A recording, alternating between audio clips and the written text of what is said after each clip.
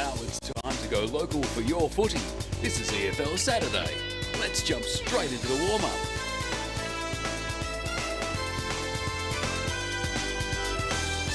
Yes, welcome to the Eastland's Match of the Day out here at Croydon Oval. Perfect conditions for this round 18 clash. It's Division 1, Croydon versus Montrose in a huge match which will have a lot of ramifications on the final ladder in Division 1 and in terms of who plays finals and who doesn't. The equation is pretty simple. Win today, you play finals, lose, and your fate will rest in the hands of Zuri Park, who are also playing Montrose South today. I'm Ryan Long here for the pre-game show, joined by Scott Hardy, Brett Beston on the boundary today. How are you boys doing? Yeah, good, mate. We're looking forward to going down to the boundary today. It's good conditions. A bit of rain forecast later. They're usually saying thunderstorms as well, but hopefully they stay well. This will be a cracking game, and you get to this side of the season, and it's just a different feel, isn't it? Because there's all these games that just everything's on the line. There's no second chances. Loser today, well, technically still alive. But you wouldn't want to be getting down to wanting other teams to win and lose. So you just want to get out there and get it done today. And I think it'll be a cracking game. Scott, we've picked a pretty good game here. It's so much on the line. Obviously, as we said, winner will play finals, loser, it could come down to percentage and depending on the other game in Zuri Park, Montrose South. How are you feeling? Do you have a feeling either way at the moment? Oh, look, it's great to be back at Croydon. It's sort of a full circle for me. This is where I debuted earlier in the season and ending in a great game, which last time we were here was Croydon Beaconsfield, and that was a ripping contest. Today, obviously, Croydon and Montrose. It's going to be an enjoyable contest, and it'll be exciting to sort of see the scores through the day, and we'll obviously have those covered throughout our broadcast. Incredible how quickly this season has gone, and the man on my right needs no introduction. You've been waiting for this day all year. Your beloved Montrose are here. I've never seen anyone so nervous. A biggest game of the season. Mr. Blake Tonsils-Tennant. How are we doing? Yes, very How's good. How's the nerves? Look, a little bit nervous because I was. You're a nervous wreck. Yeah, as you touched on, it's win or go home kind of situation. So it's a big game. Beautiful conditions out here. You just can't pick a perfect day because this is perfect conditions, and I'm looking forward to the contest as well because I think Croydon have also listed one of their best sides to date. So I'm really looking forward to it, and I'm looking how Montrose can go at it and stamp their authority on the competition in Div 1 because they're better to win six. They should be able to win 6 games in a row. Absolutely right. And you were out here early today for the 19s. Parked at full forward, I think, but we will get into this game a lot later. But I want to start with Division 2 because we got it. Looking at the 5 divisions, Premier Division obviously have next week before the final series, but this is the final round for Division 1s to 4. And with Division 3 locked up, Division 2 seems to be the one that's really wide open along with Division 1. So we're going to start there. There's 3 really interesting games. We'll go with the first one here, Knox-Bronya. Looking at it, you would think Bronya are safe. They're in 4th position at the moment. But a loss here, and if the Basin also win, and then the winner of Heathmont-Templestowe, Bronya's season isn't safe yet. So it's a must-win game, Besto.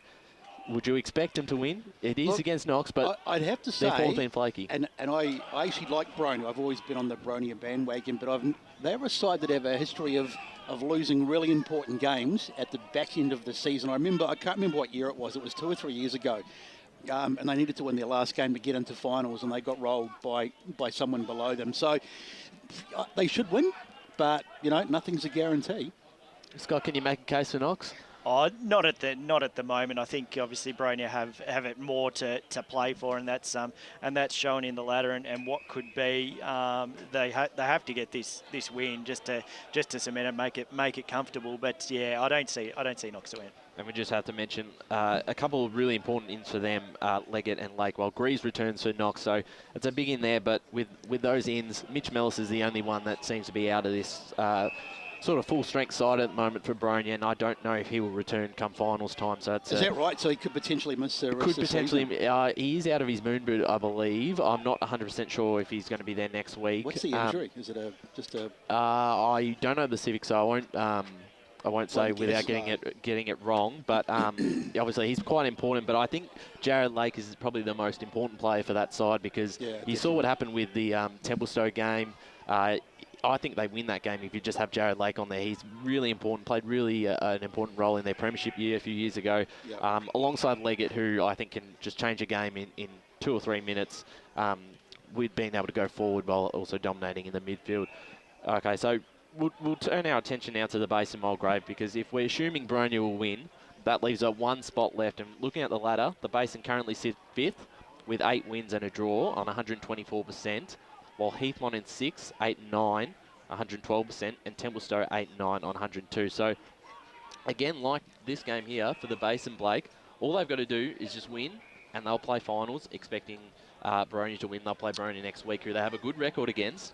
Can you know, their form's been so inconsistent at times. Do you believe in him to really get the job done here against Mulgrave? On paper, you'd think, you know, the Basin should take them on, but as you touched on, they've been really inconsistent and all that. And I'm really, like, this round, like, it's just been, like, this whole, like, the competition for this last home and away game. And, of course, Premier's got 1 game to go, of course. But there's a lot of games that can be determined with a win and go home situation. So it's really good. But for Basin's sake, you touched on before, they're just got to win. And, you know, they've got Mulgrave, but Mulgrave as well, don't get me wrong, they've played some really good footy at their home, like the new Wellington Reserve. They played some really good footy down there. So I wouldn't rule out Mulgrave, but I think Basin would have enough firepower in them. But I think the Basin, but I think it'll be close, and I reckon Mulgrave will take it up to them, that's for sure. Besto, what's your assessment on the Bears? Because they're an interesting side. I think they're 3 and 5 away from home. At home, they've been really strong. They defeated Templestowe last week by 78 points. Yep. And the Dockers are in good form. They also beat East Burwood there by, I believe, around 10 goals. Yep. And then coming to the East Burwood in the away game, they lost by about 8 goals. So, look, they're obviously a much better side on that small ground. They're not going to be playing at home today. What is your assessment? Because they're just inconsistent, aren't they? And as you say, they're a side that obviously likes to play on their own ground because, as you say, it is a smaller ground. But they just have to adapt. I mean, if they're going to be a contender, and if they're going to, I think they'll make it. I think they'll win today. But if they're going to go on and be a general contender, they need to be able to win on any ground. I still think they're a good side, just a bit inconsistent. Yeah, I mean, their best form, Scotty, is really good. Obviously, you know, we've seen them last year. They had such a phenomenal year. They haven't really lost any besides bringing players to the club over the off-season. Jackson Drake also comes in today. Do you think they can make an impact? If they can win today, they'll play the Boronia, who they haven't lost to this year. They had the draw and then they beat them. So, look, it's all set up. They can get on a run.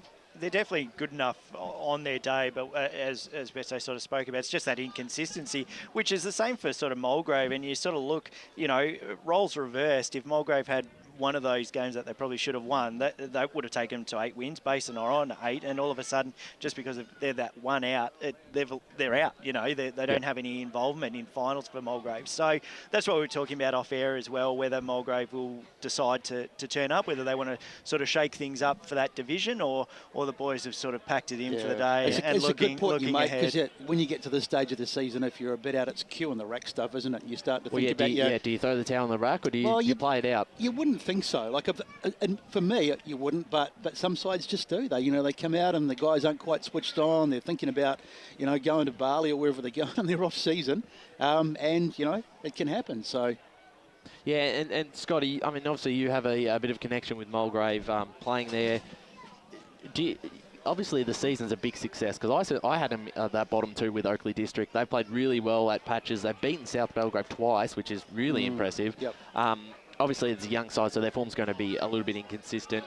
What's your feel about them? Yeah, look, I think you have to be happy to a degree. Obviously, not having their home ground, obviously under construction. They are a young side. I spoke to Ryan Webster obviously earlier when we covered the Heathmont game.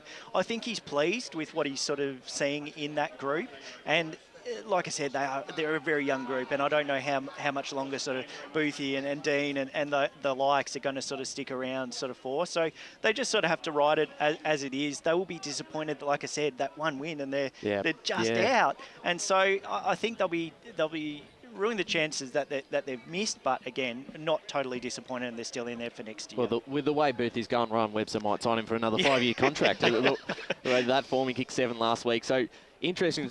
So that's Basin win, they're in.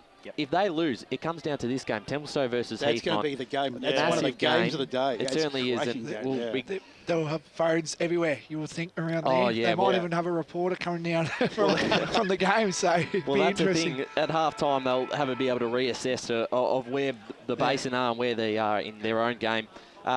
Interesting. Templestowe in really good form last week. A bit of an outlier. A real big loss to the basin. Fogarty's out for them. But other than that, they've been pretty good for the second half of the season. They've had a few close losses again. That East Burwood one they'd like back. I think that was the last kick just before the siren. I think they have to go in favourites just on the way that they've been playing, Scotty. 100%. Like, they'll be so disappointed with that loss last week. It was just not like the Templestowe we had sort of seen over the last few weeks. They've been really consistent, playing some really good footy, and I sort of feel like they've both got it to play for, but I sort of feel the way their consistency is going, they've probably got the stick over Heathmont at the moment. Yeah, we talk about getting runs on at the back end of the season, and Templestowe, we sort of looked at them and thought, what is going on? Because they've made a couple of good signings with Max Yacht, and obviously he wasn't playing in the early stages, but they were really struggling early season. But they've hit the ground now, and they're flying. So, they've got that momentum going at the right time, haven't they? Yeah, and Blakey, we watched Heathmont. I think a couple of times we had a real poor performance against Baronia where they were belted, but they were out with a lot of outs that game, and then they beat Mulgrave quite comfortably. There's still a chance, and it's crazy to think because I think I've written them off, 2 or 3 times in the year, but they're still in it, and they beat Templestowe, by 50 points last time with 9 goals to 3 in the second half. So they've got to be a chance. Yeah, you'd think, but as we touch on the weekend forecast, we think it has been a disappointing year for Heathmont. Yes, they've had some key injuries and all that, but still, they're still in the hunt, which is really good to see. I think the other week they were 5th on the ladder, and then they dropped, and then they fly up again. Like, it's just snakes and ladders for them, that's for sure. It is, yeah, definitely. But yeah, they're still in a chance. But I don't think. I know Templestowe, to me, they've got a few key outs this week of Fogarty, and I can't remember the last name as well for that one, but he's out as well. But they've got a couple out, but so do Heathmont. So it's going to be interesting to see. But you'd think with the firepower, and Templestowe have been playing some good footy this whole year, you would think they can get this win and hopefully await results. So it'll be interesting. Interesting to be at 6 o'clock tonight to see if they'll be making the finals. I was going to say the other thing that sort of comes into the play for it's across all divisions really at this end of the season is you get these really important games, and you've got guys who are a bit beaten up. And they probably shouldn't be out there, but they're going to play because it's they can still get on the park. So there's going to be a certain degree of perhaps not 100% fit in some cases. Guys still getting out there and playing, and that can have an effect, can't it? Yeah, it certainly can. And as you mentioned, Evans, Brown, and Rippingdale out for Heathmont, so that's a bit of height. Yeah. Look, they're going to be undermanned again. It's just sort of been the tail of the season. You're right; it is a disappointing. In terms of where they were last year, I think almost everyone had them top 5. I didn't, actually. That's the one thing I think I've got right so far. But I had Templestowe there. So, look, it's going to be an interesting race. I think it's going to be interesting who plays on Cloak. If you do Robbie Savoury, that one-on-one, Cloak's just a massive... He's not going to run too far, but he's just either a one-on-one contest. You put it on top of his head, he's just going to be able to push aside of Savoury's probably the man because he's so experienced, isn't he? And he's got that nous and that game now, so it'd be the one I'd see. Yeah, so he played fantastic the time we watched against Mulgrave. Just before we move on to the other 2 games in Division 2, do we have a tip? Can you see the Basin losing? And if they do lose, can you see who do you think jumps in, Templestowe or Heathmont? I go Templestowe to beat Heathmont, but then I'd say that the Basin's going to beat Mulgrave. Best up? Yeah, I'm exactly the same. I'm definitely on Templestowe, and I think I can't really make a case for Mulgrave, to be honest. Yeah, couldn't agree with both of you guys. So, yeah, I think, Yep, I think you're spot on there. So the other 2 games in Division 2, not as important. South Belgrave take on Oakley District, while before they had the bye in the first week of the finals, while East Burwood and Ringwood play in a little bit of an interesting game. It's a bit of a preview for next week. They'll play each other in the finals. Yeah. Much to take from that, Blakey? How do you go full strength, or what do you do? Well, I know if on East Belwood's team sheet, they've got a few out, like I think Marinani's out, and there's a couple others that are out as well. So definitely think they might be resting a few players. Like, they're hard bodies. They go in for the ball a lot, and their bodies would be, pretty sore and all that. So they want to have a team that's fully healthy and, injuries on the low minimum, that's for sure. But, I think Ringwood as well, I think they've done the same. So it'll be an interesting game. But, I think, again, like, we might get what we had a couple of weeks when we were down at Ringwood for that game where Eastwell just hanged on and won. But, yeah, I think Ringwood will change the turns, and I reckon Ringwood should get up for that one. Like Besto said, with sort of resting players playing players when you probably don't want to, and this is a prime example that they're in a great position, both those sides, that they don't really have to put those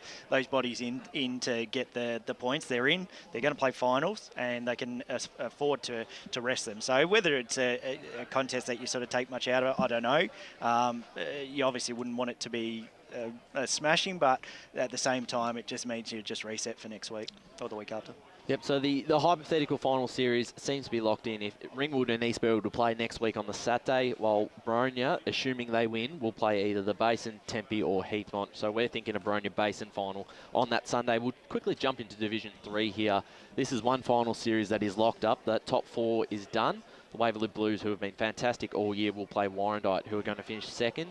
Like a lot of people did predict those two to be the top 2, and Warrandyte have got there in the end, while Coldstream will face Donvale. An impressive year for Coldstream, coming up the divisions. We didn't know what to expect, and they really have, and they play Donvale today. So similar to that Ringwood Eastfield game, both sides get a bit of a look at each other. Do we have a... I think with the Donvale game, the only thing that Donvale sort of can take out of it is they've had some very average losses over the last few weeks, and going into finals, you don't really want to have that form. You want to be at the other end, and I think they need to make this game competitive as much as they can.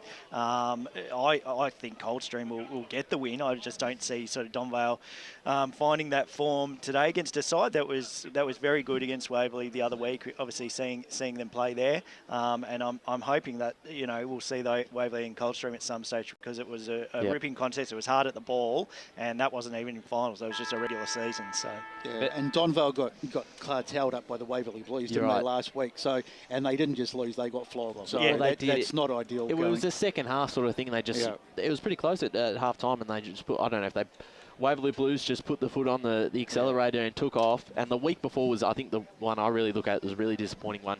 We know how good Fentry Gully have been in the second half of the season, but that was 10-70 at one stage during that game. They managed to make the margin a bit more respectable in the end. But, I mean, giving up 10 goals to 1 in that first half against a side who ultimately won't play finals, not a great look going into that final series. Their form, you're right, has been flaky, but I think if they get things connecting, Blake, they'll be at least a threat.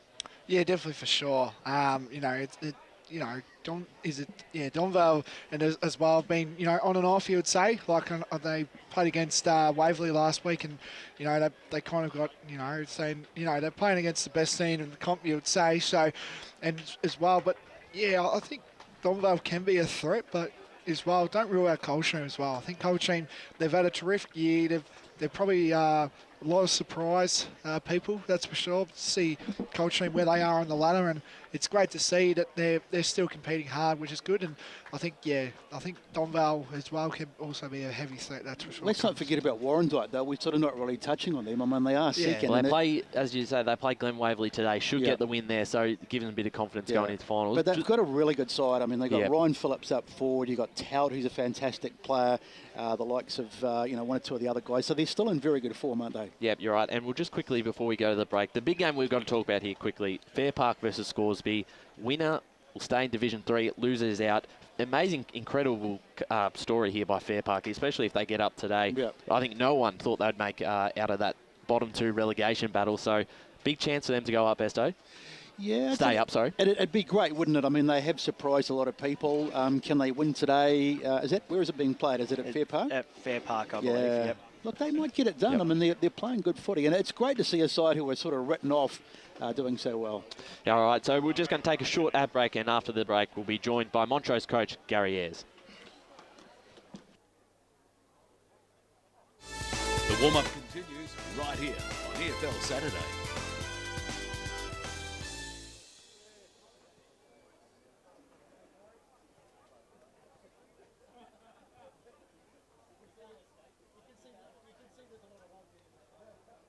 Today at Eastland, Lucy's trying on jeans for a momentous occasion. Coffee with the ex. She needs jeans she can move in, because she's definitely moved on. Jeans that get a second look, but don't give any second chances. Jeans that say, why yes, I have spent the last 8 months in a post-breakup juice-cleansing, kickboxing, personal training frenzy. And it looks as though she's just found the perfect pair. Bravo, Lucy. For all of life's little moments, there's Eastland. Eastland. Live real. Sprained your ankle, bursting through the banner? Broke a finger, high-fiving the ruckman? Or did you run into the goal post again? For bumps, breaks or bleeds, be seen sooner, close to home at Knox Private 24/7 Emergency Department. The preferred provider of emergency care to the Eastern Football Netball League, you'll generally experience shorter wait times. You don't need private health, but there is an out-of-pocket fee. Be seen sooner, close to home at Knox Private 24/7 Emergency Department, 262 Mountain Highway, Wanturna. Running and jumping can be really painful for girls, especially in contact sport. Boob Armour supports your breasts, minimises the bounce and guards against impact and injury. Feel confident, feel supported, available at boobarmour.com.au. At Yarra Valley Water, we know reducing your shower time, or show time, to 4 minutes can save you an average of $200 a year on water and energy bills. Shower shorter. Save water. Authorised by the Victorian Government, 1 Treasury Place, Melbourne. Do you feel good about your bank? Because there is a bank you can feel good about. They share their profits to fund big community projects, small community clubs and vital emergency services. They've given $250 million to help Australian communities thrive. They have all the products and tech you expect from a big bank, with service you don't. It's Bendigo Bank. Feel good about who you bank with. Try Bendigo. Search bendigobank.com.au or search Bendigo Bank near me. How would you like to be celebrated? I think I'd like to be celebrated with lots of music, dancing, a bit of a party. I'd like to be celebrated at the pub with a few frothies. Maybe some colourful balloons, my favourite flowers. How about some glitter? I'd like to be celebrated in space. Outdoors, having all my family and friends together. At Tobin Brothers Funerals, they know that every life is unique and they think that every celebration should be too. Find out more at tobinbrothers.com.au. Tobin Brothers Funerals, celebrating lives. Sprained your ankle, bursting through the banner? For bumps, breaks or bleeds, be seen sooner, close to home at Knox Private 24/7 Emergency Department. You'll generally experience shorter wait times. Knox Private 24/7 Emergency, 262 Mountain Highway, Wanturna. Running and jumping can be really painful for girls, especially in contact sport. Boob Armour supports your breasts, minimises the bounce and guards against impact and injury. Feel confident, feel supported, available at boobarmour.com.au. The warm-up continues right here on EFL Saturday. Yes, welcome back to the Eastland Match today out at Croydon Oval. It's Division 1, the last round of the home and away season, Croydon versus Montrose. And we're joined here by the Montrose coach, Gary Ayres, a man who needs no introduction, been at every level of football. Gary, thanks for joining us today. Obviously, the boys are in real good form, 5 in a row. You now sit 4th on the ladder. It's an easy equation. Win, you play finals, lose, you fate really rests in the hands of Moolbuck. How are the boys feeling? Yeah, good. And I think it's been pretty evident all year that we've played some really good footy in patches, quarters, 2 quarters, but there's always been that sort of, I guess, inconsistency that you sometimes get when you're trying to establish a team and trying to establish who can play and who can't for either injury or unavailability, or you're trying guys in different positions. So we've actually played 44 this year and 15 of those have been debutants. So I think that gives a fair indication of what we're trying to build. And Blakey's been part of it, and the 19s are on top of the ladder, and our reserves are sitting second. So certainly Blake said it's all about him in the 19s, so that's nice to know. That's right. He says it's all about him and the here as well. So that's all good. He always comes up to me on a Thursday night and he wants to train with the seniors. So he hasn't got the big boy pants on just yet, so we'll wait and see. And the seniors, I think there's been processes that we've tried to put in play. We had to change a few things, and I think this last 6 weeks has been indicative of trust, consistency, predictability, and also too just the type of footy we want to play. So yeah, no, all good, and look forward to the challenge again today. So your recent run of form, and you talked about the amount of players that you've had come into the side. Has that been your last 5 weeks and 5 or 6 weeks? Have you been able to keep a pretty consistent side? Yeah, definitely. And look, there were guys that were knocking on the door who were playing pretty good footy in the 19s, and we've even played a couple of 17s as well, and also to the reserve. So my attitude to that was that I never want to be in a position as a coach a player who plays well at those levels. Then when we sit down with them at the end of the year, and of course they say, well, I'm not on the list. Why? And you haven't given me an opportunity. So I always want to be very clear that everyone deserves an opportunity, and who actually then gets there when the whips are cracking, well, that's another story. But squads win premierships. Now, we're not saying we're going to win one, but this is the growth and the progress that we want to keep seeing all the time. And if you think about the last couple of years, clearly it's been affected by something that no one could control. So there's been very little footy, there's been very little growth. Our 19s were unfortunately getting beaten a fair bit last year, and our reserves, I think, won 1, and the lowest losing margin was 80 points.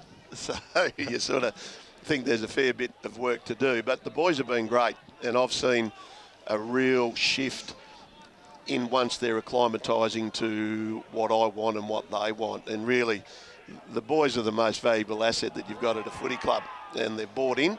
It's taken a little while, but hopefully we're getting it right when we need it to be. Now, Gary, my question was going to be, do you actually know Blake? But it seems that you do.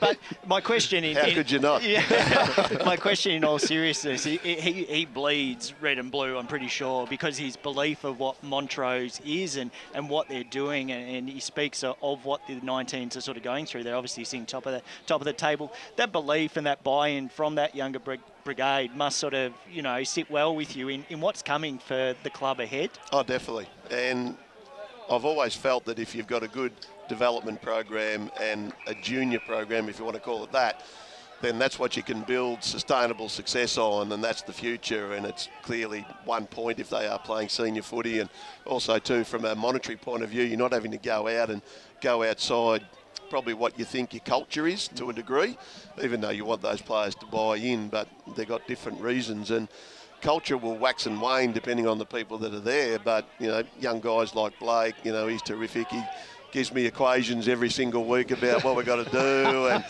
do I know this and do I know that? And of course I said, yeah, maybe. And I'll leave it up to him. But he's been giving me every week an update, and he has been looking forward to this day today because he's going to be on the big screen and stage. And he's got his A-grade game going, so he's done and dusted with the 19s game now, and then you boys are going to cut him loose later on. Absolutely. When you came to the club, how long did it take you to sort of get a feel for you talked about culture before. I'm a big culture man. Yep. How long did it take you to sort of get a feel for what it was like and make any sort of tweaks, changes that you wanted to make? Because obviously coming in from a much higher level, you would have had things that you wanted to implement. Yeah, most definitely. Look, it didn't take me very long at all to see that it was a really good club. And there's guys like Damien White, Nick Tennant, obviously Heath Beninga, Aaron Putty.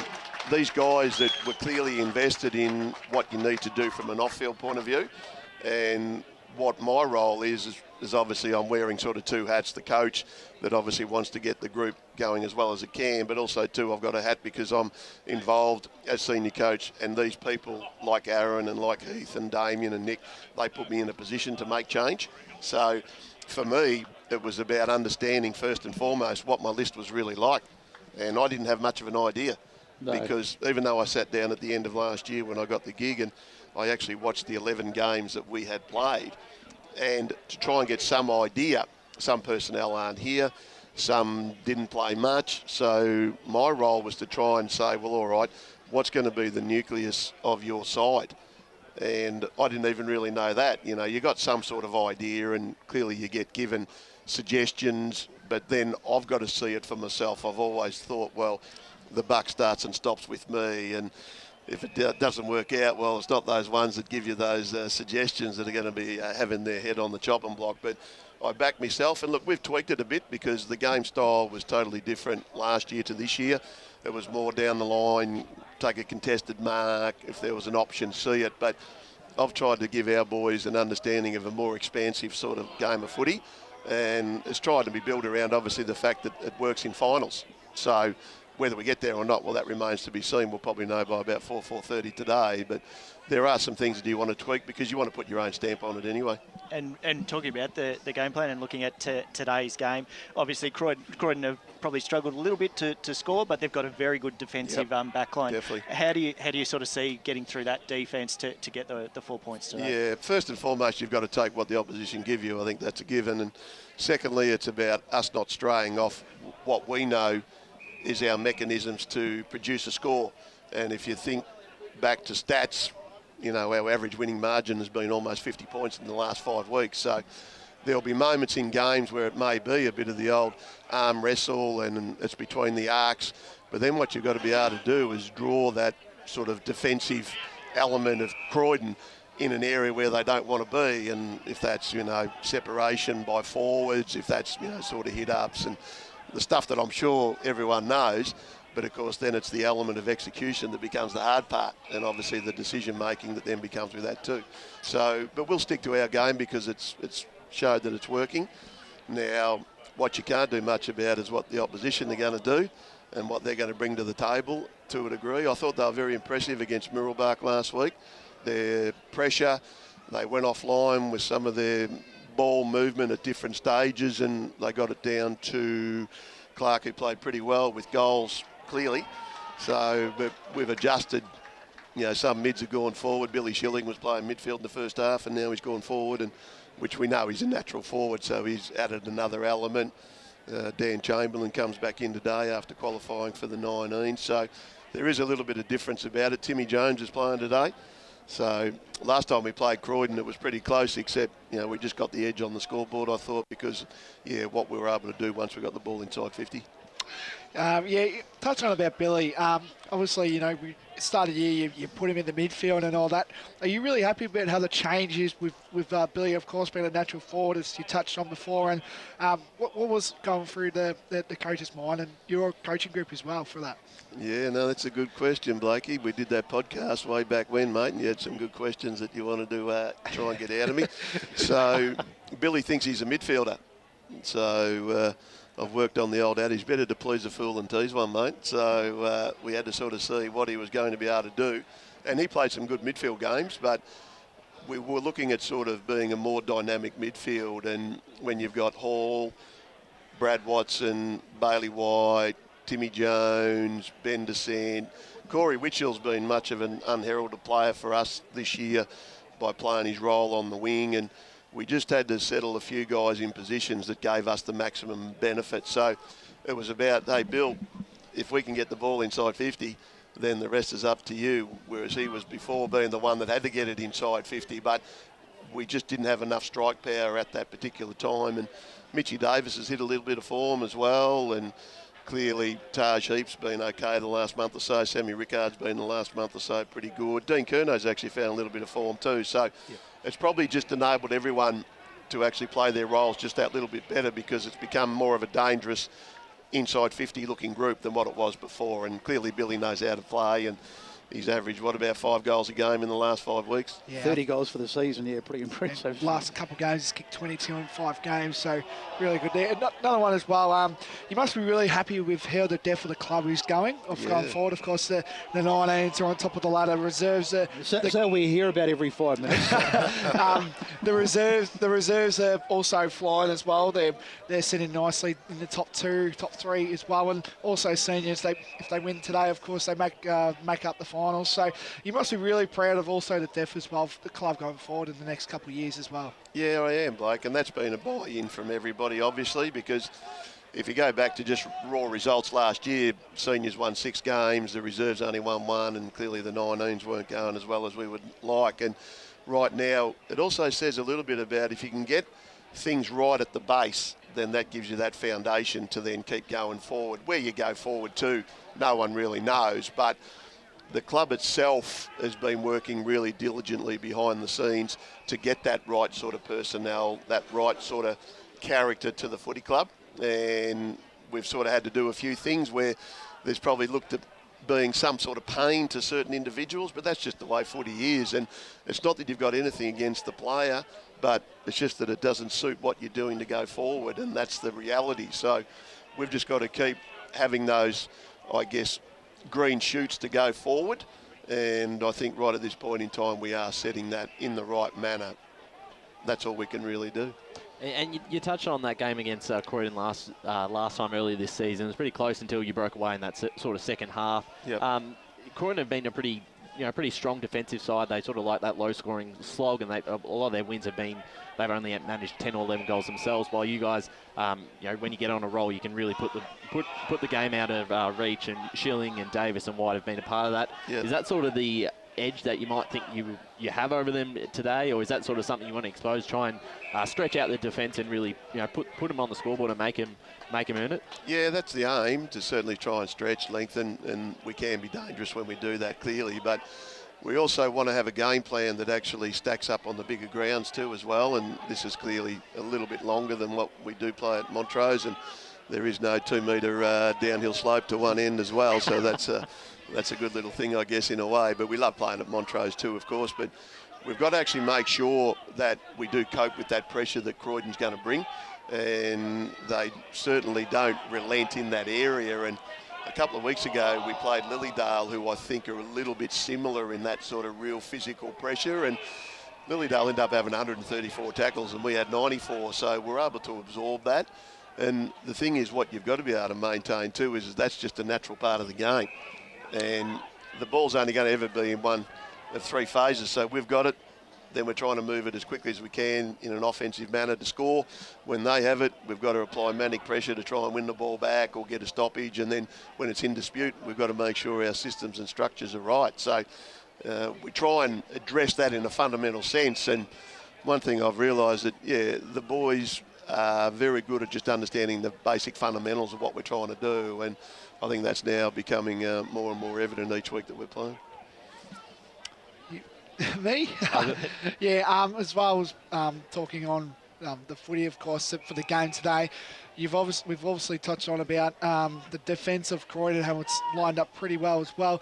But do you think that the game would probably be won in the midfield be great? Because obviously, we got some handy, Montrose yourself has also got some handy ends as well, like Jones comes back into the side, and you must be really happy about the midfield. But do you think that as well is where the game will probably be won today as well, with the midfield? Yeah, I do, Blake. I think any game that you play in, it's generally determined by the midfield, and the bigger the game, the more you've got to have a winning midfield, because, let's be honest, there's, 90 stoppages, and that's how you actually set up, how you can release out of those areas. You can get a bit of speed on the ball, and clearly, if the ball's in your hands, then we know you've got a chance because the ball's not in the opposition hands. So I think it is the midfield, and again, Max Hall's been a really, really strong contributor for us this year, but he's applying his trade at Box Hill, which is great to see for the kid. I think it's game number 6 this year, and that's what we want to also develop, that guys can come to Montrose, whether it's Tim Jones or Max, play as well as they can, because then they want to get back into that VFL scenario. So, but yeah, I do think so, Blake, and we've got Andrew Haining and Benny Johnson in the ruck, and last time we had young Ilaru Schmidt and Benny Johnson in the ruck, so one's 16 and the other one's 19 that particular day. So it is what it is, but I think a winning midfield just does give you an edge both ways, offensively and defensively. Well, Gary, it's been an absolute privilege to have you up here. Really does a bit starstruck, to be honest. A couple of North Smiths, grand finals, everything. Stop it. Yeah. Thanks very much for your time. Blakey will try and keep it under control during the game, and we best of luck today. Good on you. Thanks very much, guys. Appreciate the interest. Thank you. Thanks, Gary. That was Gary Ayres, the Montrose head coach. Will be taking another short break before we touch into the other divisions before the head of the Croydon versus Montrose match. Thank you. Thanks, Blakey.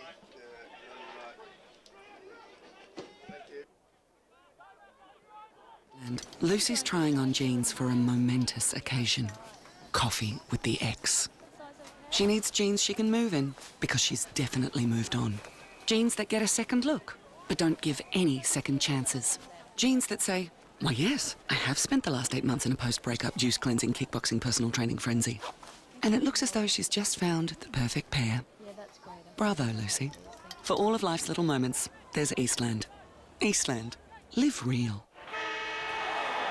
Sprained your ankle, bursting through the banner? Broke a finger, high-fiving the ruckman? Or did you run into the goal post again? For bumps, breaks or bleeds, be seen sooner, close to home at Knox Private 24/7 Emergency Department. The preferred provider of emergency care to the Eastern Football Netball League, you'll generally experience shorter wait times. You don't need private health, but there is an out-of-pocket fee. Be seen sooner, close to home at Knox Private 24/7 Emergency Department, 262 Mountain Highway, Wanturna. At Yarra Valley Water, we know reducing your shower time or show time to 4 minutes can save you an average of $200 a year on water and energy bills. Shower shorter. Save water. Authorised by the Victorian Government, 1 Treasury Place, Melbourne. Running and jumping can be really painful for girls, especially in contact sport. Boob armour supports your breasts, minimises the bounce and guards against impact and injury. Feel confident, feel supported, available at boobarmour.com.au. Do you feel good about your bank? Because there is a bank you can feel good about. They share their profits to fund big community projects, small community clubs and vital emergency services. They've given $250 million to help Australian communities thrive. They have all the products and tech you expect from a big bank, with service you don't. It's Bendigo Bank. Feel good about who you bank with. Try Bendigo. Search bendigobank.com.au or search Bendigo Bank near me. How would you like to be celebrated? I think I'd like to be celebrated with lots of music, dancing, a bit of a party. I'd like to be celebrated at the pub with a few frothies. Maybe some colourful balloons, my favourite flowers. How about some glitter? I'd like to be celebrated in space. Outdoors, having all my family and friends together. At Tobin Brothers Funerals, they know that every life is unique and they think that every celebration should be too. Find out more at tobinbrothers.com.au. Tobin Brothers Funerals, celebrating lives. Sprained your ankle, bursting through the banner? For bumps, breaks or bleeds, be seen sooner, close to home at Knox Private 24/7 Emergency Department. You'll generally experience shorter wait times. Knox Private 24/7 Emergency, 262 Mountain Highway, Wanturna. At Yarra Valley Water, we know reducing your shower time or show time to 4 minutes can save you an average of $200 a year on water and energy bills. Shower shorter. Save water. Authorised by the Victorian Government, 1 Treasury Place, Melbourne. The warm-up continues right here on EFL Saturday. Welcome back to Croydon Oval for the Eastlands match of the day between Croydon and Montrose Division 1. Before we get to that game, in the pre-game here, I'm Ryan Long, joined by Scott Hardy, Brett Beston and Blake Tennant. We're going to jump into Division 4 and look at this final round for the season for them. Big couple of games here. The final four looks to be locked in, but not quite. So right now the ladder currently sits on top of the ladder. Sylvan will play Zuri Park, unless Zuri Park lose by about 25 goals today, which I wouldn't count on. Yeah, I see that. And then Churnside Park with a bye will finish in third. But this is where it gets interesting. So Kilsyth currently in that fourth spot, 7 and 8 with a percentage of 94, while Forest Hill just outside fifth with 6 and 9 and a percentage of 84%. So look, it doesn't seem like Kilsyth can drop out, but Forest Hill will take on Nuttawanning today. Scott, it's an interesting game because it is a side, like, you don't want to say it, but it is a side that you might be able to get a real big run on. And look, we've done some, percentages and worked out the ladder predictions. I've got here, if they win by 150 points, say, and Kilsyth lose by a goal to Croydon North, they can jump them on percentage. So it is unlikely, but there are a chance. Well, it is, and the Oracles picked it that Nuttawanning will actually get the win, 51 there you go. We're going to have to talk about to that. 36. So I don't know about that. The Oracle's been drinking again, hasn't he? That's Kiss of Death Star. That's not the Oracle. That's last round sort of performance, just to try and get that tip to get back in. Look, I think. Yeah, I believe Forest Hill will get the win, but I don't think they'll do enough to close that percentage.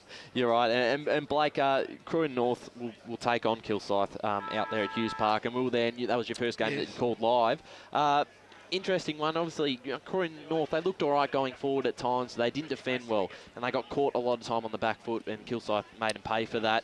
Can you make a case for them, or is this sort of a good preparation for Kilsyth to get a win and then come into next week to play on Churnside Park? Yeah, you were right. Yeah, we did, of course, touch down there for the match of the round a couple of weeks ago as well. But I think Croydon North, they challenged Kilsyth for about 2 quarters, you would say, in that game. And then obviously Kilsyth just put the throttle down and put the accelerator on, that's for sure. And but I'm really looking forward to this contest. But you would think with the experience of Kilsyth's last month, you would say it's definitely been the biggest improver. The momentum's definitely building for Kilsyth at the moment. So I definitely think Kilsyth, they should win.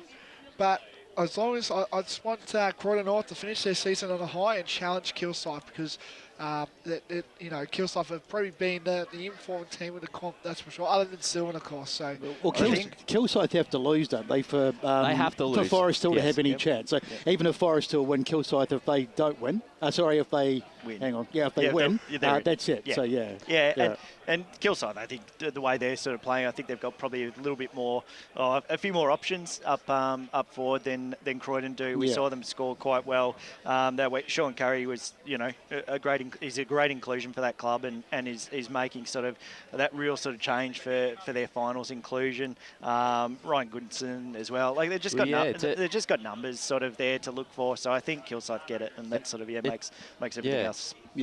And it's an interesting one because that was probably Goodison's maybe his worst game for the season. He didn't really have much of an impact, but every other week he seems to pop up with 3 or 4. And he's not your general, he's very high in the goal kicking leaderboard in Division 4, and he's not a tall figure. He just seems to be able to find the right spots when the ball hits the ground. So very dangerous forward. But as Blake said, it's been a massive season for Kilsyth. So it's a big success for them. It's a big tick if they can make finals, and they probably should. And we've touched on Forest Hill, but they'll go into a lot of confidence. They'll play Chirnside Park next week, assuming they win today, and Forest Hill don't win by that amount of margin. But Blake, it's a bit of a free hit almost because Chirnside Park has a bit more pressure on them. Yeah, of course, but got to touch on as well Kilsyth. It's the first time they've made finals since 2015, so that's a massive up for Kilsyth. That's for sure. That they are playing finals footy, which is good to see. And obviously, that the pressure will now burn on Chirnside Park, because you would say their last fortnight, 3 weeks, maybe even a month, it just hasn't been up to scratch. They were top 2 a while ago. Now they've dropped down to 3rd. So I think their last month has just been disappointing, you would think, because the team that's going to be a contender for Sylvan, of course. But I definitely think the pressure will definitely be building on Chirnside, that's for sure. And that final game is Zuri Park versus Sylvan. Very interesting one. Zuri Park, the only side to knock off Sylvan, an interesting game earlier this season after their coach had pulled the pin, and they got the new intern coach in who's currently playing for the side. It's an interesting game. They got out of the blocks very early. I think they kicked the first 8 goals. Sylvan sort of cut the margin back, but didn't have enough time to get over the top. So you'd still expect Besto the Cats would be certainly the favourite, and especially if they beat the Surrey Park today, it would probably lock in that sort of that confidence. Without doubt. I mean, they've been the form side all season, so I mean, I think they'll get the job done against Surrey Park, and whoever they play in the grand final. I mean, I just can't see them losing, to be honest. Especially with Lee Kimpton up there kicking about 1 million goals every week. Yeah, and congrats to him. The other week, we obviously had it there, and 100 goal, amazing effort. And it takes the attention off Ficcarelli. He's been fantastic. He's kicked, I think, almost about 60 goals or something like that, and it hasn't been mentioned at all because of Lee Kimpton's 100. But very interesting game. These two sides will play next week in the finals. So if Surrey Park, you don't even have to win this one. They've beaten once, so they do have a bit of confidence. But just if they can sort of get within, I reckon, that 5 to 6 goal margin, I think that's a bit of a tick for them, and then they'll go into next week with a bit of hope and belief that they can knock them off at a neutral venue. But definitely. We'll move on from Division 4 and jump into Premier Division. It's an interesting one there. We thought the top 6 was locked in, but still mathematically there's big chances for Norwood and maybe even Vermont, who currently sit 7th and 8th on the ladder. This division, obviously not the last round for the season. They've got one next week. But we'll touch on that Baldwin versus Vermont game. Look, we mentioned it before off air. Vermont, they're still not out mathematically as much as some people want them to be. There's still a chance. They're a very, very good side. I hope Brace isn't listening. Yeah. Besto, are they any chance today, or is this done? They've got Baldwin. Look, I don't think so, to be honest. I mean, it's been really tough this year because you keep thinking, but this is Vermont. This is Vermont. But they're not the Vermont of old. They're not the side that made all those grand finals and the juggernaut that we saw. And let's face it, Baldwin are in fantastic form. They are playing really well under Rodney Eden. I think they'll get the job done today. And I mean, yeah, you say Vermont can still make it. Sure, they can mathematically, but they lose today, and they're cooks. I think definitely. And I think they will. I think Baldwin will get the chocolates today. Well, that's the thing, Scott. If they do somehow pull off quite a bit of an upset today against Baldwin, they would play Blackburn in the last round. And if Blackburn lose, which we'll touch on in a second against Park Orchards, that's your decider. Yeah, it is, but I'm with Beto. Like, Baldwin's just playing some really, really good footy. You can't sort of knock them at the moment. I mean, too many stars like Haley, Pendlebury. They're just brilliant right across the ground, aren't they? Yeah, they are, and I don't know. I haven't sort of seen Baldwin's team, whether they're resting any or they're going into this sort of... Obviously, Eli Templeton, as we know, everyone knows what happened there last week. He's obviously out. Freeman and Charlie Haley. So a couple of big outs. So Haley's not playing today? Yeah, Haley's not playing, but they do bring in Yarra Jaffa-Williams. But the fact is... He's a super... That guy has the best name in football ever. I love their name. It's the thing with Baldwin. You take out a few of their big names. They've got players to come in, and they're just a real star side. So expect Baldwin to win. But the other side that we think probably are the only real genuine chance to knock out Blackburn is probably Norwood, who take on Doncaster East today, Blake. A bit of an interesting game. Obviously now the Lions, without Clark, who's suspended for the 2 weeks. You never know after what happened last week. They didn't get to finish the game. Bit of, maybe out of bit shaken up a little bit. You give Norwood a chance, and they're almost at full strength, you would say. Yeah, definitely. They've got a couple handy ins, that's for sure. And it's going to be really interesting as well to see how Norwood can challenge it up, because obviously they've got, if they knock off Donny East, the pressure will go heavily on Blackburn, that's for sure. So it'll be interesting, that's for sure. So, I'm looking forward to seeing how Norwood can take it up to Donny East, who are, obviously they've had a rough week, you would say. So, it'll be really interesting to see. And we've spoken briefly, just sorry to interrupt while we're talking, just the Oracle picks Norwood to win over Doncaster East, 106-72. So, an interesting game, but I still think Doncaster East are probably the better side on the day. You think so? Yeah. I'm actually going to tip the upset. I think Norwood could get up in this one. I'm with you, Besto, there. Look at some of the players that come in. They've come off a 71-point win against Park Orchards. And you don't know if Park Orchards has really put the foot off the pedal and just sort of, get called it a season almost. But that's a pretty impressive. Pearson kicked 7 back in the side. Jordan kicked 5. Tweedy and Maloney also played really well. So we saw that the game when we covered Norwood. Tweedy had a fantastic game, didn't he? So I just think they're, and they've got Marty Pask, obviously, as their coach. He's a shrewd operator, and I just think they might get up to it. I've got a sneaking suspicion. I'm with you there, Blake. What was your thoughts? Obviously, you were on the Friday show yesterday, and you would have had your tip there. But, is there a chance? Because if they do win, look, it's still tough. They'll have to play South Croydon in South Croydon, but there's still a chance. Yeah, definitely. I think this is the South Croydon game. Yes, that's what we're talking about, the South Croydon game. Yeah. Also, South Croydon, they in good form. They've had that string of run at Cheon Park, and the home ground has definitely played a part, that's for sure. Like, I think they've won about, other than the Roval game, they've pretty much won about 4, you would say, around there at Cheon. So it's good to see as well. And I think South Croydon as well, if they win today and let's say Norwood knock off Doncaster East, they can actually go on the 4 or something like that. I think the win-loss ratio is like that, so it's all even as well. So it'll be interesting to see. And I think Doncaster, they've played a lot of good games. I think they knocked off Roval. I think they were the only team, I'm correct. I'm not 100% sure on that one. But it was really interesting as well for that. So, but the loss against North Ringwood last week was pretty disappointing, you would say. So, I don't really give Doncaster a chance, but South Croydon for me for that one. So the big game probably in terms of Blackburn's season here, they play Park Orchards. They had a very close game earlier this season, and they got over the line. But you'd expect the Sharks to put up a good contest. For Blackburn, disappointing loss last week. Got to win this. Just got to win and just you don't want to be coming down to that last game of the season and needing that win. Lock it up now. And you look at Park Orchard's result last week, and they're just not the scoring sort of power that we're expected to see for Park Orchard. So we're normally scoring over 100 points. My sort of feeling is that they've sort of put the cue in the rack, and that it's the season's done and dusted, which it is for them. It's obviously only playing for sort of pride and stuff. Whereas I think Blackburn have it all to play for. They obviously need to get the win to cement it. So I think that they will take the win today. Yeah, I completely agree, Scotty. I think sort of Park Orchards, they were there or thereabouts for a while, but it's all sort of come to a screaming halt for them. And I think in terms of there's just more to play for, so I think Blackburn will get it done today, even being away from home. Just quickly on Blackburn, if they do manage to get there, look, their percentage is well behind the top 5. They had that big win against Baldwin, but besides that, I haven't really seen enough to think they can actually challenge. No. What are they like in a fight? Can they actually have any sort of impact in the finals? Because you'd expect them probably to either probably Baldwin in that first week of the finals, maybe Noble Park if they slip out. Hard to back them against Baldwin a second time. But look, they're a funny side. Like if they get into finals, they can often be quite dangerous. And Brendan Allen's done a great job with them over the last 2 or 3 seasons. So I wouldn't want to be playing them in finals, but I don't see them going all the way, that's for sure. Yeah, so look at that top 5. Roval obviously last week, fantastic win against Noble Park.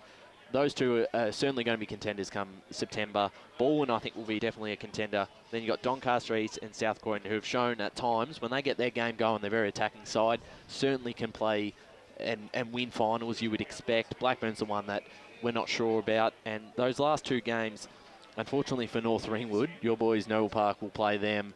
You'd expect a bit of a I think especially after what happened last week. I think the Bulls will hopefully bounce back today, and they should get a big win over North Ringwood. Having said that, of course, they haven't been terrible, North Ringwood. They got that win a couple of weeks ago, which would have been great for the camp. But I think last week too, they've won 2 of the last 3. They have too. Yeah, I forgot about that. But I think the Bulls will get the chocolates today, definitely. They were very unlucky. We were talking all this week. They win this, and they'll have that chance in that last round against Berwick to stay up, and then Berwick gets the job done. They've been very unlucky, and Berwick will go off to Seaback to play Roeville. Well, they're not going to win today. Not going to win either. I don't think, with due respects. Yep. So just before we go, we're about to leave this pre-game show.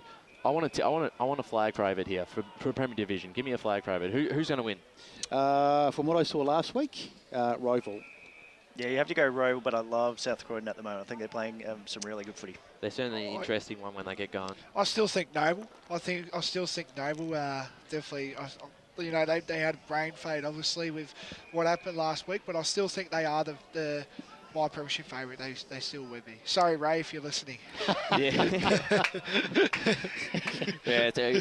will be, and he'll give you a message soon. But that's the only reason I pick Roeville. So I seriously, I think they are looking, especially after last week. No, I'm going to stick with Baldwin. Boys, thanks for joining us in this pre-game show. It's a fantastic show. Thanks to Gary Ayres for joining us. After the break, we'll be back with the Today at Eastland, Match of the Day. Lucy's trying on jeans for a momentous occasion. Coffee with the ex. She needs jeans she can move in because she's definitely moved on. Jeans that get a second look, but don't give any second chances. Jeans that say, why yes, I have spent the last 8 months in a post-breakup juice cleansing, kickboxing, personal training frenzy. And it looks as though she's just found the perfect pair. Bravo, Lucy. For all of life's little moments, there's Eastland. Eastland. Live real.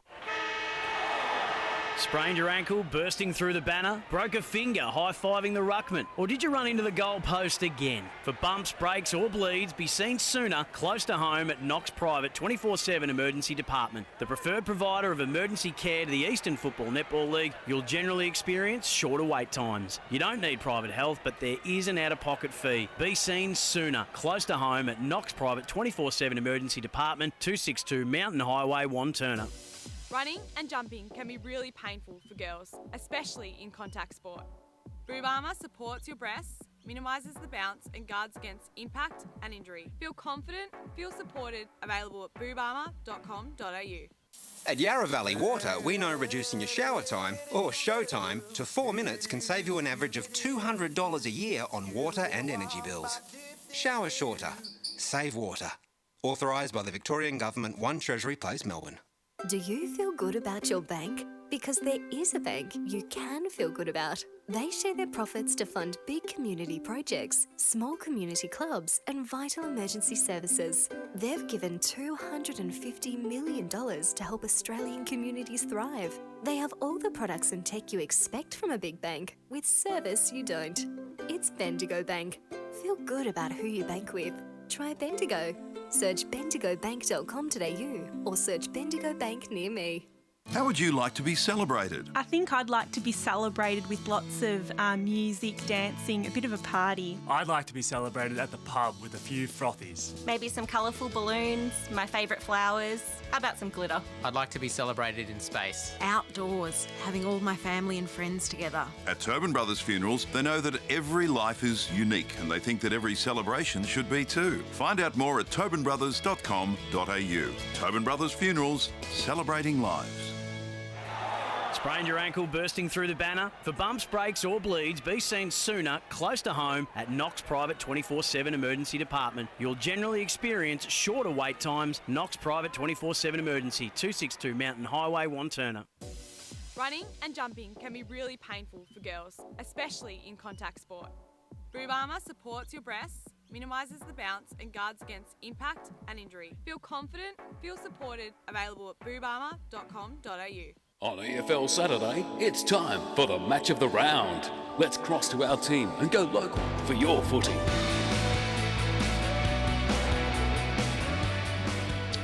Well, good afternoon and welcome to EFNL Game Day, wherever you're listening, SEN App, Radio Eastern 98.1, or streaming around the globe on YouTube and Facebook. It's the match of the round, the regular season coming to a close in Division 1 as Croydon take on Montrose, basically as for a spot in the finals. However, other games may also determine where both or one of these clubs finishes up at about 4:45 this afternoon. My name's Steve White. Thanks for tuning in this afternoon. 23 games on offer this afternoon across the Eastern Football Netball League as you go local for your football. Divisions 1 through 4, it is the final round of the regular season, with the final series for the 2022 season getting underway next weekend on the 20th and 21st of August. Can't believe the season has absolutely flown by. Premier Division with one round left to play after this weekend, next weekend, and they'll get going the following weekend on the 27th and 28th. But today it's all about Croydon and the Troes. And the number one season ticket holder of the Montrose Football Club will be calling the game with me. Shotgun. Good afternoon to Blake Tennant. G'day, good evening. Sorry, good afternoon, listeners. Perfect day for footy. As I touched on before in the pre-show, it's perfect. The weather's definitely turned on. It's definitely coming into spring now as we're talking about it, and everyone loves to play good footy. Spring comes, so it's good to see, and I'm really looking forward to see how Montrose go, and as well as Croydon as well, because I think Croydon's listed one of their best sides to date, so it should be really interesting. Indeed, and you heard him on pre-game as the host and one of the front runners, I believe, for the Clinton Gribus Media Award. I have already voted, but my vote is still for sale. So anyway, but it's a very good afternoon to Ryan Long. Yeah, I'll speak to you after the game about that, Steve. But, look, very excited for this. Obviously, I love the final round of a season. There's so many stories in each division, Division 1 especially. Big game, as we said. Winner is into the final, so it's everything to play for. The loser was going to be really sweating on that Moolbark and Wanturna South result. So big game. Very excited to see Blake how he goes with controlling himself in a Montrose game, especially if it is a close finish. But looking forward to it. I'll be progressively shortening the leash as the game goes on. But another one who's had a great season on special this year, Will Faulkner. Good afternoon. Thank you for having me, boys. Really looking forward to seeing a very high-intensity game heading into finals. This is basically going to be a final in itself, as we've discussed already a lot. So, perfect day for it, as Blake said, heading into spring, and can't wait to get underway. So we may as well chew the fat on this one, as we didn't sort of discuss it too much on pre-game. I'll get your thoughts, starting with you, Ryan. How do you see this one unfolding this afternoon? And what do you think about this in the context of particularly Wanturna South and Moolbark? Yeah, well, look, I feel like with the way Montrose have been going, they've 5 in a row wins. They're in really good form. They're starting to hit their strides. And we spoke to Gary Ayres in the pre-game show, and he said that their consistency in terms of who's playing each week has sort of changed, has been pretty consistent compared to the start of the season, where they had a lot of changes. And when you have a new coach, even a great one like an AFL premiership player and an AFL coach, it's still going to take time to get things going with a new group of with a group of players, and it did take a bit of time, and Blake should be able to probably able to touch on that a lot better than I would, but. They've really hit their straps now. They beat Mitcham a couple of weeks ago. I think that's a really impressive win because Mitcham have really impressed me. The way they're going, their forward line structure, you can talk about Billy Schilling, Davis, White, they're all going to play a part, and I think that's the edge they have over Croydon. But Blake did mention Croydon probably have their best side in just about for the season so far. Costantino is a big in, and he needs to be there because the struggle with Croydon has been their scoring. They haven't been able to put up big scores, and that's cost them. And even last week, they were quite competitive, but still only had the 9 goals kicked. So, look, to beat a Montrose who can hit the scoreboard hard, they've got to match them on that. And it's hard to see that happening just on the recent form. Will, your thoughts? Similar. I think just the big thing I noticed was the percentage gap between the two teams is nearly 20%. So that tells you a lot. And what Ryan was just saying just then, the scoring between the two teams, you'd think that Montrose, they seem to be hitting their straps at the right time of the season. We'll touch on him, I'm sure, a lot today. But Billy Schilling has kicked a lot of goals in the last 5 weeks. He seems to be a man in red-hot form at the right time of year. So seeing how Croydon can shut him down is going to be really, really interesting. But I think, Croydon will be wanting a low-scoring affair. Montrose will be wanting a high-scoring affair. The inside man at Montrose, Blake? I think we've also touched on the pre-show that we do have a handy in. Tim Jones, VFL listed for the Northern Bullants. Very good player. Best and fairest winner at Montrose in 2019. So if you want to see him with the ball, he's the man you want. So really good footballer as well. And the club is just... when they found out, of course, at the match of the round, it was just a buzz walking in today, and everyone's talking about how big the game is and all that. So it's great to see, and I'm looking forward to seeing, who's going to step up, because obviously it's win or go home situations at the moment. We will touch on. I know we will touch on Croydon for anyone listening there. But just on a Montrose perspective, one more thing. What was the expectations within the club about where they would finish? Because a lot of the outsiders and us as sort of the media group, from an outside point of view, thought they'd play finals with Gary Ayres coming there. Their consistency last year was, they were inconsistent, but their best form was good enough. What was probably the inside word? Obviously, every team wants to play finals, and I think, we want to go deep. Can't say we, but Montrose would want to go deep into finals, and I think a lot of you guys would have predicted Montrose finished 3rd, 4th, 5th around there, and I think that's where they are now is the expectation that the club Montrose are going for. So it'd be really interesting to see if we can build that expectation and keep going. So you would say it simply that without finals, it's probably been a missed opportunity this season? Yeah, 100%. Yeah, 100%. Yeah. We've got new coach. We've obviously got Billy Schilling inside as well, and Tim Jones is staying around as well. So that's a lot of firepower, you'd think, as well. And also team of the year last year, Mitch Davis is still going around. So that's a lot of experience right there that we have.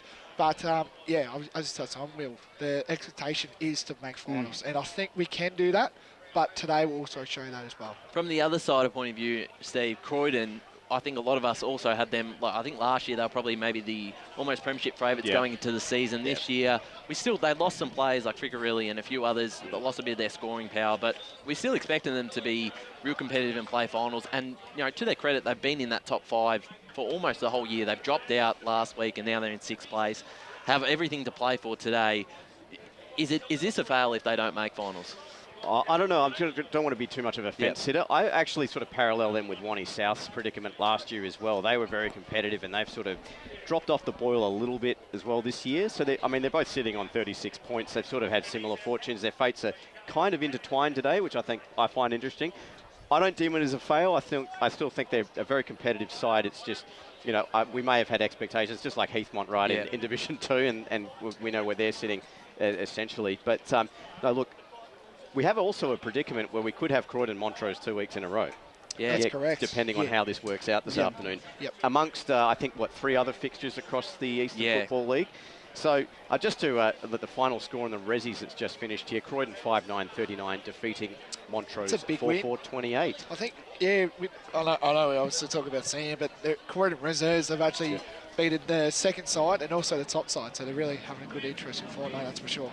Well, we'll just break down, we'll just have a quick look at the Division 1 ladder as we get into, just before we get into this afternoon's proceedings. So East Ringwood and Mooroolbark sitting in first and second respectively on 64 points. East Ringwood with a 40% percentage point superior percentage. They take on Bayswater at Bayswater this afternoon, so you would expect them to win that. And Mooroolbark, they're on 64. They obviously play Wanturna South, 5th place. Most people tipping Mooroolbark in that game, however, only takes one upset to upset the apple cart as we've seen all season. Mitcham sitting in third on 40 points. They play bottom place Upper Ferntree Gully this afternoon at Kings Park. I would be tipping Mitcham despite having resting 6 or 7 players this afternoon. And as we talked about, Montrose, Wanturna South and Croydon all sitting on 36 points in 4th, 5th and 6th. Montrose 115 and 20%, almost 20% better than Croydon, and only 10% better, 16% better, excuse me, than Wanty South. Basie in 7th. A win for them today, an upset over East Ringwood. They'd get to finish them respectively, but that would open the door for Mooroolbark to finish first. Beaconsfield and Lilydale play off in 8th and 9th, both sitting on 20th. A chance for Beaconsfield potentially to leapfrog Bayswater in 7th, but we will see as we progress this afternoon. Ryan, women's scores. Yeah, so a couple of women's finals this week. They today and tomorrow at North Ringwood and Sylvan and Heathmont grounds. The big one was the match of the round. Park Orchards defeated Roeville by an absolute thriller by 1 point, 51-50 in a pretty high-scoring game. Izzy Pollack, absolute star. Jet, I don't know if she's going to win the Best and Fairest this year, but certainly a contender the way she's playing. So that's a big win for the Park Orchards. They go through to the grand final. And then in Division 4, Vermont defeated the Eastern Devils, I think in a bit of an upset, 36-17. So they also moved through to a grand final. Well, congratulations to both those two teams, and we will be bringing you those games as well across the Eastern Football Netball League as well. We're about, I'd say, 10 minutes away from the start of proceedings out here at Croydon. So what we're going to do is take a short break, and we'll be back with the start of the first quarter of the clash between Croydon and Montrose here on EFNL Game Day. Today at Eastland, Lucy's trying on jeans for a momentous occasion. Coffee with the ex. She needs jeans she can move in because she's definitely moved on. Jeans that get a second look, but don't give any second chances. Jeans that say, why yes, I have spent the last 8 months in a post-breakup juice cleansing, kickboxing, personal training frenzy. And it looks as though she's just found the perfect pair. Bravo, Lucy. For all of life's little moments, there's Eastland. Eastland. Live real. Sprained your ankle, bursting through the banner? Broke a finger, high-fiving the ruckman? Or did you run into the goal post again? For bumps, breaks or bleeds, be seen sooner, close to home at Knox Private 24/7 Emergency Department. The preferred provider of emergency care to the Eastern Football Netball League, you'll generally experience shorter wait times. You don't need private health, but there is an out-of-pocket fee. Be seen sooner, close to home at Knox Private 24/7 Emergency Department, 262 Mountain Highway, Wanturna. At Yarra Valley Water, we know reducing your shower time or show time to 4 minutes can save you an average of $200 a year on water and energy bills. Shower shorter. Save water. Authorised by the Victorian Government, 1 Treasury Place, Melbourne. Running and jumping can be really painful for girls, especially in contact sport. Boob Armour supports your breasts, minimises the bounce and guards against impact and injury. Feel confident, feel supported, available at boobarmour.com.au. Do you feel good about your bank? Because there is a bank you can feel good about. They share their profits to fund big community projects, small community clubs and vital emergency services. They've given $250 million to help Australian communities thrive. They have all the products and tech you expect from a big bank, with service you don't. It's Bendigo Bank. Feel good about who you bank with. Try Bendigo. Search bendigobank.com.au or search Bendigo Bank near me. How would you like to be celebrated? I think I'd like to be celebrated with lots of music, dancing, a bit of a party. I'd like to be celebrated at the pub with a few frothies. Maybe some colourful balloons, my favourite flowers. How about some glitter? I'd like to be celebrated in space. Outdoors, having all my family and friends together. At Tobin Brothers Funerals, they know that every life is unique and they think that every celebration should be too. Find out more at tobinbrothers.com.au. Tobin Brothers Funerals, celebrating lives.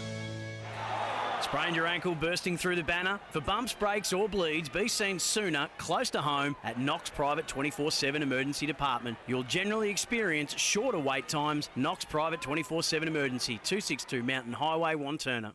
At Yarra Valley Water, we know reducing your shower time or show time to 4 minutes can save you an average of $200 a year on water and energy bills. Shower shorter. Save water. Authorised by the Victorian Government, 1 Treasury Place, Melbourne. EFL Saturday Game Day continues. Let's head back and go local for your footy. And welcome back to EFNL Game Day here live from Croydon. Croydon and Montrose facing off in the final game of the season in Division 1 as you go local for your footy. Time now to bring in the rest of the personnel for this afternoon's game. Let's cross boundary side. Brett Beston and Scott Hardy will be taking in all the action from the boundary side. Fellas, your thoughts on this afternoon's game? Thanks, Steve. Yeah, we're just having a bit of a chat. First of all, the conditions down here. We came down here and we thought it was going to be really nice. The sun was out. There was a bit of rain and everything forecast, but the clouds are rolling in at a fairly rapid rate. So looking around, it's pretty black now. They are forecasting thunderstorms and a bit of moisture this afternoon. So if the rain comes in, it's going to make things interesting. You can't go past Montrose for mine. They've won 5 in a row, so you've got to back them. Croydon, a little bit sort of worried about their firepower up forward. Very good defensively, but maybe not the ability to kick as many goals as maybe Montrose. And just no changes at this stage, but I can tell you that Tim Jones is listed to come in at jersey 77. Scott, what are your thoughts, mate? Yeah, thanks, Besto. Just for info, Croydon won the toss and be kicking to the right of screen there. I'm going Montrose at the moment. Just a little bit too much firepower for me. All right, thanks, gents. We'll get a quick tip from the rest of the point. Will, starting with you. I'll be going Montrose, I think, today. I think their scoring power probably outdoes Croydon. Having said that, whether intervenes could be a close one. Paul Uconi, who will be on the Stats Centre this afternoon. Your tip this afternoon? I'm going to go Montrose. Their firepower is very impressive, and of course they're in good form. But you know, last round of the season, Croydon with everything to play for, same as Montrose. But here at home, this could be a close one. But Montrose for me. Absolutely right. Yeah, I can't disagree with the form that Montrose are in. I have to back them in. We all know who Blake's going to tip, so I'm not going to bother asking. Margin? Margin. Let's go margin then. I reckon Montrose by 15 points. I reckon it'll be really close. And I think Montrose, I can see it in my mind, seeing it. I can see it and we can break the game away from them. All right, I'm going to upset the apple cart and go Croydon by 2 goals. Croydon by 2 goals. Yeah. All right. So we've got some blue, not just some red and blue this afternoon. So make sure you stay locked here on Radio Eastern 98.1, the SEN app, YouTube and Facebook. We have a couple of eyes on other games around the Eastern Football Netball League, particularly here in Division 1. Ray Baird out at Wanturna South and Muralbark. One I'm also interested in, personally, is Fair Park and Scoresby in Division 3. Yeah. Potential, I know I made the big crow. If Fair Park can pull that off, that would be the great escape in the WhatsApp group earlier, but we'll see what happens there. But also, any other games that we're sort of keeping our eyes on this afternoon for you guys? Oh, the Division 2 games we mentioned in the pre-game. Yep. Obviously, the Basin Mulgrave. Basin, if they win, they're in for the finals. And obviously, if they don't, it all relies on Templestowe Heathmont, who have a big chance of one of them sneaking in. Absolutely. The purple haze might be the story this afternoon, or will the blue and yellow of Heathmont, or the red and green of the Basin? Well, we shall see as we approach about 4:45 this afternoon. So we're about set for proceedings here at Croydon. Croydon will be kicking to your right of screen, as Scott Hardy mentioned earlier. And to bring us in, it's the voice of the Montrose Football Club, none other than Blake Tennant. Yes, here we go. This is the big game here. Two sides, win or go home. Situation is simple. And here we go. We got no other than Chandler Medal in 2014. Chandler medalist Andrew Haining going up in the ruck against number 7, Joel Koga. This is going to be an interesting battle all day. Two heavyweights going at each other. And I'm also looking forward to see who's going to go to Schilling, because we all know Schilling is very dangerous as well. So looking forward to it. We're just waiting for proceedings to start now. Crowd is definitely brewing up down here at Croydon Oval, that's for sure. So I think we've got to shut the gate. Yep. Yeah, and we'll get into the proceedings. Here we go. Umpire balls it up. Haining and Koga going at it. Eastland Match of the round between Croydon and Montrose. In there was big tackle there.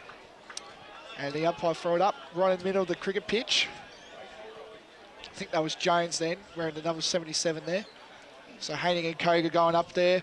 Big hit out there by Koga. Jones gets it out, gives it to meant to play to Langdon. Langdon deep inside Montrose 450. Davis hands it off, looking dangerous as always. Hambles and gets tackled there was Rickard trying to get it off there. To you. So 30 seconds in, we've got a first inside, we'll call it 45, I think, out here at Croydon, a generous 45. In comes the rucks again to go at it. Haining wins that tap down, looking for Rickard. Haining almost won his own clearance, gets the handball out, almost thrown there by the opposition. Ficker really dives in there, applies a strong tackle to Bailey White. In there is also Seister there for Croydon. Good strong tackle there from Jones there on Potter. And we'll have another ball up just about in the same place. Just under a minute played here out at Croydon. Ball up again, Haining and Koga during the ruck. Haining just muscles that one out, wins the hit out. Congested half-forward line, looking for the handball out was Seister. Pretty solidly met, not much territory on offer early in this game. And we'll have another ball up, third one in about 90 seconds. Here we go again, Haining. I'll give that one to Koga, swinging this one out now. Croydon eye up and under, went higher than it did further. Looking for it, there was Ficker, really lost his footing, ends up on the bottom of the pack, and it's a tight defensive affair to start proceedings. And we'll have yet another ball up. Here we go. Another ball up inside Montrose 450. Haining and Koga again going at it. It gets it off Croydon there. That was Mackenzie. Mackenzie kicks it off, and I think that's Riley Hams. We're in the number 34 today. Hands, plays on, kicks it deep inside Montrose 450. Crunching there, going down the ball here. Croydon have got the numbers back here. They get it out, and eventually the ball will go out of bounds. Again, inside Montrose 450. Montrose doing really well to keep it inside their 450, that's for sure. Looks like Jai Mortimer has the job on Billy Schilling up forward. It's big there, that's interesting as well. Haining gets it off, good hit out there. Croydon again, got the numbers, that was Smith. Smith kicks it on the boot.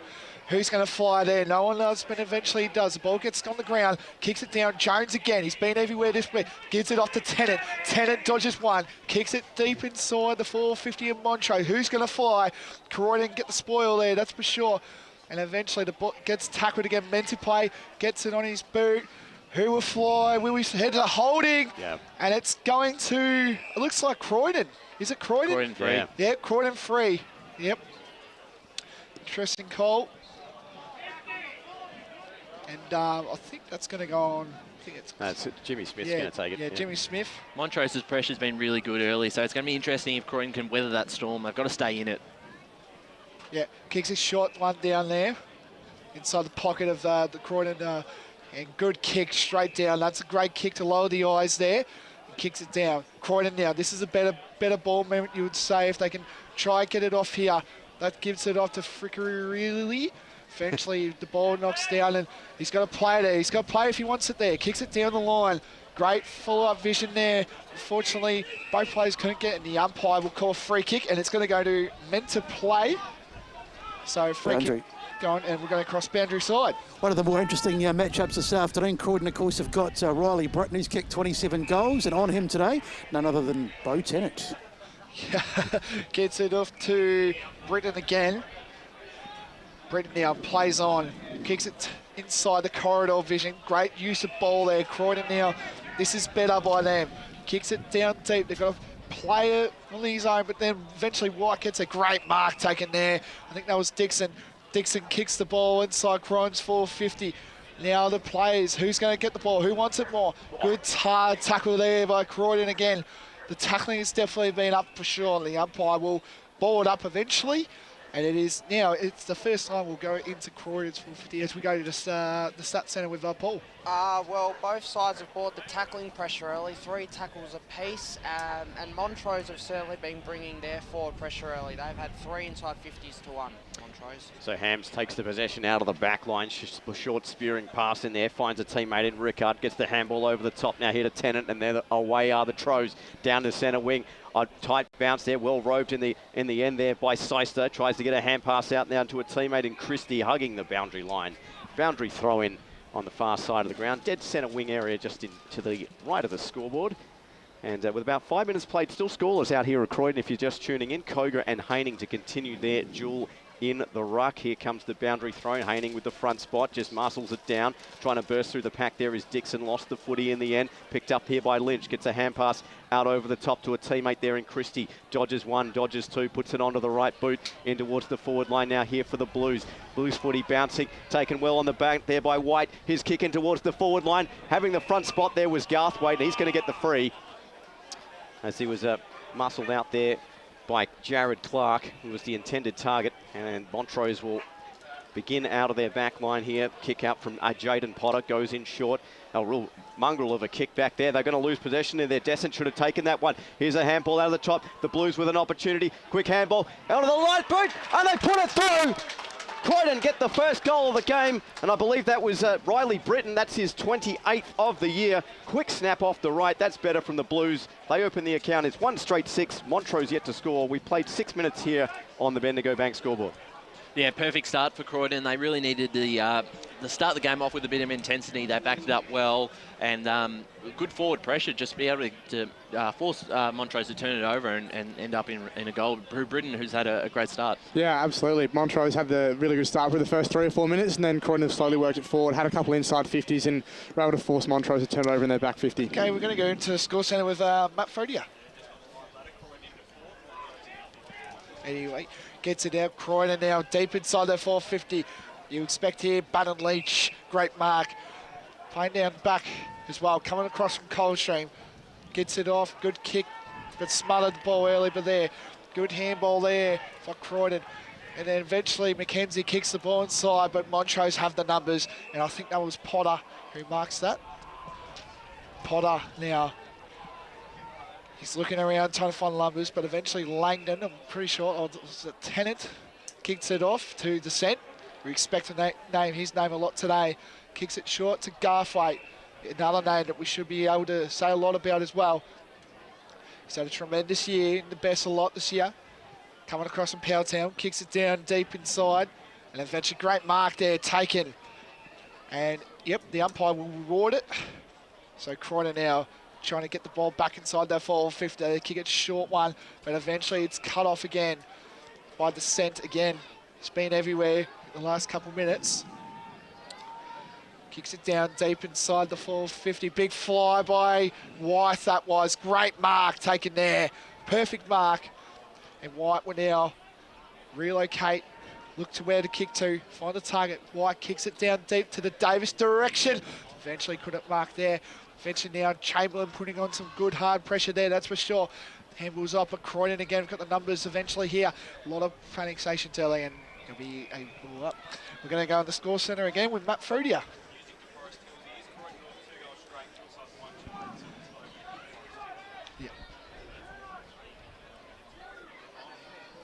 So boundary throw in now, attacking territory here for Montrose. Loose on the deck, players converge in it. One of them there is Chamberlain. Playing the tackle there was meant to play. Loose footy again. Well roved now here by Montrose. Putting this onto the right is Embleson. High up and under into the goal square. The 2 number 6s, Jewel. And it's the one in blue and red, Mitch Davis, that comes out the victor. He'll line up from about 10 metres out, dead in front. And first scoring shot of the afternoon, you would think, coming to the Montrose Footy Club. Well, that's where we thought the Demons might have a bit of an edge their forward line, and Davis is certainly one of them. 27 on the year for Mitch Davis.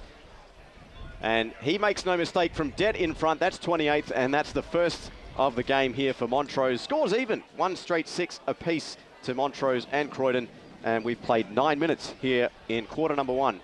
We're going to go down to the stats center with Paul. Yeah, well, both inside teams going into their forward 50 have been very even, 4 apiece. Intercept marks, Montrose leading that 4-2 in clearances. Croydon lead Montrose in that area 4-2. Thanks again, Paul. Interesting stats there, that's for sure. And now that the umpire finally gets the ball here, and we've got a new ruck actually. We've got Johnson in the ruck up against Dodd. Dodd, is that the one? Dodd. Yep. Number 60 for Croydon. So Johnson gets a clear hit out there, good tackle, but the umpire's going to go high tackle Dodd. We'll have the ball now, handballs it off to Mackenzie. It's been everywhere, you would say, for Croydon. It's definitely been in the mix there. Bannon Leach has got the ball. He's going to go for a run. He's going to take some grass, takes it down inside the full 50 line. Great mark taken there by Rickard. Rickard gives it off straight to, great take there. Good smart vision there by Croydon there. Kicks it down deep to Britton. He's been everywhere as well for Croydon. He's going to slow it down a bit. Eventually plays on, kicks it down deep. And eventually, no, couldn't get there was Clark. Good handball there by Tennant, finds Hams. Hams has got the ball, kicks it down deep. Meant to play, he's got the ball now. Handballs it off. Disappointing there. Hams gets the ball, gets it back. Watson there. Gets it to Buttonleash again. He's been everywhere this last couple of minutes as well. And eventually the ball goes out. Descent going at it with Britton. Britton eventually does a great tackle there. That's a good tackle. Great tackle. And the umpire's going to pin him here. Yeah. Holding the ball. Umpire was going to pin him. You can have a look at his eyes there. You can definitely tell. So Britton puts it onto the right boot. Kick out wide. Finds a teammate out here in Chapel. Just surveys the scene in front of him. All players pretty tightly marked. So he decides to go long in towards the forward line. 2v1. Almost the one coming out the victor there in Koga, who was the taller of the three. And it ends up on the deck underneath Aiden Thompson. Will get a ball up. Good target to have down there when he's not in the ruck. Certainly makes a presence. So Koga to do the said rucking again. Ball comes out loose. Koga tries to get his own hit out. And Hams now gets this one out of the back here for Montrose. Quick kick on short. And Montrose players steaming forward. One of them target they're looking was Haining, but not much on offer. So going in short now. Oh, that was a poor kick. It's chopped off there by Matt McKenzie from Croydon. Urging him to play on quickly. Koga the target in the forward line. Plenty of players, 3v2. Couldn't take it cleanly, could Clark. Ball on the deck gets played there as Thompson goes in for it again for Croydon. And that's going to be another ball up. And Montrose defence doing a good job of swarming the Croydon forwards in the last two passages of play. We played 12 minutes.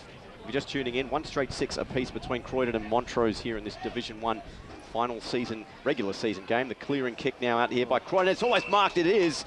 Great stuff from Jordan Lynch, who takes it just off the deck, and he looks like he's going to back himself and have a shot from about 35 out. They certainly want to take the game on, and they've done it a few times, but just the efficiency in their kicks haven't been there, and they've turned the ball over in some dangerous spots, as you did there, and now it gives Lynch a chance to put Croydon back in front. Always hard in congested areas, especially in defensive 50, but kicking a scrap kick like that, 15 metres, a 15-metre scrap kick down the middle of the defensive 50, not always going to work out. So a slight breeze coming from the Mount Dandenong road side of the ground. We'll see if this plays any factor. Lynch now, generally a pretty good kick. That looks like a very good kick, and it's the second goal of the game here to Croydon. That's the first of the afternoon there to Jordan Lynch.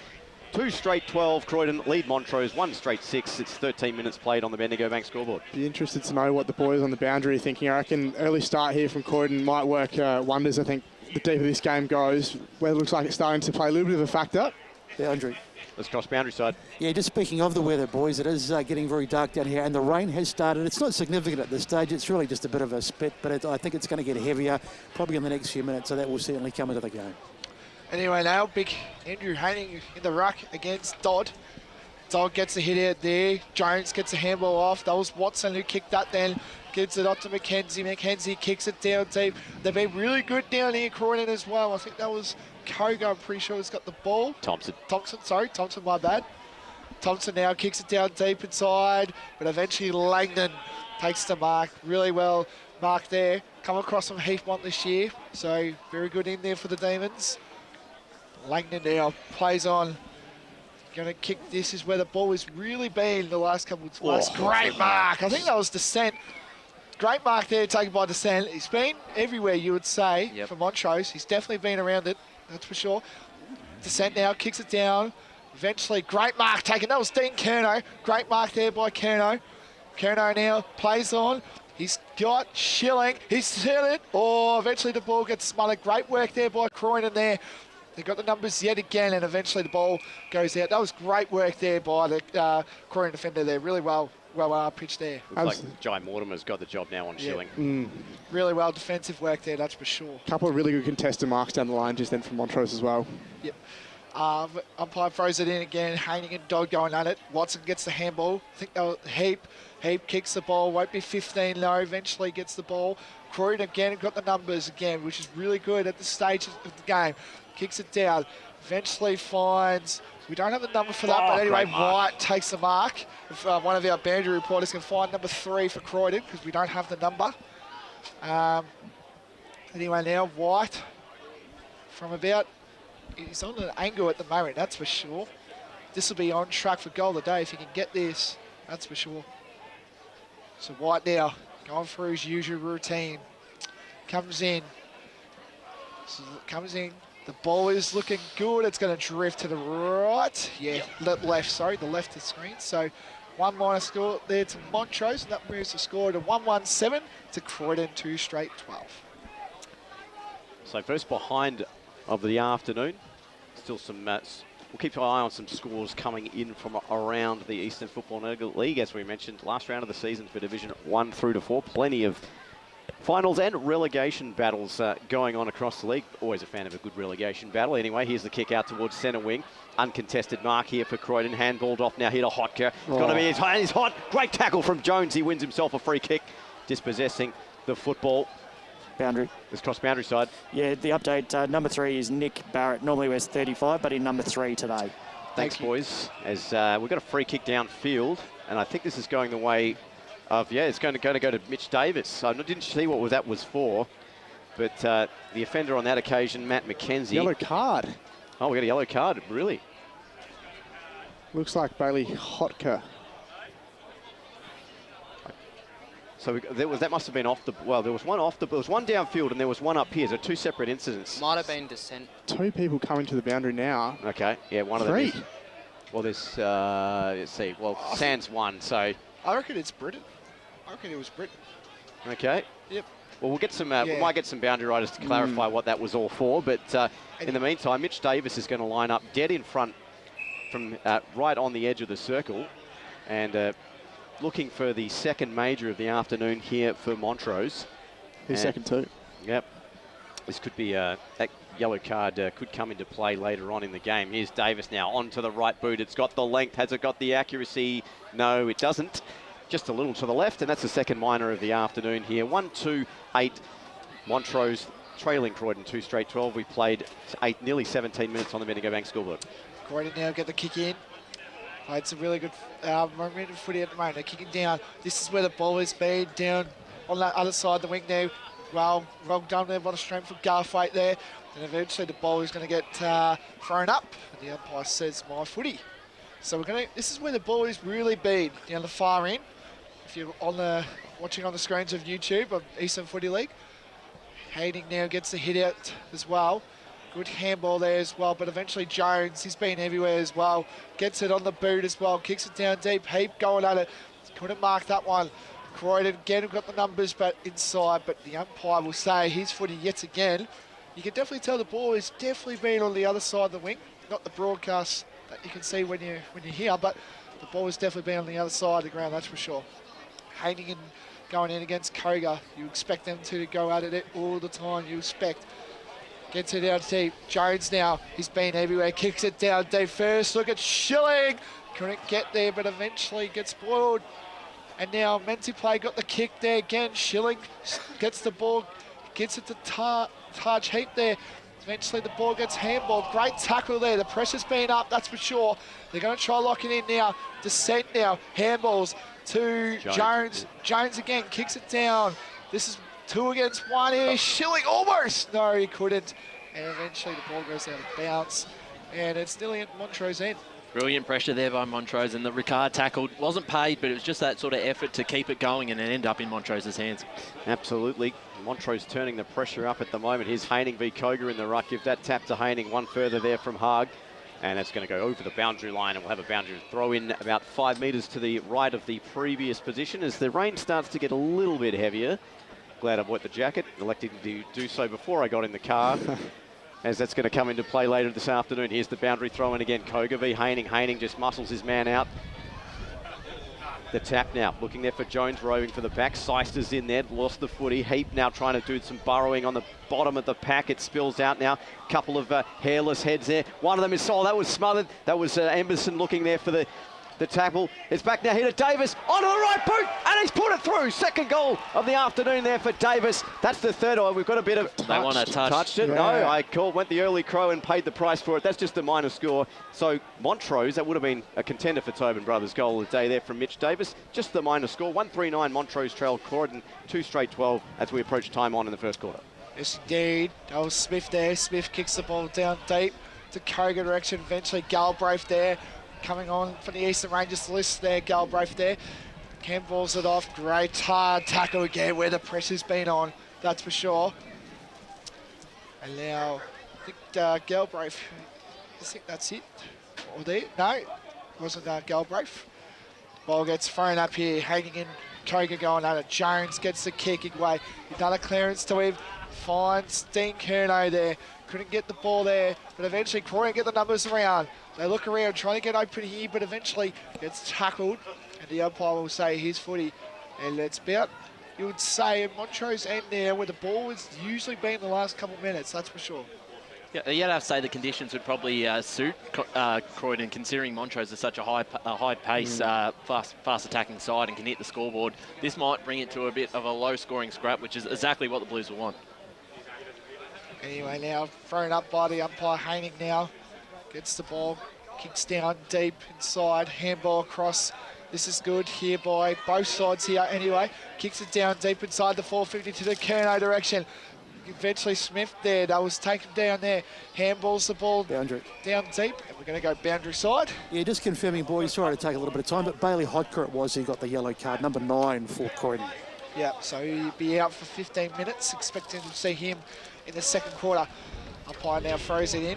Haining and Koga wrestling, you can tell, that's for sure. Big heavyweight duo there, but the ball is still moving around inside the 450, and eventually the umpire will throw it up. So just 3 points to the margin as we've played a minute and a half here in time on in the first quarter. Croydon 2 straight 12, leading Montrose 1-3-9 if you're just tuning in on the SEN App or Radio Eastern 98.1. Haining, who's had the better of the ruck, gets the better of that one as well. Trying to get the hand pass out now to Dixon. Dixon in hot pursuit of the footy, puts it onto the left. One-on-one contest. Good job there from Montrose to lock the ball in. Hand pass there looking for descent. Tried to get it out there to his teammate there in Davis. He's on the bottom of a pretty strong tackle there from Sparks, and we'll have a little bit of Sparks flying there on the boundary line, and we'll have a boundary throw in. So the rain now starting to get a little heavier across the ground. Croydon are sans one player due to that yellow card to Bailey Hodker. Give that one to Kroger on the hit out, stock it off the ground. And the mark taken just on the edge of the centre square there from Mitch Chappell. And he waits through his charges to get downfield, so he's got some options or two. Puts it onto the left, a little awkward kick, and he's paid the price. He might be a natural right footer, I think. And Montrose get the kick back in towards the forward line. It's 1v4. The one nearly won out. Good spoil over the top, though, from Mortimer. Locks the footy down. Haag went chasing for it. Sparks is dispossessed of the footy. Going in there again is Sparks. Good second effort from him, and they get the footy out here to Croydon through Seister. Kicks to a contest over the head of White. Bit of time and space now here for Galbraith. He is absolutely hammered. And ball locked in on the boundary line, but we may have a free kick. Advantage not paid. Shared to Galbraith, I think, for that one. So that's going to come back. The rain is getting very heavy, though, that's for sure. So, yeah, as we said, that we can expect the scores to be on the lower side now if this continues, but to still 3 quarters as we played 23 minutes out here in the first. Here's the kick now. About 30 metres. It's Koga is under it here for Croydon. Couldn't take the mark.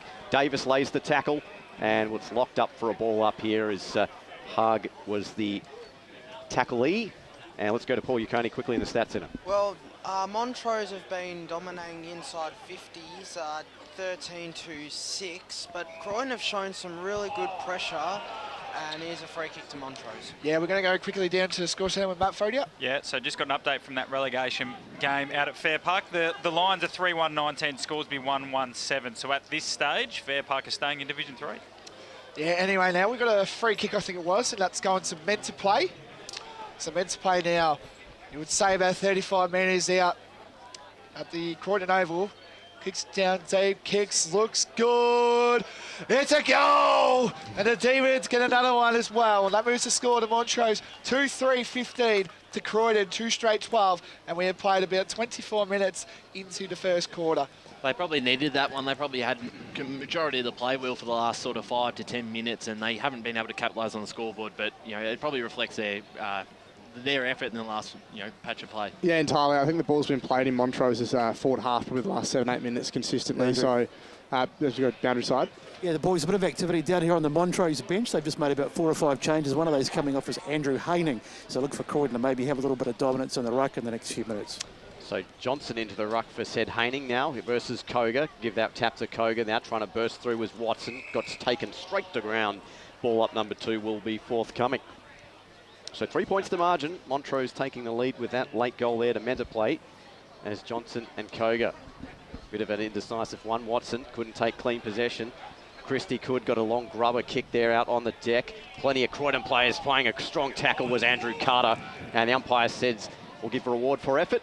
and he wins the free kick now. Croydon probably looking to get this one quickly with time expiring here in this first quarter. Kicking it in towards the forward line. Playing on offer, and a good strong mark. That was better stuff there from Croydon as the reward for effort for Carter. And this one's going to be taken here by Riley Constantino, as we talked about, back into the lineup this week. Delivery inside 50 have been pretty good for Croydon. They've been able to hit a few targets, and we've mentioned Constantino does have to hit the scoreboard, so he's his first chance for the afternoon. He's kicked 10 on the year as Riley Constantino. That dual threat with Riley Britton up forward, and he's going to line up on a slight angle from about 30 out into the breeze and the rain. Let's see what he's got. Right foot kick right on the siren. He's got it. And he answers for Croydon, and they claw the 3-point lead back. And it's 3 straight 18, leading Montrose 2-3-15 here at the death and the first quarter. And we played about 26 minutes in said first quarter. Goal kickers for respective clubs. Lynch with 1, Britton with 1, Constantino with 1, Menterplay and Davis, the goal kickers for Montrose in that first term. We'll take a short break, and we'll be back to break down that first quarter right here on EFNL Game Day. Today at Eastland, Lucy's trying on jeans for a momentous occasion. Coffee with the ex. She needs jeans she can move in, because she's definitely moved on. Jeans that get a second look, but don't give any second chances. Jeans that say, why yes, I have spent the last 8 months in a post-breakup juice cleansing, kickboxing, personal training frenzy. And it looks as though she's just found the perfect pair. Bravo, Lucy. For all of life's little moments, there's Eastland. Eastland. Live real. Sprained your ankle, bursting through the banner? Broke a finger, high-fiving the ruckman? Or did you run into the goal post again? For bumps, breaks or bleeds, be seen sooner, close to home at Knox Private 24/7 Emergency Department. The preferred provider of emergency care to the Eastern Football Netball League, you'll generally experience shorter wait times. You don't need private health, but there is an out-of-pocket fee. Be seen sooner, close to home at Knox Private 24/7 Emergency Department, 262 Mountain Highway, Wantirna. Running and jumping can be really painful for girls, especially in contact sport. Boob Armour supports your breasts, minimises the bounce and guards against impact and injury. Feel confident, feel supported, available at boobarmour.com.au. At Yarra Valley Water, we know reducing your shower time, or show time, to 4 minutes can save you an average of $200 a year on water and energy bills. Shower shorter. Save water. Authorised by the Victorian Government, 1 Treasury Place, Melbourne. Do you feel good about your bank? Because there is a bank you can feel good about. They share their profits to fund big community projects, small community clubs and vital emergency services. They've given $250 million to help Australian communities thrive. They have all the products and tech you expect from a big bank, with service you don't. It's Bendigo Bank. Feel good about who you bank with. Try Bendigo. Search bendigobank.com.au or search Bendigo Bank near me. How would you like to be celebrated? I think I'd like to be celebrated with lots of music, dancing, a bit of a party. I'd like to be celebrated at the pub with a few frothies. Maybe some colourful balloons, my favourite flowers. How about some glitter? I'd like to be celebrated in space. Outdoors, having all my family and friends together. At Tobin Brothers Funerals, they know that every life is unique and they think that every celebration should be too. Find out more at tobinbrothers.com.au. Tobin Brothers Funerals, celebrating lives. Sprained your ankle, bursting through the banner? For bumps, breaks or bleeds, be seen sooner, close to home at Knox Private 24/7 Emergency Department. You'll generally experience shorter wait times. Knox Private 24/7 Emergency, 262 Mountain Highway, Wantirna. Running and jumping can be really painful for girls, especially in contact sport. Boob Armour supports your breasts, minimises the bounce and guards against impact and injury. Feel confident, feel supported, available at boobarmour.com.au. EFL Saturday Game Day continues. Let's head back and go local for your footy. And welcome back to EFNL Game Day here out at Croydon, where it's Croydon 3 straight 18, leading Montrose 2-3-15. Repeat of the goal kickers, Croydon, Lynch, Britton and Constantino with singles, and Menterplay and Davis singles for Montrose. Boys, we'll break this first quarter down quickly. Your thoughts? Yeah, interesting game so far. I thought Montrose probably had majority of the play for the first quarter, but probably didn't make the most of their opportunities. Their forward pressure has been really good. They've been able to force Croydon to turn over quite a bit in their forward 50, but on reverse, coming out of the back line, they've turned it over themselves, and that's led to a couple of Croydon set shots, and they've made the most of opportunities, as the scoreboard says, 3 straight. Absolutely. Just going off of that, the Montrose's work around the ground has been really good after the stoppages. As Paul, our statsman, said, at the stoppage, Croydon are winning it. They're winning the clearances, but after that, Montrose have had control around the ground. Croydon have just been much more efficient going inside 50, and they've converted. They've kicked 3 straight to Montrose's 2-3, so it could have been a different story if Montrose had converted just a little bit better in that first quarter. And the conditions, Boundary. you'd have to think would suit Croydon. Let's cross boundaries down to Scott Hardy. Yeah, I've got Morris from the Croydon huddle here. Spoke to the boys about the pressure then, and you obviously were pleased with what they were showing. What are you hoping for in the second quarter? We're hoping for a continuation of that. We know the cornerstone of our game is pressuring the opposition, and the boys did that really well. And we created some turnovers, which created some scoring opportunities. So we're really pleased with that. And are you thinking the weather will come into play in this sort of second? It's talking storms. Your boys are going to handle that pressure, and what are they looking forward to in the forward line? Yeah, look, we've spoken about that. If the rain comes, we have to adjust to the conditions, and hopefully we're the team to adjust better than Montrose. So, yeah, we'll see what happens. Good luck. Thanks. Thanks, Scott. Let's cross to Matt Foddy in the score centre. Yeah, just quickly. So Balwyn lead Vermont 15-14. Doncaster lead South Croydon 14-13, and Park Orchards trail Blackburn by a goal 14-8. Mooroolbark 33 lead Wanturna South 27, which is an important game obviously for these two sides. So at the moment, Croydon in 4th, Montrose in 5th, Wanty South in 6th. Baronia lead Knox by 2 goals. That's the only Division 2 score we've got at the moment. Kilsyth lead Croydon North by 3 goals. They look like they're going to make their first final since 2015. Warrandyte lead Glen Waverley. Fair Park lead Scoresby by 3 goals, although they seem to be kicking with the wind in that relegation battle. And then in the other women's game going on, Premier A Division first semi-final, so an elimination final. South Croydon have gone through to the next week. They've defeated Vermont 7-5-47 to 5-4-34. Alrighty, here we go. Down deep. Descent now gets the kick off down the forward line to the Rickard direction. Rickard gets the ball great there, front loose there, gives it off to White. White now gives it back to Rickard, straight to Watson, down deep inside the forward 50 line for both sides. Davis, was he held? No, he wasn't. Gets the ball, great crunching tackle! Great tackle there. That's a great tackle, that's for sure. Fierce tackle there. Descent. I think that was Descent, yeah. Descent again. He's been excellent, that's for sure. Johnson now gets a hit. Oh, sorry, that was Haining again. Handballs it off to Keno, that was. Eventually now for Greeley gets the handball there again. Croydon got the numbers. That was Smith there, and eventually kicks it out on the full. We'll push boundary side a bit, Beston. Yeah, boys, I was over at the Montrose huddle with Gary Ayres. He's pretty happy with the tackling intent. They laid 16 tackles in that first half. He said just be a lot tougher around the contest, continue to try and win the ground ball, support, lock it inside 50, and he's expecting a bit of an arm wrestle, particularly with the weather. Thanks, Brett, as that ball forced out there by Dixon as the initial kick from Hams was touched off the boot, and we'll have a boundary throw in just inside the attacking side of the ground. Here for Montrose, kicking to your right of screen now. 3 straight 18. Montrose trail 2-3-15, 3 points the margin. Here's the handball over the top. Onto the right boot goes Rickard. It's a high up and under in towards just the top of the goal square. Koga had the front spot, couldn't drag it in. Plenty of Croydon players there, and they're going to get this one out through hard, but it was almost chopped off. But play continues. It was touched off the boot off the right, and that's just the minor score. Didn't see who put that one on to said boot. It was a very fast passage of play, but it was just the minor score there for the Tros, and they close the distance now to 2 points. It's 3 straight 18, playing 2-4-16. We've played 3 minutes in this second term. And out, Croydon now, trying to get it out of their back line, that's for sure. Kicks it down inside where the ball has been really heavily, that's for sure, down the deep there. Croydon now, the good run of handballs here, good momentum here. They look dangerous early here, good kick inside towards 50. Who will fly it? No one will. Garfay, he looks dangerous already, but eventually Croydon gets the kick off there by Shaw, gets it off, and eventually the ball's going to go out of bounds on the full. And there'll be a Croydon free kick, and they're going to kick it straight down to Britton. No, what are they doing there? They're bringing it back. Bring it back. Yeah. So I'll bring it back for Croydon.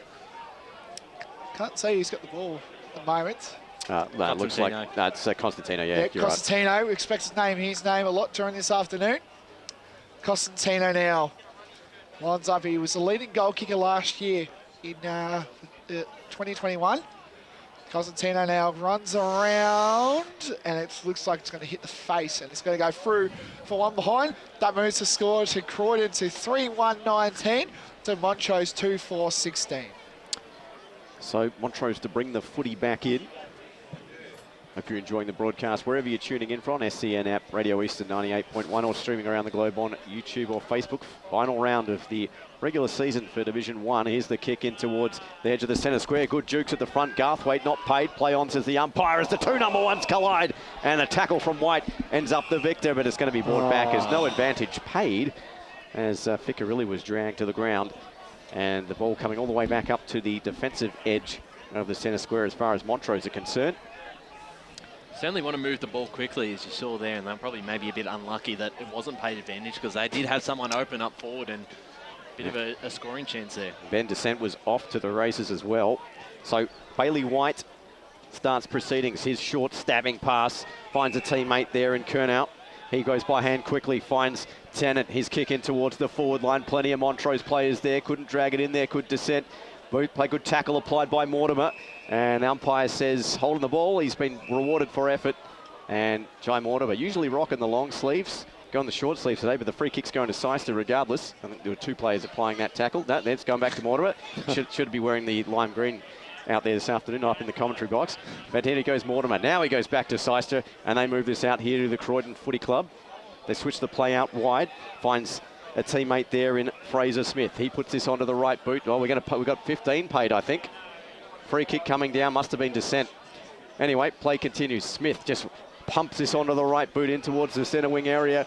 Whistles blow. We've got another kick played, but Croydon are going to go and take the advantage. Here's a hand pass over the top to Ficcarelli. Sold some candy. Puts it on the right. Kick was smothered partially, though. It falls fortuitously here for Montrose. Great bump in the process. Ficcarelli can't get a second effort. Players dive on the footy. Trying to take it here is Carter. Carter goes the handball over the top to Britton. Britton puts it onto the right boot, and he's kicked it! Riley Britton's second of the afternoon. That's Croydon's fourth, and they extend their lead 4-1-25. They lead Montrose 3-1-19, and we played, 7 minutes on the Bendigo Bank scoreboard. The big positive here for the Blues so far is that their big targets are starting to get a bit of ball up forward. Obviously, Britton's kicked the two now. Constantino's kicked one. He's looked lively. So some of these players that we knew had to play well to get the win today are performing pretty well in this first quarter and a bit. Britton's positioning this whole game so far has been exceptional. Just finding himself in the right place, right time. That's why he's got 2 goals. He's had some crucial disposals outside of that as well. Anyway, now umpire throws it up. Johnson and Koga, 2 heavyweights again. Descent now gets the clearance out already. Mentepe looking dangerous. Kicks the ball. Eventually dropped there again. That was Watson going in for the ball. Good hard tackle there, that's for sure. Eventually Jones gets the ball. Handballs it off. Rickard gets it off to Heap. Oh, dropped it in the last second. And eventually the umpire will throw it in about in Montrose 450. So deep inside, just across the 450 line now for Montrose, inside their 450. Umpire throws it up. Johnson now. Eventually no one goes for the ball, and eventually Johnson kicks it off. It's crossed quickly to Matt Foddy in the score centre. Yep. Yeah, so a few updates to those live ladders. So Norwood lead Doncaster East at quarter time, but Blackburn are also in front of Park Orchard, so still 6th and 7th there in favour of Blackburn. In Division 1, as we mentioned, Croydon currently in 4th, Montrose still in the finals. Templestowe and Heathmont, Templestowe in front, so they're in 6th though. The Basin and Mulgrave all tied up at 9 apiece, so should Mulgrave get in front, Templestowe will jump into the 5. Anyway, now get a little push there, but it's holding. Oh, it's going to be a hold there. And I think that's Schilling by the looks of it. Yep. So Schilling now, this is the first we've really seen Schilling at the moment, that's for sure. So Schilling now on an angle now. He can go back. You would hope he can kick this. Add his tally on. This will be his 31st goal of the year. Been incredible the last 5 weeks. He has 22 goals in 5 games. Billy Schilling come across the North England this year. Comes in, does his usual routine, goes back and kicks the goal. One on there by Schilling there. That's his first of the day. And Montrose get the margin back on their terms, you would say. Croydon 4-1-25 to Montrose 3-4-22. I was going to say, we haven't seen much of Schilling so far, and that means that Mortimer's probably been doing a pretty good job on him. He hasn't been going off his man, intercepting and making bold plays, but just doing a good hard lockdown job on Schilling up until then. So 3 points to margin as we approach the 8-minute mark here in this second term out at Croydon. The rain has sort of cleared up for us just a moment. I can't see Bailey Hotker back on the ground, so to see when that yellow card expires, as Croydon were down a man thanks to that said yellow card. Johnson back into the ruck there for Montrose. Trying to pick it up there was Watson. Bailey White dragged it back in underneath him, and he gets wrapped up in a strong tackle from Billy Dixon, and we'll have a ball up on the edge of the centre square, commentary side of the ground. Johnson, Dodd into the ruck now here for Croydon as Koga taking a rest. Dodd wins the tap, looking for it there was Mackenzie on the edge of the pack, just socketed off the ground, going to get a second bite. Watson might beat him to it. Johnson couldn't take it cleanly, but taking it cleanly finally there is Hotko, who is back on the ground, and we've clarified that straight away. Good strong tackle applied there by Descent, and he's going to get a free kick on the edge of the centre square. He plays quickly now here to White. White puts a short stabbing pass there in the direction they're looking for a sorry, that's a Descent. Excuse me, Rickard goes back by hand, finds a teammate there, putting it back onto the right, and it's an ugly kick, and that's going to go out of bounds, and this will be a boundary throw-in on the forward pocket side of the ground for Montrose. Descent been very dangerous early, one of Montrose's best so far. The pressure's been good, he's getting plenty of the ball, just one of the Montrose stars. Umpire throws it in, Johnson gets a hit out early, and eventually the ball will play on, but eventually now the ball is still rolling around.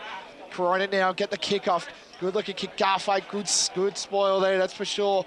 Expect to see him playing lockdown defender duties as always. Button Lynch gets the kick there. Eventually finds, I think that was Chamberlain. Is that a free to Chamberlain? Yeah. I think that was Chamberlain. Is that Chamberlain? Oh no, Rickard, excuse me. So Rickard can go back. He looks like it eventually. And the umpire's called 25. Jeez. I don't know what for, but it was 25-man free kick, and that's going to go to Sammy Rickard. Team of the week a couple of weeks ago. Go back and hopefully kick this and put Montrose back in the lead. We've seen Ben Descent around the ground a lot. We've also seen a lot of dissent from the players. I was waiting for that one to come out. For that one. 4 or 5 25s given so far today. I could see it written on Blake's run sheet there. Here we go. Lines up. Rickard, the experience. Lines it up, and it's through for a minor score. That moves to Montrose 3-5-23 to Croydon 4-1-25. So 2 points the margin out here at Croydon as the rain sort of on and off again. There's a little bit of a drizzle coming across the ground. We've played 10.5 minutes here in this second term in this Division 1 clash as Croydon now bringing the footy out. Here's the kick out towards the near side of the ground, one-on-one, and Hams couldn't take that one as a strong spoil over the top from Fraser Smith. We'll have a boundary throw in. We'll get some scores shortly from around the grounds, particularly at keeping one eye on the. Let's go to Matt Fodey in the score centre. Yeah, so an update on that relegation game. Fair Park, it's still the quarter time score is the update we've got. So still Fair Park in front by 3 goals, although we might have just had an update from Davis. No, we haven't. Just some other scores in that division. Whitehorse 4-2-26 lead Ferntree Gully 3-4-22 in the playoff for 5th. And as we mentioned, Warrandyte are cruising against Glen Waverley ahead of their qualifying final matchup next week with Warrandyte. They lead 6-4-40 to 1-2-8. Thanks, Matty. We've just had a free kick in the back line here. Sparks to take the kick. He plays this one out wide and finds a teammate there in Fraser Smith. His kick up towards centre wing, one-on-one contest. Winning that one out is Hams, who's covered probably 2/3 of the ground in the last 30 seconds. Swings around, puts it back onto the right boot, in towards the forward line. Front spot, though, with Smith. Couldn't take it cleanly. And we've got a free kick paid. Let's go back to Matty quickly in the score centre. Yeah, Division 4 update. So Kilsyth still in the finals. They lead by 25 points over Croydon North, but they can't afford the Kangaroos to come back because Forest Hill lead 42-0 over Nunawading, and Surrey Park 3-5-23 lead Sylvan 1-2-8. So this could be 2 times in a row knocking off the Cats. Anyway, now ball's still inside the 450, pushing it back surely. Yeah. And it'll be against White for that one. Now Croydon now will try and look. The ball's been to Montrose 450. Kicks it off to Lynch. He kicked a goal early in the first quarter. Lynch now goes back. And it's quarter 25. I'm pretty sure that was against the runner. I think because the umpire looked at the runner then. Not 100% sure if it was, or Watson there. But anyway, he looked at the runner. He actually looked at the runner. Anyway now. Can hear it through the effects, Mike. Lynch now kicks it straight down. Great mark there by Frickarelli. Now, trying to settle down here, Croydon. Trying to look around here. Eventually kicks it short. Oh, risky kick, but the umpire says it's a mark. Jeez, interesting there. That was again Lynch. So Lynch has got the mark now. And eventually he's played on. Lynch kicks it down deep inside. Garthwaite flies, but eventually the ball will go out of bounds and the umpire will throw it up. So we nearly got to Croydon score 51, that's for sure. Umpire now is about to throw it in.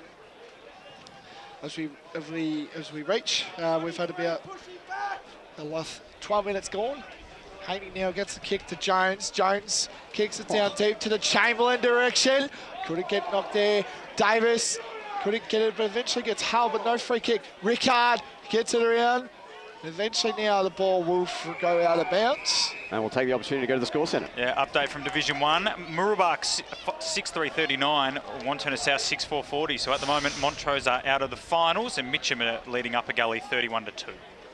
So some tantalising early scores coming in, but we've still got plenty of footy, obviously, to come this afternoon. As reportedly, Aaron Mullett has 4 of the 6 kicked by Murubak.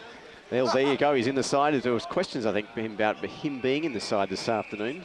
Division 2, while we're at it, South Belgrave looking to rue my call of them not having the greatest percentage. They're up 53-1 at quarter time over Oakley District. Ringwood lead 20-19 over East Burwood. Baronia looks safe in the finals, as I mentioned. They're up by 20 points over Knox.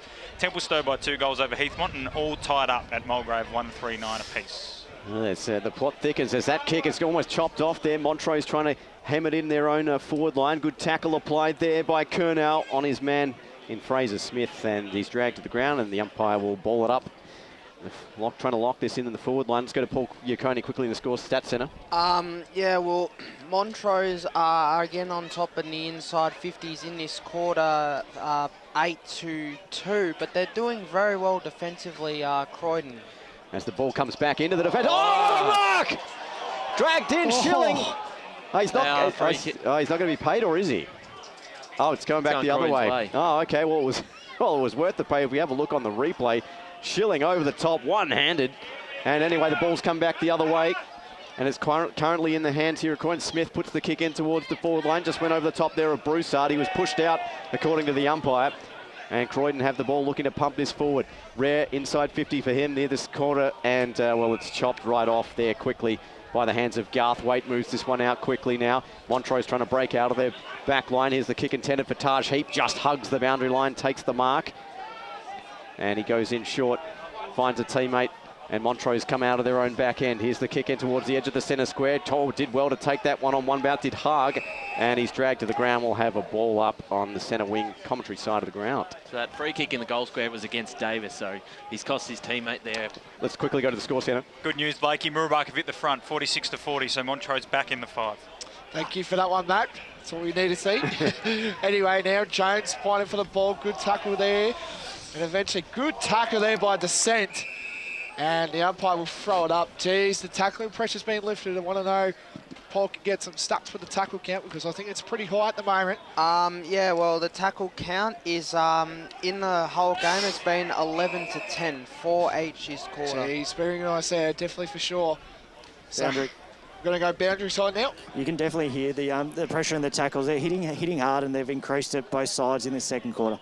Anyway, now Descent gives it off to Langdon. Langdon gets a handball to White. White gets it down deep. Here we go. Inside to the Schilling direction. Takes the mark. Great mark there by Schilling. Looks dangerous. Everywhere that ball gets inside that 450. Great mark there. Look at the body work there, just to be able to push aside his opponent, who's a pretty strong opponent himself, and just to be able to hold his ground and take the mark. He's your perfect forward. I know he likes to play midfield, but it's a good move by Gary Ayres in the second half of the season to have him there. Anyway, now Schilling can go back, get the lead from Montrose.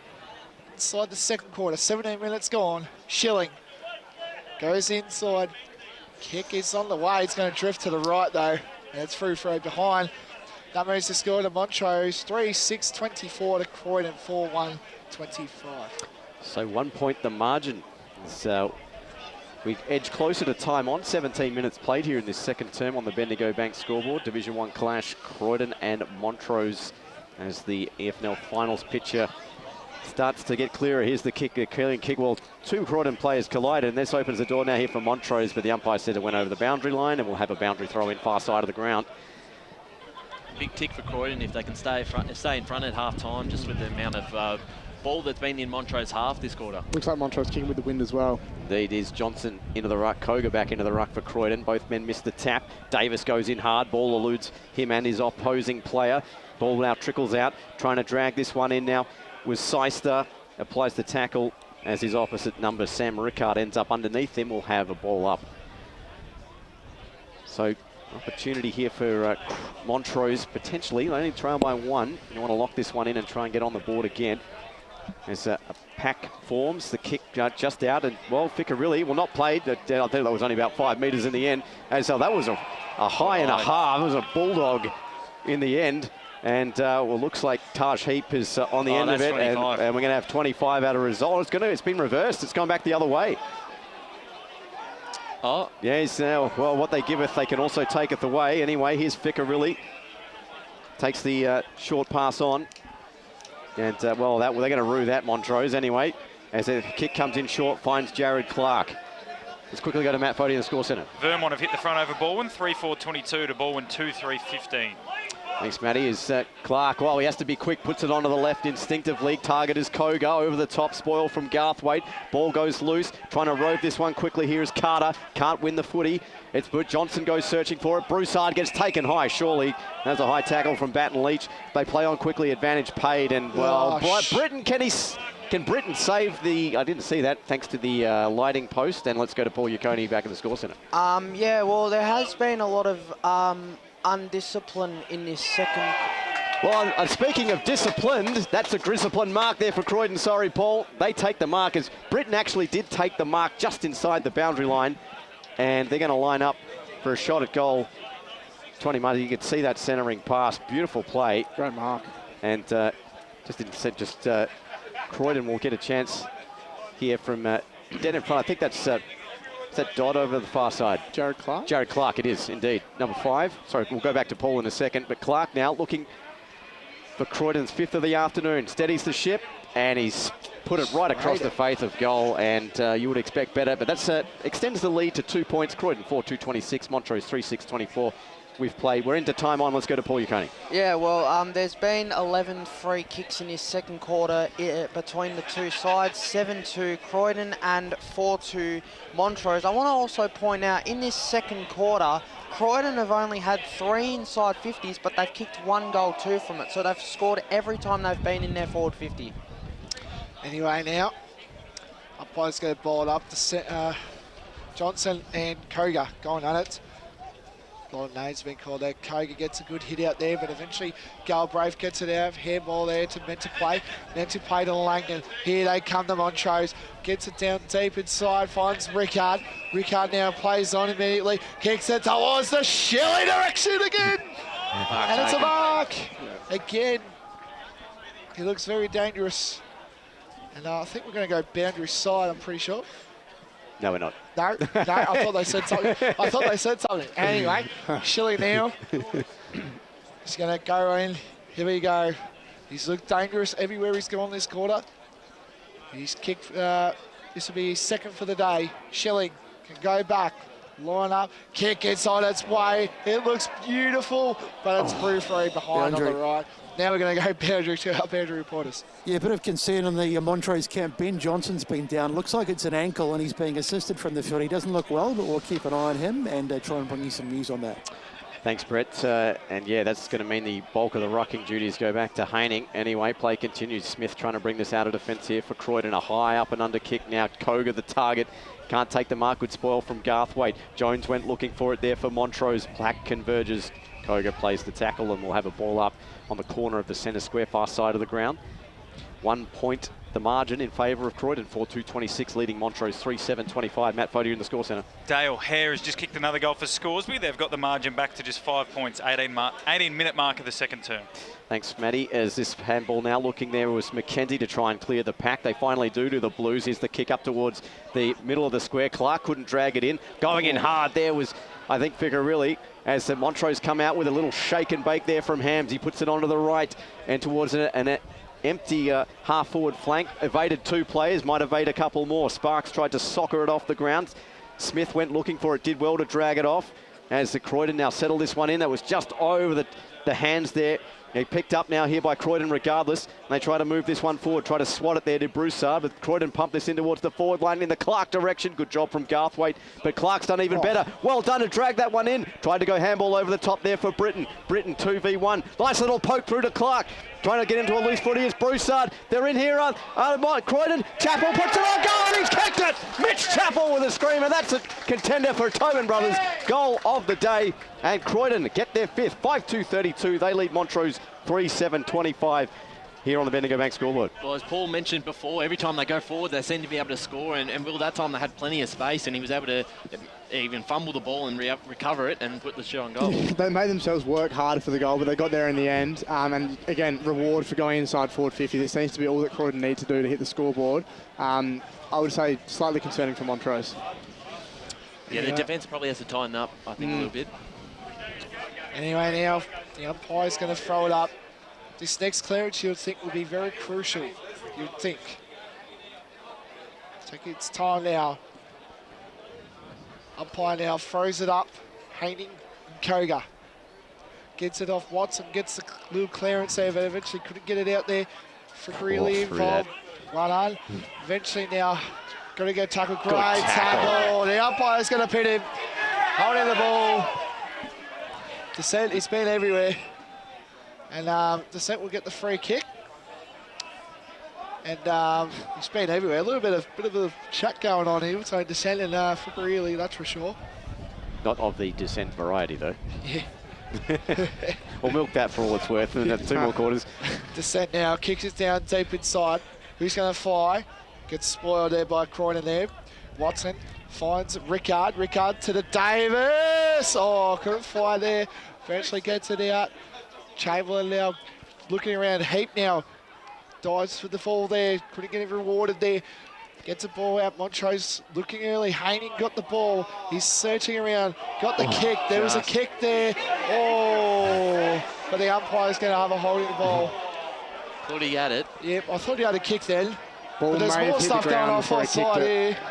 It's going off now. Hands now. Gets the ball already. Gets tackled. And eventually the ball's going to go off. Little bit of spice going on. We don't mind this for a win or go home situation, that's for sure. Let's quickly go to Matty Fodia. Yeah, out at Wanturna South, it's 6 goals to Aaron Mullett. Murubak 10-4-64. Wanturna South 8-7-55. So close game, but Aaron Mullett has 6 goals. Anyway, now Croydon will get the ball out early. Gets the kick. Now finds Garthwaite. Garthwaite couldn't get the ball. Garthwaite eventually picks the ball up. The brute of a man, Garthwaite there, gets the handball. And eventually the umpire throws it up. Heavy hitting tackles this second quarter. Very, very heavy. Do you think something might spark here in the next couple of minutes? Anyway, Koga and Haining. Haining knocks it down with both hands, gets the handballs out to Watson. And Montrose, huge shepherd there as Clark ran right through Watson. And the play continues. That's spoiled over the line. Good spoil there from Seister. And let's go to Paul Yukoni in the Stats Centre. Well, Croydon have come to play. They've had 9 tackles to 5 in this second quarter, Croydon. And you can see the intensity just going up in the last 5 minutes. Haining just took that uncontested handball out into the path of Jones. Jones steams in towards goal, puts it onto the right. It's going to just fall just short, or will it? No, it won't. It goes the distance. And Jones has answered here for Montrose. That's their 4th of the afternoon. 4-7-31. They are within 1. Croydon 5-2-32. Contender for Tobin Brothers, goal of the day. And the Trows clawing their way back into this one. Nice little bit of shepherding from Billy Shilley on the goal line there too. That fell probably 2 or 3 metres short, but he did his work to make sure it went through. That was really crucial too, because Croydon made the most of their opportunities. Montrose haven't. Bring it back to 1 point is just really crucial to come in the second half. You have to mention also, with the amount of 25s they're giving, the free kicks off the ball, just got to be careful not to be, too aggressive when you haven't got it. Anyway, now umpire gets thrown up here.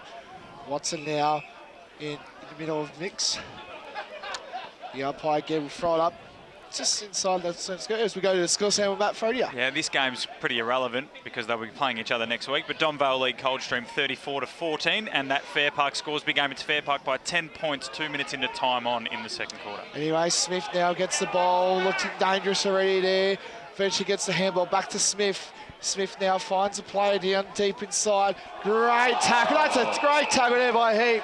And Heap gets the free kick. He deserves that. Great tackle. And eventually gets it now.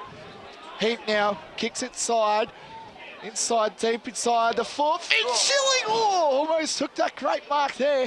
Taken away, and eventually the umpire will throw it up. That was a big fly there by Schilling. That was a massive, yep. He's key. If he can kick a couple, get a couple of marks, he's the key for Montrose to win this game. Anyway, now the umpire throws it up. Davis in the ruck now. Gets it off around the ball. Here we go. Jones spins once, spins twice. Don't tell me. Oh! And eventually hits the post. And that moves the score to 4-8-32. And it's a draw now, 5-2-32 apiece. Let's quickly go to Matty, then Paul. Okay, sorry, Paul. Berwick have hit the front over Rowville, 26-22. So at the moment, Rowville's still not confirmed as minor premiers. Over to you now, Paul. Well, as good as Croydon have been going efficient going forward, they need to tighten up defensively. They conceded 13 inside 50s in the first quarter and so far have conceded 14 inside 50s in this second quarter. Thanks, Paul. As Smith puts the kick onto the right boot. A contest, about 6 players converged. Couldn't drag it down there. Could meant to play. Tried to get a handball. That's got a second effort, though. Meant to play. Put it onto the right. In towards the forward line. Schilling's underneath it. Couldn't take it. Mortimer was about a metre or two behind him.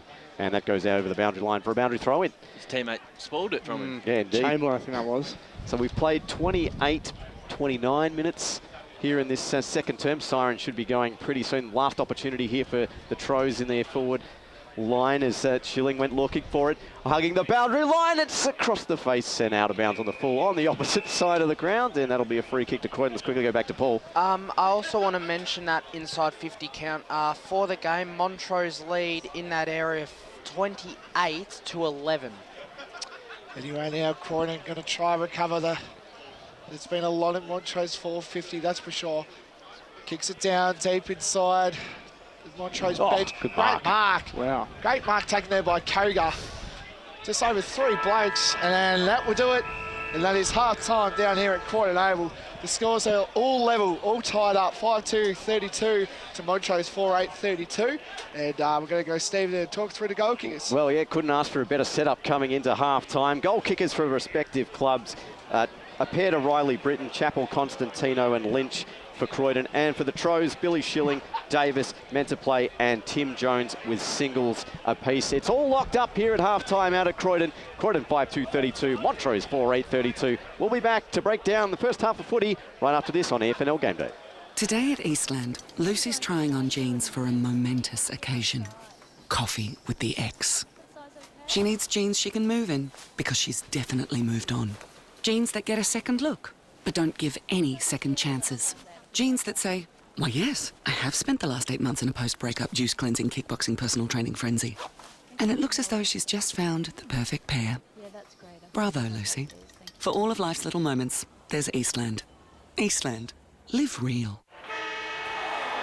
Sprained your ankle, bursting through the banner? Broke a finger, high-fiving the ruckman? Or did you run into the goal post again? For bumps, breaks or bleeds, be seen sooner, close to home at Knox Private 24/7 Emergency Department. The preferred provider of emergency care to the Eastern Football Netball League, you'll generally experience shorter wait times. You don't need private health, but there is an out-of-pocket fee. Be seen sooner, close to home at Knox Private 24/7 Emergency Department, 262 Mountain Highway, Wanturna. At Yarra Valley Water, we know reducing your shower time or show time to 4 minutes can save you an average of $200 a year on water and energy bills. Shower shorter. Save water. Authorised by the Victorian Government, 1 Treasury Place, Melbourne. Running and jumping can be really painful for girls, especially in contact sport. Boob Armour supports your breasts, minimises the bounce and guards against impact and injury. Feel confident, feel supported, available at boobarmour.com.au.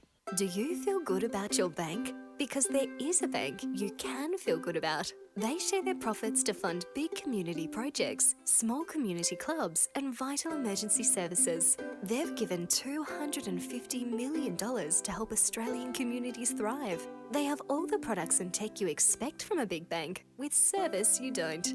It's Bendigo Bank. Feel good about who you bank with. Try Bendigo.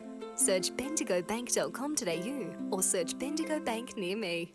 How would you like to be celebrated? I think I'd like to be celebrated with lots of music, dancing, a bit of a party. I'd like to be celebrated at the pub with a few frothies. Maybe some colourful balloons, my favourite flowers. How about some glitter? I'd like to be celebrated in space. Outdoors, having all my family and friends together. At Tobin Brothers Funerals, they know that every life is unique and they think that every celebration should be too. Find out more at tobinbrothers.com.au. Tobin Brothers Funerals, celebrating lives.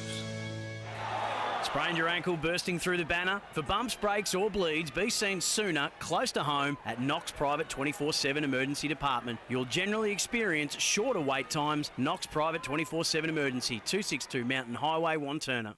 At Yarra Valley Water, we know reducing your shower time, or show time, to 4 minutes can save you an average of $200 a year on water and energy bills. Shower shorter. Save water. Authorised by the Victorian Government, 1 Treasury Place, Melbourne. EFL Saturday Game Day continues. Let's head back and go local for your footy. So welcome back to Game Day, and I'll tell you what, we've got a cracking contest in our hands here. It is all locked up at half-time, of course, and it's all to play for in the second half, 32 apiece. 5-2-32 plays 4-8-32. Paul Yaconi and, of course... excuse me, Paul, what's caught your eye in the stats department in that first half? Well, the tackles have been very even, 16-12 Croydon. Montrose are dominating the inside 50s, 28-11. Gosh. But Croydon defensively have been very impressive, but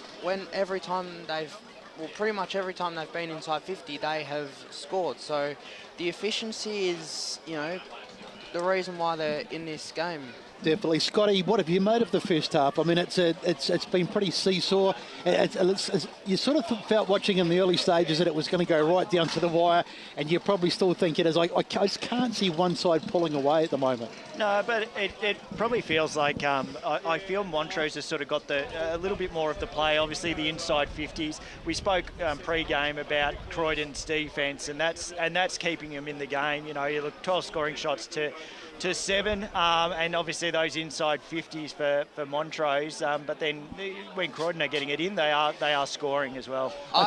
Sorry, Paul. I thought Montrose in that sort of particularly towards the back end of that second quarter, their intensity was right up. I mean, they were really going in hard, and I thought that was a feature of their play. And they just looked to be perhaps a little bit harder around the contest. And that's something that Gary Ayres did call for at the quarter-time break. Well, it seems what both coaches are shooting for. Obviously, Morris spoke at quarter time, and his message was pressure is paramount, and that is true. And in a game like this, where both sides obviously want to win, push away the other results that they're waiting for at this stage, they think, well, we need to get the 4 points. And I guess for both sides, they've hit it hard. We can sense it from the boundary line. Those tackles in that second quarter are picked up, and there's a bit of niggle as the boys sort of spoke about. As soon as they offload the ball, there's generally a bit of a push or a bit of a dig, and then off they go again. So it'll be interesting to see what comes from the halftime huddle or halftime break, and what the coaches say at that break, and then lead into the third quarter. From what I counted, there's not a stat for 25, but there were about 6 25-metre penalties in that quarter. And of course, there were 14 free kicks. Yeah.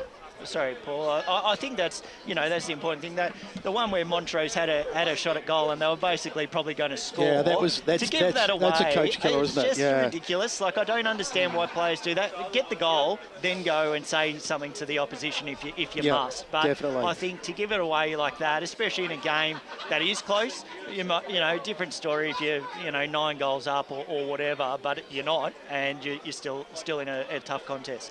Paul, centre clearances will be big in this second term as well.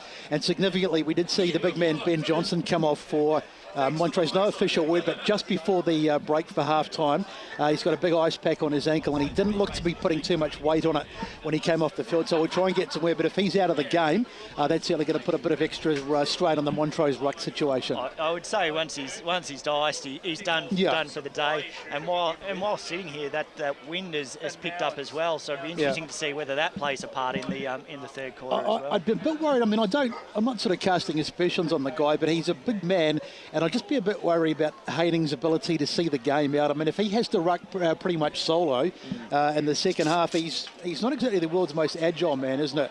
Is he? I mean, he's a big man, but he looks like the guy that he's come off probably 2 or 3 times in this first half, and I reckon he could run out of puff. So that might be an area that Croydon could exploit. Especially when you're going up against Kogar, who does really well around the grounds, like can play back, he runs up forward, can use it as a mark, and that's sort of something Morris also spoke about at quarter time, was just they had other options up forward to look for, and obviously they're sort of wanting to use that height, I guess. Whether they move sort of Kogar up to get that sort of extra marking sort of target in this third quarter, we'll wait and see. Yeah, the defence, there've only been 7 marks in total, marks inside 50 in this game, 4 to Montrose and 3 to Croydon. I personally think, as far as the inside 50s go, 28-11 in favour of Montrose. I think Croydon need to tighten up on Montrose's entries inside 50. I think they need to keep them to under 10 a quarter going from here on in, because if they keep going the way they are, like, I know it's still level, but if it keeps going the way it is, Montrose will, eventually blow this one out. On your stats, Paul, do you have intercept marks at all, or is it just marks in total? Generally? I do have intercept marks. Montrose lead that 7-4. There were 10 intercept marks between the sides in the first quarter, but there was only 1 for the whole of the second term. Yeah, and I think that's sort of one of my notes. It's been on the ground. Yeah, it hasn't sort of used as much. Obviously, Fraser Smith is such a great intercept mark for Croydon. He hasn't really had that opportunity to sort of use his leap and mark to intercept. So that's something to keep in mind as well, whether that's a plan by Montrose to avoid that sort of, that contest, or whether it's just the way the conditions are today. Riley Britton's kicked a couple of goals, and it might not be a day for big forwards, although the rain certainly has stopped, and he's really going to be really important to Croydon in that second half, isn't he, if they are going to get up and win this game? Oh, definitely, and they need to. We've always said about Croydon finding where that scoring option is. I guess at the end of the day, they've got more goals than Montrose. It's just the in effect to sort of score, kicking 8 behinds for Montrose. So look, they'd probably like a few more sort of options, and obviously as this rain either comes or goes or decides what it wants to do, that may play a part in whether they can get it as well. Yeah. What about the discipline side of things? Because it just looked to me, I mean, we did see the 1 yellow card, but particularly, and we already spoke about this before, but just towards the back end of that second quarter, you just got the feeling that everything was just on like it was like on a knife's edge, and something was going to go. I reckon we may not have seen the last yellow card, and discipline could be very important in the second half. Yeah, they have to keep themselves in control, because you don't want to give away a silly free kick that results in a goal in what is a close contest. I think, like I said, just smarter heads need to prevail. Give it a little bit of niggle where it's there, but don't give away silly free kicks. He's tucking into the chocolate at the moment, but Paul, what's the free kick count in that first half? So the free kick count is 11 apiece, but there are 14 free kicks in the second quarter. So it's emotions are getting high, and I mean there've been a lot of silly frees, like a free during the second quarter where Montrose had a shot right in front, and it went to Croydon. Yeah, absolutely. Discipline's going to be a big thing. Let's go to a break, and we'll come back on the other side of it. We're just about ready to get back into the match out here at Croydon. It's going to be a cracking second half, all locked up at 32 apiece. Back soon. Today at Eastland, Lucy's trying on jeans for a momentous occasion. Coffee with the ex. She needs jeans she can move in, because she's definitely moved on. Jeans that get a second look, but don't give any second chances. Jeans that say, why, yes, I have spent the last 8 months in a post-breakup juice-cleansing, kickboxing, personal training frenzy. And it looks as though she's just found the perfect pair. Yeah, that's great. Bravo, Lucy. For all of life's little moments, there's Eastland. Eastland. Live real. Sprained your ankle, bursting through the banner? Broke a finger, high-fiving the ruckman? Or did you run into the goal post again? For bumps, breaks or bleeds, be seen sooner, close to home at Knox Private 24/7 Emergency Department. The preferred provider of emergency care to the Eastern Football Netball League, you'll generally experience shorter wait times. You don't need private health, but there is an out-of-pocket fee. Be seen sooner, close to home at Knox Private 24/7 Emergency Department, 262 Mountain Highway, Wanturna. Running and jumping can be really painful for girls, especially in contact sport.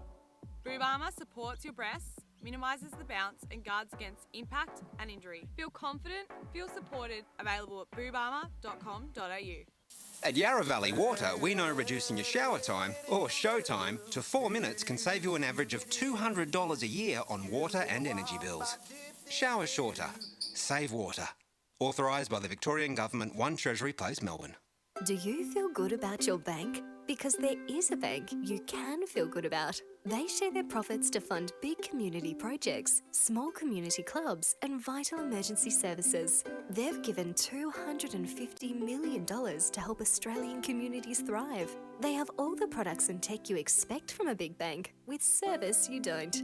It's Bendigo Bank. Feel good about who you bank with. Try Bendigo. Search bendigobank.com.au or search Bendigo Bank near me. How would you like to be celebrated? I think I'd like to be celebrated with lots of music, dancing, a bit of a party. I'd like to be celebrated at the pub with a few frothies. Maybe some colourful balloons, my favourite flowers. How about some glitter? I'd like to be celebrated in space. Outdoors, having all my family and friends together. At Tobin Brothers Funerals, they know that every life is unique and they think that every celebration should be too. Find out more at tobinbrothers.com.au. Tobin Brothers Funerals, celebrating lives. Sprained your ankle, bursting through the banner? For bumps, breaks or bleeds, be seen sooner, close to home at Knox Private 24/7 Emergency Department. You'll generally experience shorter wait times. Knox Private 24/7 Emergency, 262 Mountain Highway, Wanturna. Running and jumping can be really painful for girls, especially in contact sport. Boob Armour supports your breasts, minimises the bounce and guards against impact and injury. Feel confident, feel supported, available at boobarmour.com.au. EFL Saturday Game Day continues. Let's head back and go local for your footy. And welcome back to EFNL Game Day. Half-time here, Croydon 5-2-32, tied up with Montrose 4-8-32. We're shortly away from the start of proceedings. Let's quickly go to Matt Foddy in the Score Centre. So a big round of EFNL action, obviously, this week with permutations at both the bottom and top end of each ladder. So let's start in Premier Division. Baldwin lead Vermont by 2 points. We haven't got a North Ringwood score, so at the moment, assuming that game hasn't got underway, Baldwin are second on the ladder. South Croydon lead Doncaster 40-18. Blackburn safe in 6th at the moment, lead Park Orchards 31-12, but they need to stay on top of things because Norwood lead Doncaster East by 6 points, 36-30, and Rowville at the moment are clear on top of the ladder again, lead Berwick by 2 points, 28-26. Obviously, this game we're at here, scores are level at 32 apiece. Boundary. But around the ground, sorry, Best, I've got to get these scores done. Around the grounds, East Ringwood lead Bayswater 52-4. Beaconsfield lead Lewdale 46-2. Mitcham lead Upper Gully 51-3. And Mooroolbark, importantly, lead Wanturna South 66-55. We'll go to Besto now, if he's got someone. Yeah, sorry, my headphones just cut out, boys. I got Gary Ayres on the Montrose bench. Gary, you had a great first half, a really interesting first half, nice and tight. But what have you got to do in the second half? Yeah, I think we've actually let them score some pretty easy goals from probably our turnovers and what our forward line hasn't been able to do as far as lock it in. And then, of course, it's gone coast to coast a few times. So they've got to be patient. I think that's obviously something that we try and do in every game, that when the heat of the game and that moment, or that 5 or 10 minute spell, if we're actually able to absorb that pressure, then of course we can then hopefully, when the game opens up a little bit, we can get our game going. But it's a pretty tight game. Croydon's playing pretty well and both sides have brought a lot of heat. And just a quick word on Ben Johnson. I understand he's out of the game. It looks like it, yeah. So got to cut you off there. Sorry. I'm not sure exactly. Anyway, ball is in the line now for Croydon now. Eventually now, good. Yeah, and a high tackle there for Croydon. Goes quickly to Matt Frady in the Score Centre. Yeah, so that the big important game in Division 3 at the moment. Scores be 5-5, lead Fair Park 5-2. So the Magpies are live at the moment by half a kick. Anyway, mark is taken by Croydon now. It's on the angle there. Croydon kick it inside, deep inside the 450, he will fly, and eventually the ball will go out of bounds, and it'll be a throw in, deep inside Croydon's 450. So we got a boundary throw in. So Clark had the front spot on that centering kick. Then comes the boundary throw. Haining going to have to wear the bulk of the rucking duties. Now be Riley Britton. It's broke beautifully right off the boot. McKenzie's put it through right off the draw. And the Blues are on the board less than a minute into this third and final term. Matt McKenzie makes the score 6-2-38. Montrose 4-8-32. We played a minute and 20 seconds in this second term on the Bendigo Bank scoreboard. Their coach Kill is just a crucial error. Can't have a midfielder just run into an open goal like that in a clearance in such a dangerous area of the ground. We're going to go score sound about for you. Yeah, so Division 2, South Belgrave 102-9 over Oakley. That's not the story. Tim Smith kicked 10 goals 5 to half-time.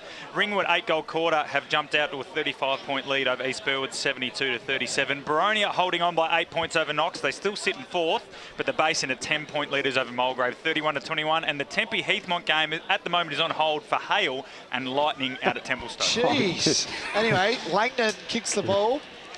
Onside, finds, I think that was Rickard again. Eventually now the ball gets knocked down about. Rickard eventually picks up the ball, handballs it off to Mentor Play kicks it, and it's going to get cut off there by Croydon. Now tries looking around, trying to get open, trying to find it. Eventually finds Dixon. Dixon takes a good mark. Dixon now plays on immediately, kicks it straight down, and that was Seister. Seister kicks the ball to Croydon now. They're trying to figure out, they're trying to locate now as they kick. That's a good kick to Carter. Carter now, he's looking around, trying to find open. Eventually, he gets turned back. You get turned back here by the umpire. So Carter now kicks it short. Croydon liking the short ball movement at the moment. Kicks it off to McKenzie. McKenzie now kicks again short to good mark there, taken there by, again, it was Lynch. Lynch kicks the ball. Good centering ball. Great mark taken. Clark. Great mark there by Clark. Kicked full last week. Really good there by Clark against Garfade, which is really nice to clump that against Garfade, who's a very good defender. Just giving them another option up forward too, which is really key for them. Really controlled passage of play going through forward 50 there. They really had to wait and be patient, but it looks like it's paid dividends so far. So Clark now, it's about approaching the 50 arc, you would expect. So Clark now lines up, lean angle, kick is looking right, and it looks like it's going to go out of bounds on the full. It does. So it'll be a Croydon ball, Montrose ball for that. So yeah, disappointing kick there from Clark. He's had a pretty good game nonetheless. And Montrose will bring the footy back in, or will they? Oh, that was dangerous. Fens up there in the hands of Tennant, and a beautiful kick out towards centre ring. A torpedo of sorts, but Schilling sitting. He's gone the long sleeves now here for quarter number 3. Short kick onto Watson, just the required distance in front of Smith. And the two number 12s face off. Watson plays on, puts it onto the right boot in towards the Davis direction, but having the front spot, well, Hug ended up with the footy nonetheless. His hand pass is chopped off. Here's Taj Heap. He's in there with Rickard. Rickard hugs the boundary line, kicks it straight into Luke Sparks, maybe out on the full. It is, yeah. It came off the leg there. And Rickard's going to get a free kick right on the boundary line. And players flood the goal square as Mortimer keeping watch over his man. Rickard, well, sprayed that kick, and that's a pretty shocking kick in the end. Well done, taken over the top. Hand pass intended there for Barrett. Ends up on the deck of the edge of the centre square. Good tackle, and we'll have a ball up as that was Kerno on the bottom of things there. 5 minutes played here in this third term. 6-2-38. Croydon with this one straight lead over Montrose, 4-8-32. Haining to do the rucking. Barrett applies the tackle, and we'll have yet another ball up.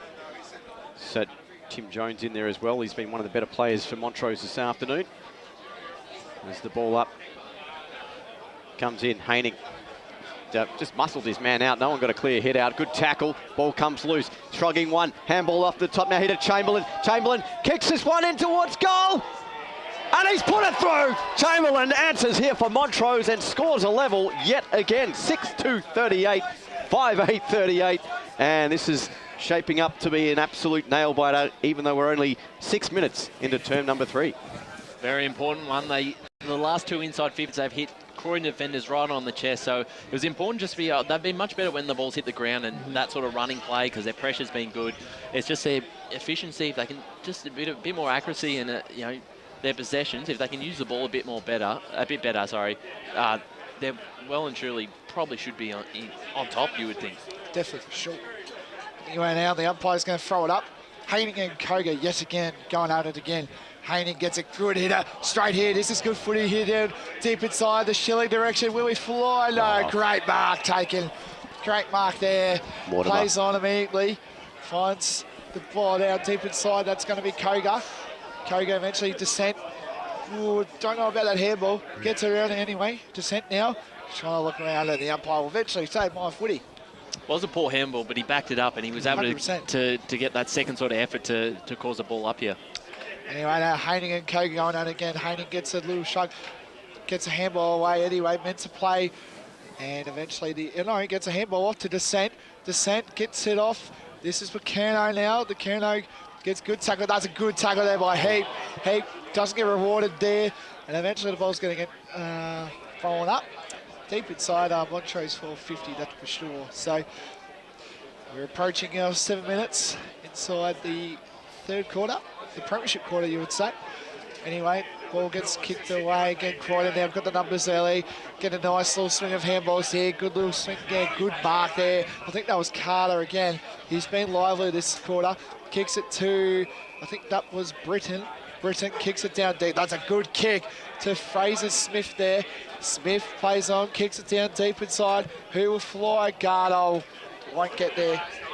And eventually the ball will go out of bounds. And it'll be Croydon's 458. Really good awareness there from Fraser Smith to run down the opposite wing, realised there was an opening coming down the other side, and that's allowed Croydon to go inside 450. Well, with Johnson out of the game at the moment, Haining got his work cut out for him in terms of the rucking duties, but he's winning it. Double fist that one. Looking for it now here at Croydon. Couldn't win it there, could Lynch. He's pretty solidly wrapped up and will have yet another ball up. So that could be where the game might be won and lost in the ruck. But I said Haining's bested most of his opponents. He's got Koga this one, and Koga wins that tap regardless. Here's the hit out, good tackle applied. Going searching for the footy there was Hotka. Still a loose football, and the umpire says back to me, and we'll have another ball up. So 6-2-38, 5-8-38 scores level out here at Croydon. 8.5 minutes played on the Bendigo Bank squad, third term. Here's the tap. As the hand pass comes over the top, Vicker really shakes one, manages to get a kick away, but it's all Montrose underneath the footy.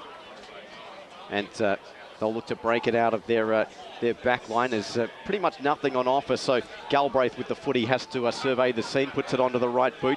Contest out on the back line and pretty strong jukes at the back there as Croydon get the ball back and they spear it in quickly. And, well, that was a pretty sloppy piece of play, I think, there from Montrose. They turned it over and Andrew Carter has just got it outside the edge of the circle. It looks like he's just going to pump it in. He might back himself. There isn't much of a breeze at the moment to speak of. It's died down from the second term, but looks like he's just going to back himself and go long regardless. There's also an injury news as well. I think that's Bannon Leach has gone down. Looks like an angle. If we could get the boundary reporters to give us a little bit more insight to the injury, they reckon. Well, here's the kick to the top of the goal square. Players fly. Britton at the back, couldn't drag it in. Haining's in there as well. Rushed through by Hams for the minor score. And Croydon just inch in front, 6-3-39. Montrose 5-8-38. We played 9.5 here on the Bendigo Bank scoreboard. Boundary. Let's go boundary side. Let's go boundary. I'm not a doctor, boys, but Baton Leach is in a fair bit of trouble. He's come off, he can't put any weight on that ankle, and he looks to be in a fair bit of strife. So we'll keep an eye on that, and we'll get back to you. As we go to the score centre with Matt Frazier. Yeah, it looks like despite Forest Hill's impressive first half, where they lead 101-2 over Nuttawading, Kilsyth will be making Division 4 finals. They are 48-point leaders over Croydon North, 72-24. Anyway, now thanks for that, Matt. Kicks it down deep to the Shilling direction again. It's been lively. Gets a guard hold to Tennant. Tennant to wide.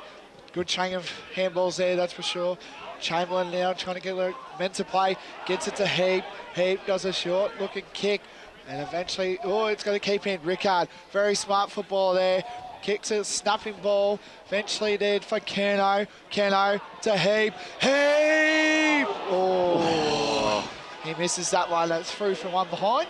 And that moves the score or piece yet again. 5-9-39 to Croydon. 6-3-39. And we're going to go score sound with Matt Frodier. Update from Mooroolbark and Wanturna South. Mooroolbark 11-6-72, Wanturna South 10-9-69. So as it sits, Montrose are in 4th spot on 38 points. Sorry, we've just had an update. Wanturna South have hit the front. So as it stands, Wanturna South in 4th on 40, Montrose and Croydon 5th and 6th. But obviously at this stage, if Wanty South win, the loser is out here. Well, tense scenes out there and here at the moment. So here's Ficarilli's kick out towards the wing area. Target there was Dodd. Couldn't drag it in. Might take it on the bounce. Couldn't do so. Good hands there from Thompson. Got it back. Croydon going backwards to go forwards. Britton had the back spot. He couldn't take the mark either, but got it off the deck. Solar dummy. Goes again, looking in short there. Target there is Lynch, and it's on now here for the Blues. Lynch through centre. Puts it out, but it's 2v1. Clark the target, and he's not going to win out. A good job there from Garthwaite to win that battle. It was all Montrose at the back, and he swings this one out now looking for Gardol. And they'll just slow the play down here, will Montrose. They're down to 2 on the bench, so that might prove a factor as the game goes on. Jones, been one of Montrose's better players this afternoon. He runs off, puts a short stabbing pass out wide. And this is Potter. Potter now. Hand pass. Finds a teammate there in Hams. Has to be quick. Goes back to Potter. Loose 40. Goes to Jones. Did well to take that one and get a hand pass out. Montrose there under pressure here at the back. Tennant puts this onto the right in towards the half-forward line, but it's all Croydon. Good mark there to Fraser Smith, who's having a good game this afternoon across the half-back line here for the Blues, and he plays on quickly. Just an update quickly from that Division 3 relegation clash. Fair Park 5-4-34, Scoresby 5-6-36, 10 minutes gone, 3rd quarter. Thanks, Matty, and I'm keeping 1.5 eyes on that game as this one now turned to Bailey Hotka. Oh, shocking kick, but at least teammate has an opportunity to steady the ship in Seister. He puts it onto the left in towards the half-forward line. 1v1 contest. Clark got bested, and that will be out over the boundary line. Let's go to Paul Yukoni in the Stats Centre. In this 3rd quarter, Croydon have evened up the well, not for the whole game, but they're not making sure Montrose getting the easy inside 50s. It's 6 inside 50s apiece. Anyway, now ball was thrown in, but eventually the ball now is going to get blown up by the umpire. Just waiting for one side to see if they can sort of break it open with a couple back-to-back goals. It's sort of been goal for goal at the moment. Pretty much. Like a goal kickoff, really. Division 4, Sylvan 7-7-49, leads Zuri Park 5-8-38. Jeez, they've come back, Sylvan. Anyway, gets it off Langdon. Kicks a shot. Oh, sorry, Langdon there. Sorry about that one. Excuse me. Langdon kicks it down deep to Davis, but Davis will fly, gets the spoil there. Well done there. Eventually, Croydon again. Got the numbers early, hitting around. Eventually, now the ball is still moving around. Kicks the ball to Croydon. Good kick there, but eventually couldn't get there. Again, that was Bartlett. Bartlett does really well there. That was again by Christie there. And a great mark taken by Clark there. Well done, Jordan Lynch. Fair Park have kicked. He sprayed that. He made a meal of that. Joe, that was Clark. He made an absolute meal. Sorry about that, Blakey. Fair Park have kicked the goal. They're in front. 6-4-40 to 5-6-36. 15 minutes gone, 3rd quarter. That's out on the full as well. Found the full. So it's all happening down here. It's basically being kick to kick, but out of the full. Tim Smith has kicked his 12th goal as well. Jeez. Anyway, now Fricarelli. It looks like it's going to play on, but eventually kicks the ball to Britton, who's been everywhere. One arm descent there, one arm there, gets to Tennant. Tennant kicks the ball, and it's going to go out of bounds on the full. I'm sure I'll mention that to him up in the broadcast. Anyway, we're going to get to a Croydon kick. We're just going to wait for the ball. Eventually, and it gets thrown in. So lights are on here, I should also mention. Yes, the lights are on. Can you believe it? We've got a twilight game 2 weeks in a row. We're going to go Bedrew as well. Yeah, boys, bad news from the Montrose bench. Mitchell Batten-Leach is officially out of the game. Sorry, that's Brad. Brad Leach there. Handballs to descent to Bailey White. Bailey White. Good tackle there. Tennant gets the ball. Eventually to White again. White does the snapping kick to the Schilling direction. Finds Kerno. Kerno couldn't get there, but eventually finds Sister. Kicks it towards Croydon. Croydon got all the numbers. You would think here. Gets it off. Good pressure. The pressure's better. He's going to get sandwich, you would think here. Jones does a good tackle. That's a good tackle. And he'll get balled up. So, the pressure here from Montrose, despite being 2 down on the bench. We'll see what, as we said, the fitness levels and the rotations will be severely affected, but it still scores level regardless. As this one moved out, trying to get it out on the bottom, there is Watson there from Montrose. He's met pretty solidly by a pair of players, one of them being Dodd. The ball eventually comes out here to the Blues. Barrett now manages to get a left foot on Britton, pretty hardly marked there. Loose football, comes out back now here to Dodd. He goes by hand and the Blues are away in towards the forward line. It's going to fall in front of Clark. We've got a foot race in front. Clark there versus Gardle. Clark gets a hand pass out. Here's Broussard. Broussard thought about the kick, goes backwards to go forward, and that's intelligent footy. Thompson not paid the mark, or will he be? Yes, he is. I don't think he had the right foot there. I don't think he had that. Just a quick update from that Hale delayed game out at Templestowe. Tempe 39, lead Heathmont 12. So if there is a slip up at either Knox and Baroni or the Basin and Mulgrave, Templestowe are in prime position. I'm claiming the Templestowe supporters are just throwing ice onto the ground. It's not actually hail, but anyway, that's just anyway, in the context of this thing, Aidan Thompson is going to line up and put this one onto the right boot. And in goes. Has it got the length? Is it going to go over the top? It's just touched on the line. Garthwaite got the fist on it, and just 1 point the lead. 6-4-40 Croydon. Montrose 5-9-39 as we played 17 minutes on the Bendigo Bank scoreboard. Anyway, now I think this is Langton, pretty sure, with the ball in hand. Just gonna, sorry, not Langton, sorry, my bad. I think that was Tennant who had the ball there. Oh, you should have known. Oh, well, we're going to be replaying that, are Anyway, now Watson is lurking around, but apparently Emberson gets the ball there, kicks it down to the broadcast wing here. Eventually finds great mark taken there by Sparks. Can he make it in? But eventually doesn't. The kick is done beautifully down there, deep inside. Garthwaite flies. Good mark there eventually. Crowd is getting up and about early, as we'd like to see. Gets it around good, tackle hard. Ball is still out. There should be a goal here. He does. Kicks the goal. Great goal there by Croydon. And that was Carter. He's been everywhere this quarter. He definitely has, and that is through for a goal, and that moves the score to Croydon back in the lead now. They lead 45-39 on the Bendigo Bank scoreboard. Got to give credit to Ficcarelli in the middle there. They almost turned it over in the most dangerous spot in the middle of the ground, but he had a lot of class to be able to recover the ball and kick it inside 50 and give him a chance. And we're going to go to the score set with Matt Frodier. Yeah, just an update. We've finally got a Noel Park score. They are leading 72-21 over North Ringwood. So they are in second spot on the ladder. Thanks, Matty. Still plenty of theatre to come as we are approaching time on out here at Croydon. Dodd now couldn't win that rucking contest. In looking for it was Langdon. The ball still on the edge of the centre square. That's good hands there as Galbraith's kick up and towards half forward. Smith coming over atop to affect the spoil. Davis has the front spot. Doing the roving there as Ficcarelli been all over the ground this afternoon. Almost got pushed in the back. Chamberlain, yeah, that was a pretty clear push there. May have sold it a little bit, but Ficcarelli wins the free kick and just wants to slow the play down across the back as we're approaching time on. 19 minutes played here in this third term. And Croydon with the momentum, you would argue, in the last 5 minutes or so. But a good intercept mark, almost taken. Dragged down here. Here's the hand pass out over the top. Looking there's McKenzie. He does the cleaning up. Goes backwards to go forwards. Ficcarelli puts it onto the right. Kick partially smothered. Might fall for Rickard. Will fall for White. Tries to get a hand pass in. Good tackle applied. Rickard goes by hand looking for a teammate. It's roved by Watson. Puts it onto the right boot. Plenty of plays in the goal square. Comes right back out. Taj Heap lays the tackle. Davis goes in there hard as well for Montrose. Keeps it in on the right side of the boundary line. Good play here from the forwards. Rickard puts it onto the right boot. In towards the top of the square. Punched out as Ficcarelli couldn't take it. And a frantic bit of play there from Montrose. They just failed to get a clean purchase on it. And, well, with time, approaching time on, but a seven-point lead now here of the Blues. They'd want a goal, at least in the next couple of minutes, Montrose, to just keep level, as we have talked about. It's been goal for goal, as Riley Britton comes off for his spell now. Clark back onto the ground. Blood rule, I think, for Britton. Yeah, get to see that under his left eye there. So he comes to, we'll go to Paul in a second as the boundary throw in comes now to do the rucking.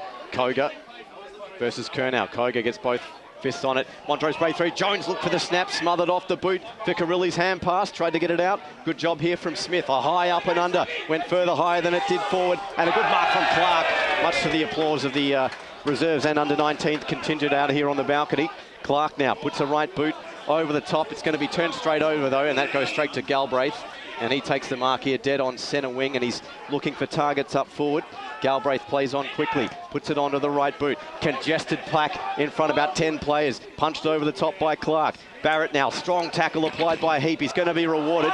That's a crucial free kick. Advantage played. Watson's kicking towards the top of the goal square. Strong jukes at the back there from Jimmy Smith, who's had an underrated game here this afternoon. And the Blues will slow things down. So we've got a bit of action behind play there, but play continues as the ball comes out to the far side of the wing. The Blues move it out by right. Target there is Dodd. Couldn't take the mark. Ball might stand and fall fortuitously for him. Swings around, puts it onto the right boot. Constantino the target. Couldn't take it with the right. Going in there is Chamberlain. A couple of players dive on the footy.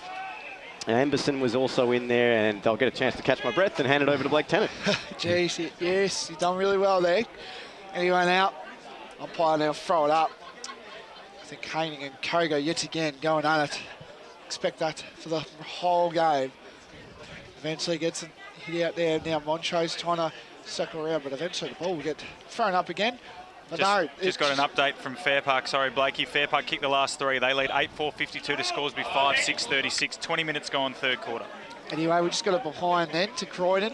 The Mainzer score to Croydon 7-5-47 to Montrose 5-9-39. Let's go to Paul, the stats center.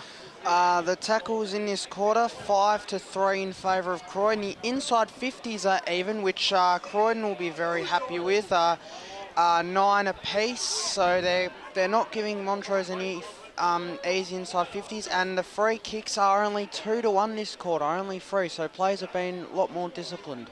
Anyway, now play is still in attack here. Good kick there. That was good mark there. Well, Lynch has been good today, that's for sure. Kick to goal as well. Lynch now, sector around. They've got players all around down the other side of the ground. They do that. Good mark taken there. I think that was Smith, I'm pretty sure. Yep. Smith, yep. Smith now plays on immediately. Kicks down deep inside Croydon's full 50 line. Garthwaite flies. And I think that's a mark. No, it's not. No. Eventually he gets it off. And I think that's a goal. That was Dixon. Oh no, it was touch. It was touch. Hold your phones there, it was touch. And 2 players are down for Montrose. I think that's Garthwaite and Galbraith. 2 Gs there. Just got an update for you, Blake. Fair Park kicked another one. They're 22 points up over Scoresby, so they're cruising to safety. And then just at the moment, the live ladder, Wantirna South are in front of Mooroolbark. So at the moment, Montrose are 6th. They're on 36 that's points. That's a shocking kick, sorry, Matt. That's all right, mate, understandably. And Wantirna South at the moment in 4th at 3-point leaders over Mooroolbark. Great kick there. Brought back. Umpire says you go over. What? Jeez, that's a bit of a... It's happened a couple of times that I'm confused by that. I would have thought if you're off your mark, it's play on. It's not really something you bring back for. But Mooroolbark have kicked a goal. Montrose back into the 5. So Lynch now can go back. You would say in front, but not really on an angle. A little bit of an angle. So Lynch now kicked a goal today already. Can he make it 2? Immediately. There's a little, taking his time early, kind of like the Ben Brown run up, you would say. Plays on, kicks it, gone, kick is on its way.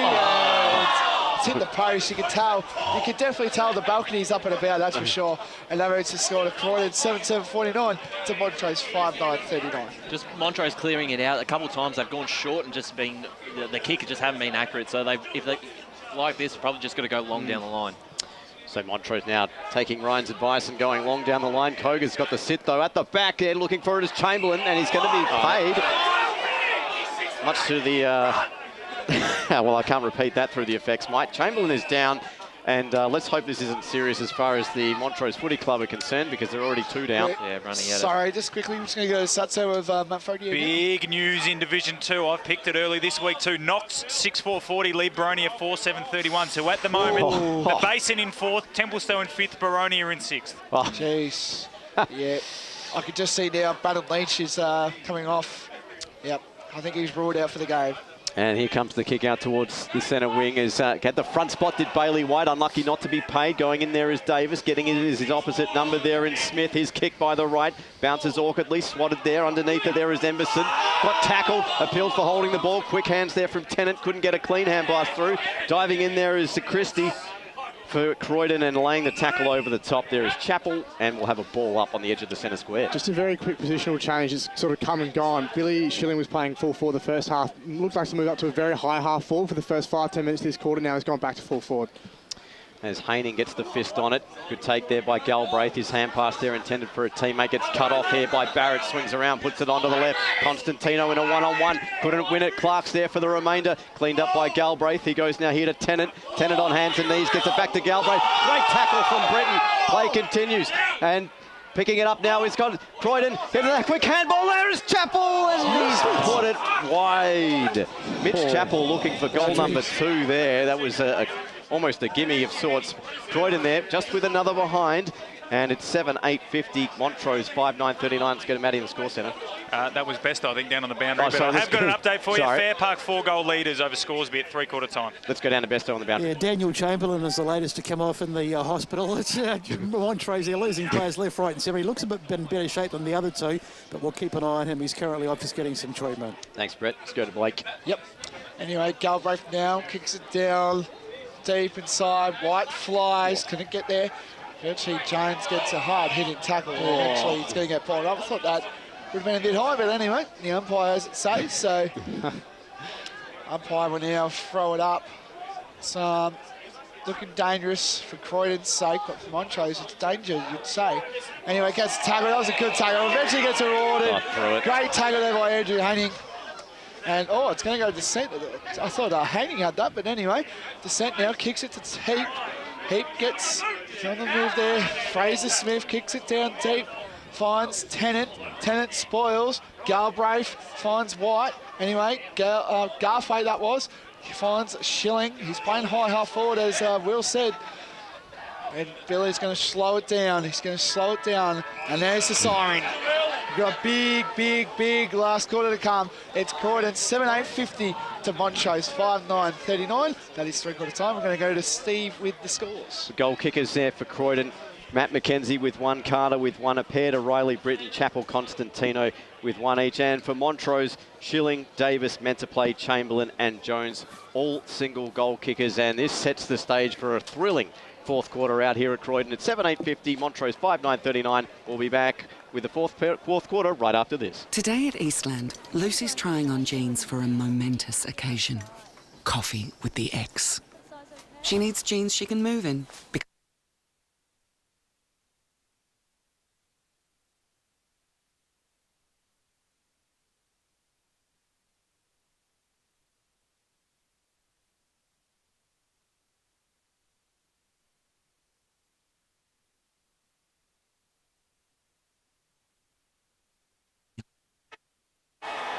Sprained your ankle, bursting through the banner? Broke a finger, high-fiving the ruckman? Or did you run into the goal post again? For bumps, breaks or bleeds, be seen sooner, close to home at Knox Private 24/7 Emergency Department. The preferred provider of emergency care to the Eastern Football Netball League, you'll generally experience shorter wait times. You don't need private health, but there is an out-of-pocket fee. Be seen sooner, close to home at Knox Private 24/7 Emergency Department, 262 Mountain Highway, Wanturna. At Yarra Valley Water, we know reducing your shower time or show time to 4 minutes can save you an average of $200 a year on water and energy bills. Shower shorter. Save water. Authorised by the Victorian Government, 1 Treasury Place, Melbourne. Running and jumping can be really painful for girls, especially in contact sport. Boob Armour supports your breasts, minimises the bounce and guards against impact and injury. Feel confident, feel supported, available at boobarmour.com.au. Do you feel good about your bank? Because there is a bank you can feel good about. They share their profits to fund big community projects, small community clubs and vital emergency services. They've given $250 million to help Australian communities thrive. They have all the products and tech you expect from a big bank, with service you don't. It's Bendigo Bank. Feel good about who you bank with. Try Bendigo. Search bendigobank.com.au or search Bendigo Bank near me.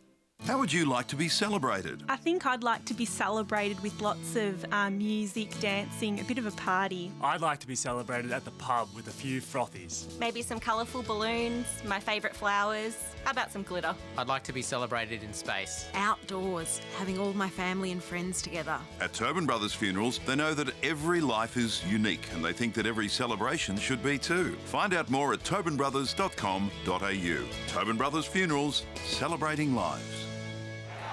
Sprained your ankle bursting through the banner? For bumps, breaks or bleeds, be seen sooner, close to home, at Knox Private 24/7 Emergency Department. You'll generally experience shorter wait times. Knox Private 24/7 Emergency, 262 Mountain Highway, Wanturna. At Yarra Valley Water, we know reducing your shower time, or show time, to 4 minutes can save you an average of $200 a year on water and energy bills. Shower shorter. Save water. Authorised by the Victorian Government, 1 Treasury Place, Melbourne. EFL Saturday Game Day continues. Let's head back and go local for your footy.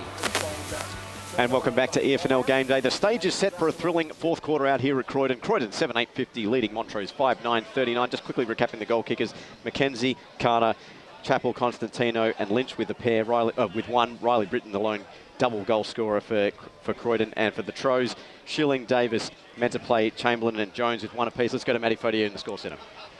I'm just going to go with live ladders now, guys, because there's just too many scores to get through that are important. So at the moment, South Croydon to move into fourth, so again, not really much relevance. Noble Park holding on by percentage over Baldwin, but Baldwin lead Vermont by just a point. So Vermont's finals chances, if they win, will remain up. But Blackburn at the moment are in sixth, half a game out ahead of Norwood. In this division at the moment, if scores stay the same, Croydon will finish in fourth, Montrose in fifth, Wani South in sixth, but Wani South are just half a goal behind Mooroolbark, and if they do win, the loser of this game is out. In Division 2, Knox have kicked 3 goals ahead of Bronia. So at the moment, assuming the Basin still lead Mulgrave, fourth is Templestowe. The Basin in fourth, Templestowe in fifth, because they lead Heathmont by 4 goals, and Bronia in sixth. So the Hawks need to pull something out of the fire to get back in there. And then Division 3 at the moment, Fair Park, it's a straight equation down there between them and Scoresby. Winner stays up, loser goes down. Fair Park lead at three-quarter time by 4 goals. And in Division 4, it looks like Kilsyth are safe. They lead at the moment by 35 points over Croydon North, which means Forest Hill will just have to hope they trip up in the last term. Some tasty score lines. We will keep you updated on all of them across the league as we proceed into quarter number 4 here. Gentlemen, your quick thoughts before we go boundary side? I think this first goal is really crucial. If Croydon get it, and with Montrose 2 down on the bench, they've seemed to have a bit of a run. They've got the belief now, so it's a very important 5 minutes for Montrose, just to be able to hit the scoreboard. I mean, they've been able to get it down there, just need to hit the scoreboard more, they will. Yeah, absolutely. As you said, Croydon have been very, very effective going inside forward 50. Montrose, around the ground work's been really good, but just haven't been able to hit the scoreboard. As many scoring shots. Going to be a close one, tipping Montrose just. Let's cross boundary side to Brett Beston. Oh, we're sorry, Brett, we don't have the mic. I don't think we can hear you at the moment, sorry. Oh, we can now. Sorry, go ahead. You can hear me now? Yeah, go ahead. Brilliant. I'll just get a quick word with Gary. I've just gotten rid of him, so I'll just get him back. Just give me a sec, boys. Sorry, Gary, we've got you back. Three-quarter time message. You're well and truly in this game. What was the big call? Yeah, it's just about keep working on the process, and I thought they probably got a bit of domination off half-back, and of course then that creates very quick entries inside their forward half. I thought we probably didn't have the contest or actually even be able to really win the contest, to be honest, but you know, again, the break at three-quarter time probably came at a good time. They've missed a few, so have we, and now of course it's wide open, so we've just got to trust our method. And a couple down as well. Oh yeah, but that happens in footy. Good luck. Anyway, thanks for that. Gary Ayres, the Montrose coach there, saying a few words after his big three-quarter time presser. So an interesting fact as well, boys. Montrose, apparently by Gary, said that they are the best fourth quarter side, so we're expecting a huge game. Here we go. Umpire throws it up. Haining and Carriger, 2 heavyweights going at it. Descent now gets the ball, and eventually the umpire will throw it up inside the circle. Throws it up now. Haining and Carriger going at it again. One more time. Eventually now ball gets thrown out the window there. Kicks the kick off there by, I think that was Mackenzie there again, and eventually Mark taken there. I think that was Potter. Potter. Yeah, Potter. Potter kicks the ball to Descent again. He's been everywhere, you would say. Definitely on track for workman of the day. Kicks the ball, handballs. Eventually finds Langdon. Langdon now circling around. Eventually now kicks the ball deep inside to the Schilling direction. Couldn't get there eventually now. This is deep inside. You'd say Montrose 450 yard. Ball is still out, and eventually the ball gets dropped, and the umpire will throw it. Oh no, the ball's still circling around. Still going around eventually now. Eventually, the umpire's going to throw it up. That took its time, that's for sure, for that one. And we're going to go boundary side. Yeah, just from the Croydon Hunter boys, the key message again was just pressure, pressure, pressure, pressure. And they want to look for an overlap run and be creative in their play. Anyway, now deep inside Montrose 450 line. And again, there should be another stoppage, and there will be. Blake, you're the Montrose man. What's your take on this last quarter? What do you think they need to do to get themselves over the line? Well, like, we saw that in the third quarter that Croydon had the ball on their 450, and then they put the scores on. So if they can lock down their 450, they try to get more scores going. First goal to Wanturna South, so that means Wanturna South at the moment 82, Mooroolbark 79, Montrose down into 6th. Anyway, now Tennant gets the handball, eventually finds Croydon, teammate, and then finds it. That's a shocking kick, finds White. White does a short kick to Heat, but eventually Mark, the general of Croydon, Fraser Smith, takes a kick and finds another player. I think that's McKenzie down the back there. McKenzie kicks it down to Britton. Britton's been everywhere. Britton now plays on immediately. He's got numbers down the ball. He wants some. And eventually it's going to be Gardo, and Constantino takes the mark. And great mark there taken. Well done there by Britton as well. And the general as well, Fraser Smith. He's been really well this whole game. A complete difference there. Montrose went inside 50, hit up a Croydon player there. Well, Croydon were able to link up and able to find Constantino. And this is important. This could be, I know it's only 11 points at the moment, but just by the way the game's going, it's a real big crucial kick for Croydon. Anyway, now Constantino, common medalist from last year. He was the leading goal kicker in 2021. Comes in. It's good. Comes in, little shuttle kicks. It's on the way, but it looks terrible there. Oh, could have marked there by taking, and eventually the ball will be through for a behind. And that moves the score to Croydon 7-9-51 to Montrose 5-9-39 on the Bendigo Bank scoreboard. We've just hit 3 minutes. So Montrose to bring the footy back in. Time might be their enemy too, so they're going to have to move quickly. 2 kicks in it with 3 minutes in, hence they move the footy out. Now here's the kick up towards the centre square, Schilling the target, 1v1, might have been pushed out, but he rags to drag it back in, muscled out Mortimer regardless. Schilling now puts it onto the right boot, players streaming forward. Davis is under it there, 2v2, couldn't take the mark. Roving at the bottom there, Croydon have numbers. They put it onto the right up towards centre wing, sitting underneath it. Now here's Carter, great mark to take that as he was being pressured there by Jones, just inside the line. And he goes and surveys his options upfield. Has to play quickly. Puts it onto the right as he was dragged down. For 2v2, Clark couldn't drag the footy down. Tap forward. Taken there to the ground. There was Emberson. And that will be a ball up just inside the line. And we'll get a better breather. Steve, I don't know if this is an error, but Knox are piling on the goals. Knox 10-4-64, Boronia 5-7-37. So as it stands, Boronia out of the finals, Templestowe in the finals. The plot thickens, then we're going to get to full time and realise it was the score error. Well, that's what I'm adding that caveat. Okay, fair enough. Fair enough. Add the asterisk. We've got an out card. Here we go. Koga taps this one down. Intended target there was Carter. Oh, that might have been off his feet just inside the boundary line, and will be a boundary throw in. Half forward here for Croydon. Tim Smith watches well. Last count was 13 goals. Halfway through the third quarter, so no doubt it's more than that. Haining takes the front spot, gets the hand pass out now here to meant to play. Gets almost a high tackle of sorts, so coming into the back now, Croydon pump it in, Chappell's kick, looking there for Britton, and a good mark going back with the flight there is Bo Tennant. Puts it onto the right boot, finds Hams, he hand passes this one over the top, and a link-up play now here for Montrose through the centre. Kick in towards half-forward line, and well, the mark was then paid to Bailey White, and is it going to be a 25? No. So Bailey White got to move quickly as players stream forward for Montrose. Schilling calling for it. He goes in towards the Schilling direction. Great read there from the Croydon defence from Smith, affecting the spoil. Loose football. Getting a hand pass out now. Back to White. Puts it onto the left. Swings it back in towards the goal, and it's just a minor score. And Montrose Opportunity missed, but it's a vital point nonetheless. It's 11 points the margin now. Croydon 7-9-51. Montrose 5-10-40. Let's go to Matic Fodio. Stephen, I've got an update on that Fair Park game. Scoresby get the first of the last quarter. 5 minutes in, Scoresby 6-6-42. Fair Park 9-4-58 in that relegation playoff. And it is confirmed, we've got confirmation that Knox score is correct. So at the moment, it looks like it's a very long way off Baronia making the finals. An incredible drop-off, been in the top 5 all season. Anyway, Hands takes a ripping mark there. Heaves now plays on, kicks it, great kick. Good spot up. Great kick. Great vision there, wasn't it? That was just great vision.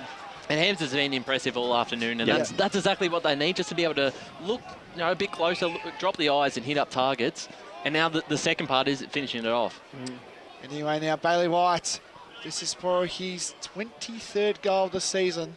Of course, moving into the wing this year for Montrose, been one of the changes that Gary Ayres has moved his magnets around. Bailey White now, about to kick, is about 35, you would say, directly in front almost. White now can go back, and he can go, and he can kick the goal! And that moves the margin to 5 points now. Croydon 7-9-51 to Montrose 6-10-46. Bailey White, you star, and we're going to go to Matt Fodia. Well, Montrose definitely need to win this one. Wanturna South have kicked another goal, so they lead Mooroolbark by 9 points. Wanturna South now into 4th spot, Croydon in 5th, and Montrose in 6th. But obviously, another goal here, Blakey, and you'll be back up into 4th. Yes. Do we have an East Ringwood score?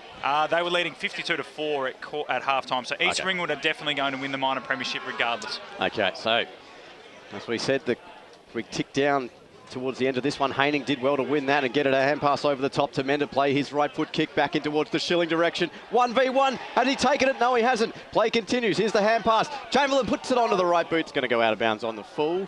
And that was almost 2 off the draw there for Montrose. They have the momentum. Steve, you mentioned Mender play off air at 3/4 time. He's been very impressive, and just then the centre clearance, exactly what they needed. Absolutely. Very nearly got the major off straight out of the restart, since we got waiting for the footy to come back. Yes, we are. The plague of suburban football across the country. Anyway, Croydon to bring the football back in. Short passes on. Well, that's almost a dangerous one, but a steady pair of hands there from Seister against his opposite number there in Rickard. As streaming forward there is Lynch calling for the footy. Elects to go in short to Barrett. Croydon content to slow the play down. Only 5 points the margin. Here's a short pass on as well. Oh, that went through the hands of Christie. Well done there by Galbraith to read that. He gets a right foot kick in towards Schilling. Collides into his man. Play continues. We're trying to rove the footy now here at Montrose. Rickard takes the hand pass. Puts it up around the body. It's a high up and under. Plenty of plays on top of the goal square. What a mark!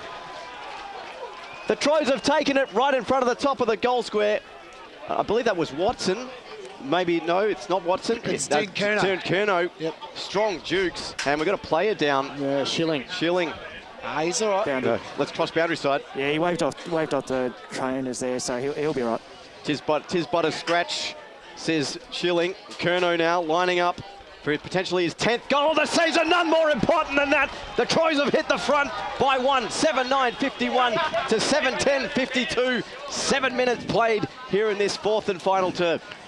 Giving a light applause there, Blake, on the piece of paper, getting nervous, mate. Got a real gutsy effort in this 4th quarter to come back. With 2 on the bench, maybe 3 could be out for the rest of the game. It's really impressive. They fought hard, and now the momentum's with them. They've just got to keep going. You go, Blake. Yeah, I've said it all year. I said momentum is the number 1 key in footy right now. So massive ups to Montrose at the moment. Back to you. I was just going to say that the vision, and they've had a couple of kicks that have taken on the play a little bit more this last quarter, and it looks like it's reaping rewards. Taking the game on to paying off. Anyway, now this is a huge clearance, you would think, now between Haining and Koga. Haining now goes a good little front centre there to Watson. Maryland gets the ball out now.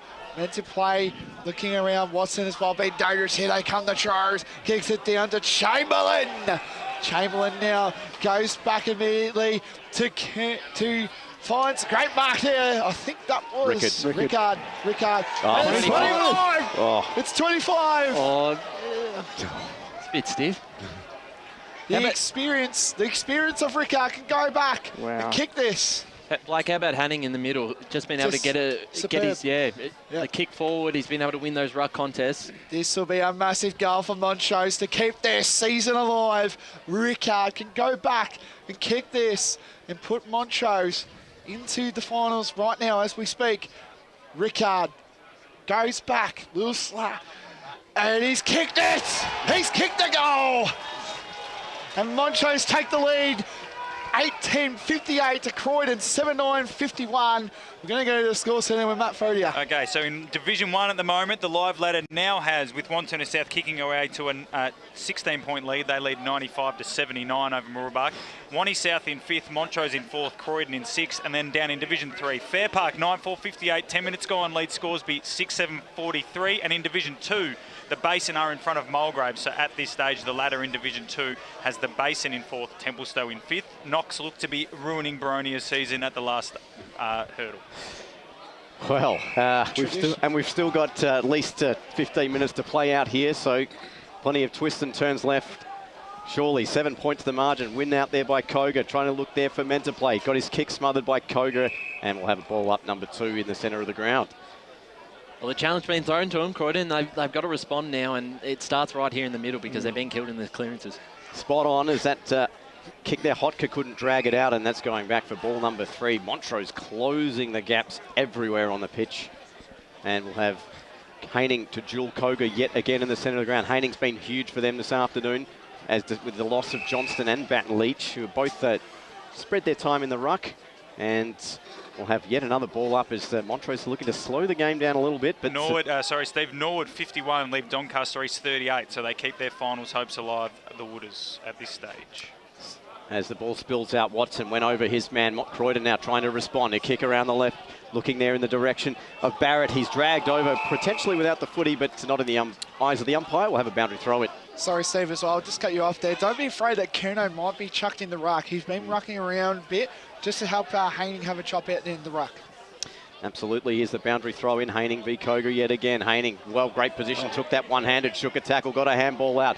Montrose trying to clear this one. High up and under. Ficker really got muscled out of the contest. Bursting through is his opposite number, White. Maybe got one in the back. And the umpire says, no, Steve, it'll be a ball up instead. And with 12 and a half played, it's now becoming a territorial battle here in the last 2 or 3 minutes. Haining puts the fist on. Hotka drags it in.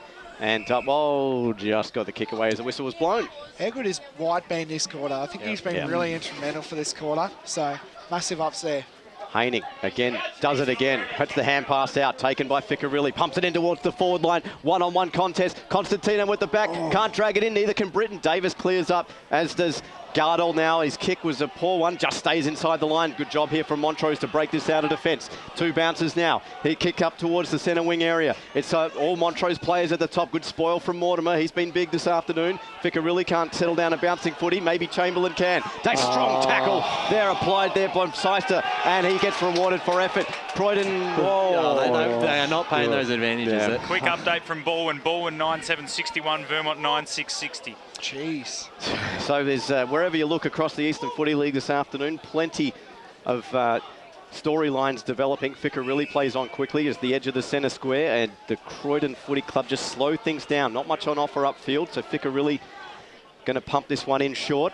Target there. Finds a teammate there in Billy Dixon. He's been pretty quiet by his standards, so it doesn't matter. Puts it onto the left boot, in towards the forward line. Constantino hounding at the back. Great mark from Dodd. Trent Dodd has taken a key mark here for Croydon, and he's going to go back and fancy himself, and this is going to be a big one. He needs to put this one to keep pace because the momentum has all been with the blue and red. There's definitely been a pattern when Croydon have slowed down the passage. We've said it time and time again. When they are slowing it down, going inside 50, that's where they seem to hit up their targets the best and have these set shots on goals that they should be converting. So Dodd, 9 on the year, hasn't got one this afternoon. He's looking to pull them within 1. Dodd onto the right boot. The kick looks very good. The Blues are back within 1. And, well, you couldn't ask for a more tense storyline out here. It's 8-9-57. They trail Montrose 8-10-58. Let's go to Matty Fodia. Yeah, so Division 4, Zuri Park, 3-quarter time, 81, leads Sylvan 52. And then at the moment, Kilsyth, they're in. They lead by 34 points with a fairly easy, cruisy last quarter ahead of them. So Kilsyth will make the finals. Division 3, 15 minutes gone in that last quarter, and Fair Park still lead by 15 points. So they look comfortable in Division 3, and Scoresby will go down to Division 4. Boronia have cut the lead to 22 points at Knox, but it looks like Knox have done enough, 71-49 to knock Boronia out of finals. And then in this division at the moment, with the scores the way they are, it is Montrose in the second block. There's a block here. Against Hanning. Yep. So Koga will now take the kick. This will be a big kick you expect. Koga kicks it down the line, finds Christie. Christie now plays on, kicks the ball deep inside the Britain direction, but well done by Hams. He's playing really well this quarter. He's had a great afternoon. Yep, he's definitely been on track for the workman of the day, as well as Descent and also Smith. Been smart with the ball in hand. He has. So Hams now kicks it to the Rickard direction. He's been superb too all day. Finds Jones. He tosses one and eventually will get thrown up. Good strong there, tackle there by Lynch. Really good tackle there. This game is going to be very good until the last minute, you would think. Haining and Koga, two heavyweights going on it. Meant to play, circling around, trying to get open, and eventually gets tackled. Credit to both sides. Although the skills probably haven't been, exceptional, the pressure and the tackling has been really good all afternoon from both sides. Yep. Another update from Fair Park Scoresby. Scoresby have kicked a goal, so it's back to 11 points. 20 minutes gone. Meant to play, kicks it down deep inside to the Schilling direction. Oh, couldn't mark there. Eventually does the ball. Good, strong tackle there by White, who's been superb this quarter, that's for sure. Kicked a goal this quarter, and he's been around the footy very much. And Schilling looks down, but doesn't really look good, but eventually gets back up. Chamberlain now slaking around. I thought that was a bit high there, but eventually doesn't get called. Then gets tackled there. He looks down and hurt. Davis now trying to get tackled. He gets his head almost taken off there. Heap now trying to get involved as well. The trainers. I was worried there. Another goal to Wanturna South. They lead by 21 points at the moment. So at this stage, the winner of this one is through. The loser cannot make it. There you go. Win or go home. Ken own the ruck. And that's a block. That is a block. Yep, 100%. That's a block. Also, a quick shout out to Wanty South. Rolling Murubak by 4 goals is a decent effort. Yep. Anyway, now kicks it down deep though. Oh, don't know about that one. Bit of GST on that one. Yeah, Broughton kicks the ball to Garthwaite. He's been superb all day. Eventually, and it goes out of bounds. And also Steve Cochran's last game, so he'll go out on a high. That's Not for anymore, sure. it isn't, mate. Yes. Last home and away game, my bad. Anyway, now umpire throws it in. Haining and Koga yet again. Meant to play, being everywhere. Hempels it off to Emberson. Eventually gets smothered. Oh, well done. Meant to play's going at it again. Heap now.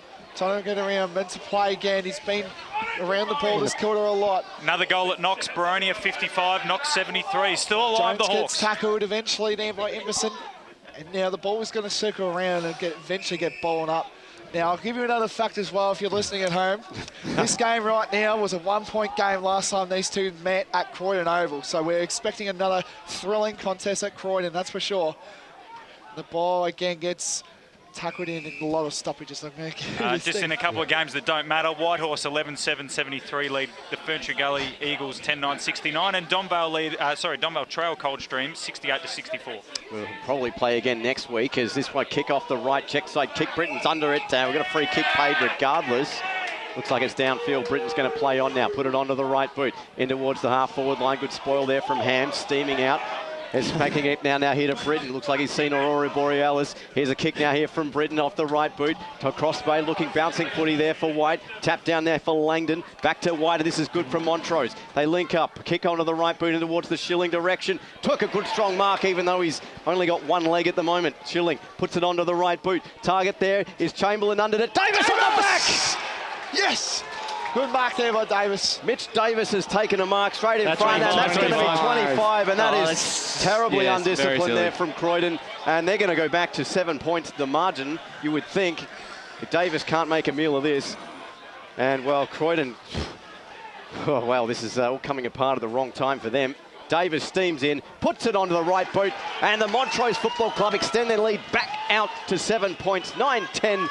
64, 8-9-57, and we're approaching time on here in the fourth quarter. That ball was going straight down to Mount Dandenong Road, that's for sure. Like, they've been paying those all day. Why would you just... it's just silly. Yeah, It's silly footy. Wanturna South margin back to 15 points, 21 minutes gone. Live ladder at the moment, Croydon in 6th. Have you got any mullet? How many is it kicked? 7 goals. 7 goals, yep. Smith? Smith, we got no updates from Smith. I'll message my source out at South Belgrade. Too easy. I like the Steamed Hand reference as well, Steve. Very good. That's all right. At this time of month and this time of year, localised directly at Croydon Football Club. Tim Smith update was 13 still. That was at 4 o'clock. Very good. So Jones now gets the ball down deep. Hands. He's been solid all day. I think he's locked up. Steve. I think he's locked up the workman of the day. It's an Albany expression, apparently. I'm going to roll with that. One of the best Simpsons scenes of all time. Very, very good. So the boundary umpire will throw it in. Hayning and Kogo going at it again. Eventually get the kick to Descent. Descent now finds a beautiful handball. Men's play couldn't reach that. Gets a soccer kick. Anyway, finds the ball early again. If the ball is going to record and get the numbers out early. Kicks it down deep to the Britta direction. Almost marks. Dropped it, played on, get the kick. Deep inside Croydon's 450 now. Gardold been solid all day on Cosentino. Finds it away. Garthwaite to Emberson. Emberson, hot with the footy, gets it off to White. He's been superb this quarter. Shrugs off one. Kicks it down deep to the Kerno direction. A great mark taken there by Croydon. That was Haig there. Kicks it off down deep. Finds Croydon now. Trying to look inside their 450. Finds to the Gardold, Cosentino direction. And it's going to go out of bounds. Oh, no. Yep, it will go out of bounds. Deep inside Croydon's 450. They need the next goal. And it's crucial as we approach time on as we speak with about 22 minutes approaching. Well, Fraser Smith solid across the back in that passage of play. Here's the throw in. Hayning over the top. Trying to take it off the draws. McKenzie can't move the football. Chappell's in there as well.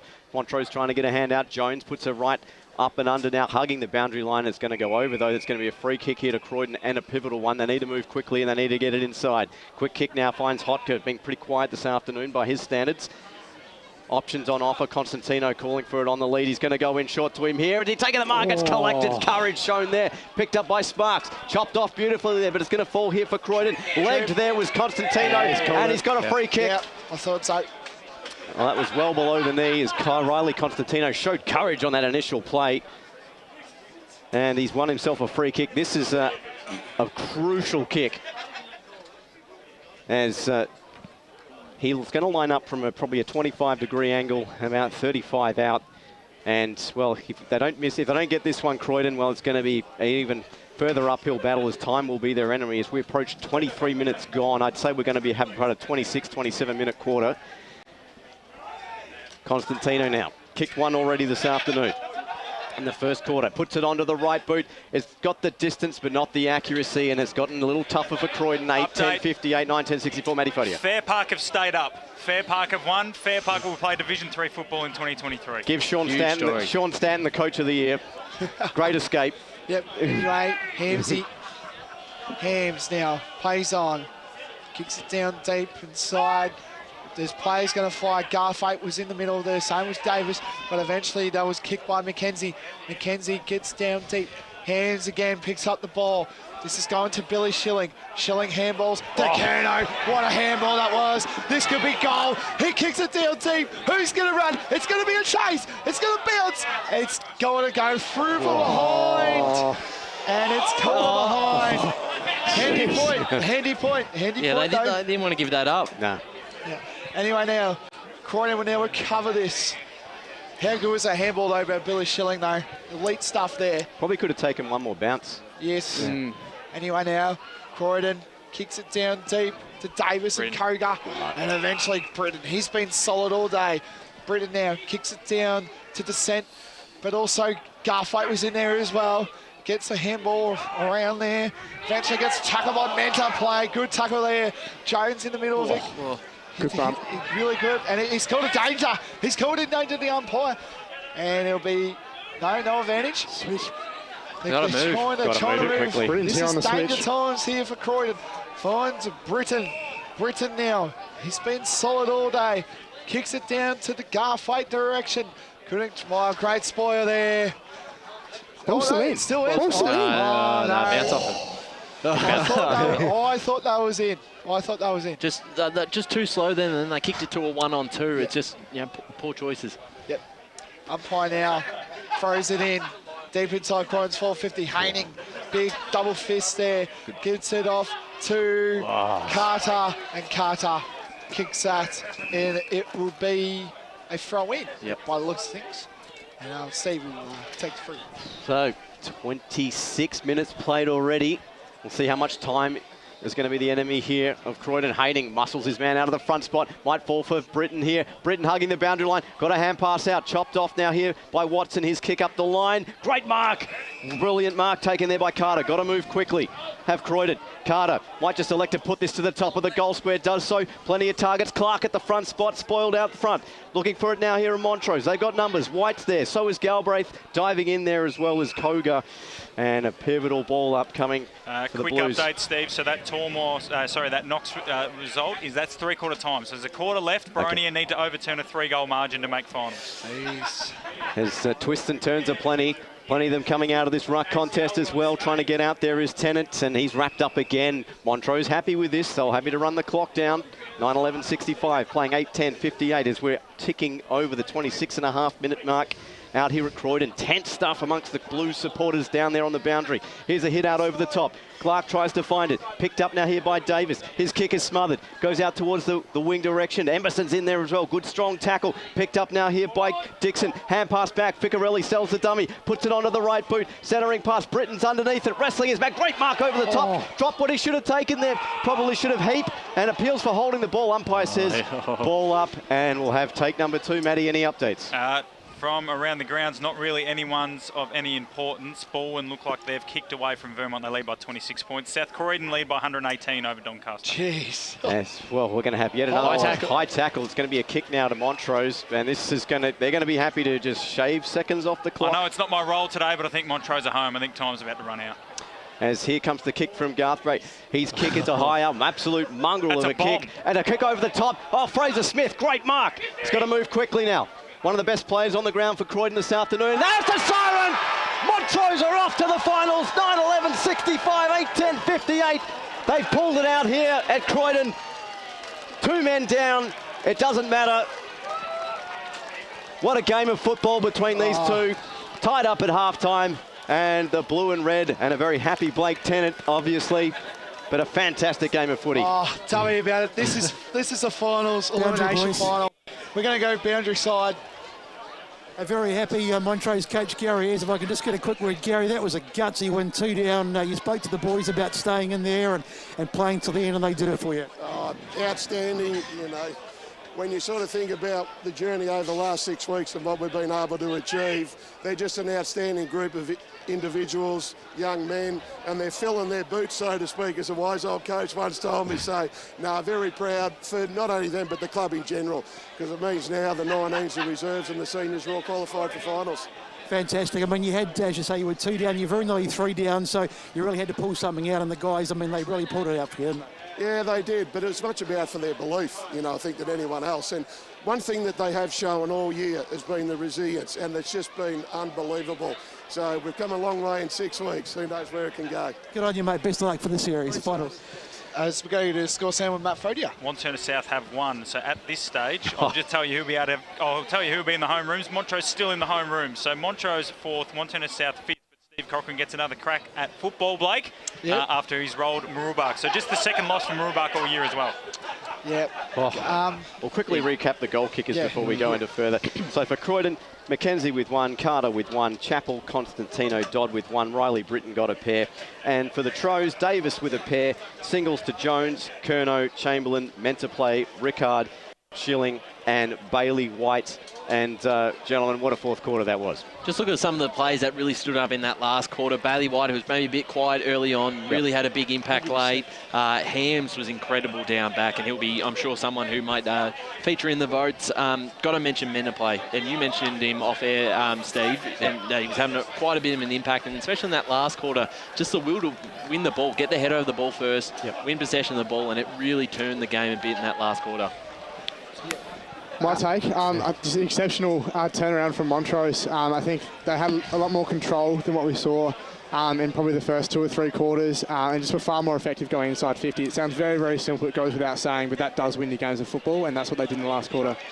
Do we go through votes or do you... We'll talk a bit more. We've got more scores coming in as well, but it looks like they're trying to grab one of the Montrose players, but we'll just look, as I said, you did mention, Ryan, I mean, Sam Rickard's goal there in that fourth goal, I think was a turning point for Montrose. That started that momentum.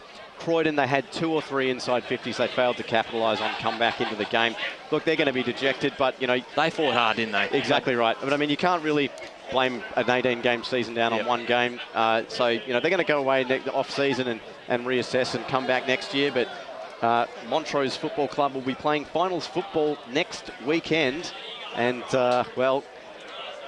The ultimate game of the round, it came down to the wire, but as Gary Ayres said, they had the belief in themselves, and it really was a belief thing. With 2 on the bench, and you just knew if you just had to kick that first one, you cut the margin to less than a goal. The whole momentum shift changed, and it really put them on, and it put Croydon under a lot of pressure. Who look that.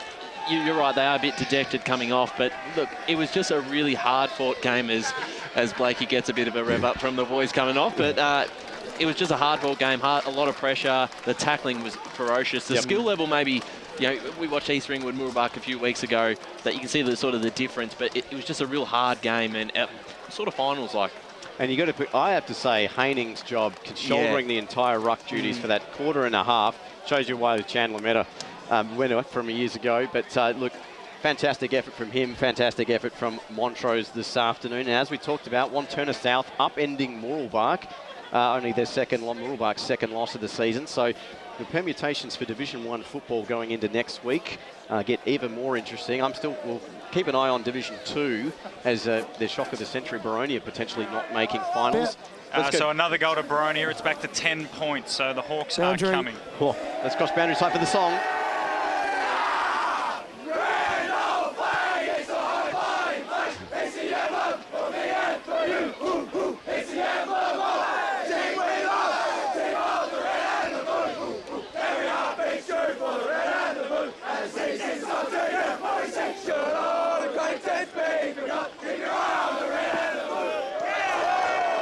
Fantastic stuff. I don't think we really needed to cross to the rooms. Blake could have sung it for us. He's clapping the clipboard. Yeah. So we've got about, let's say, 13 minutes left on the broadcast this afternoon. We might start talking about...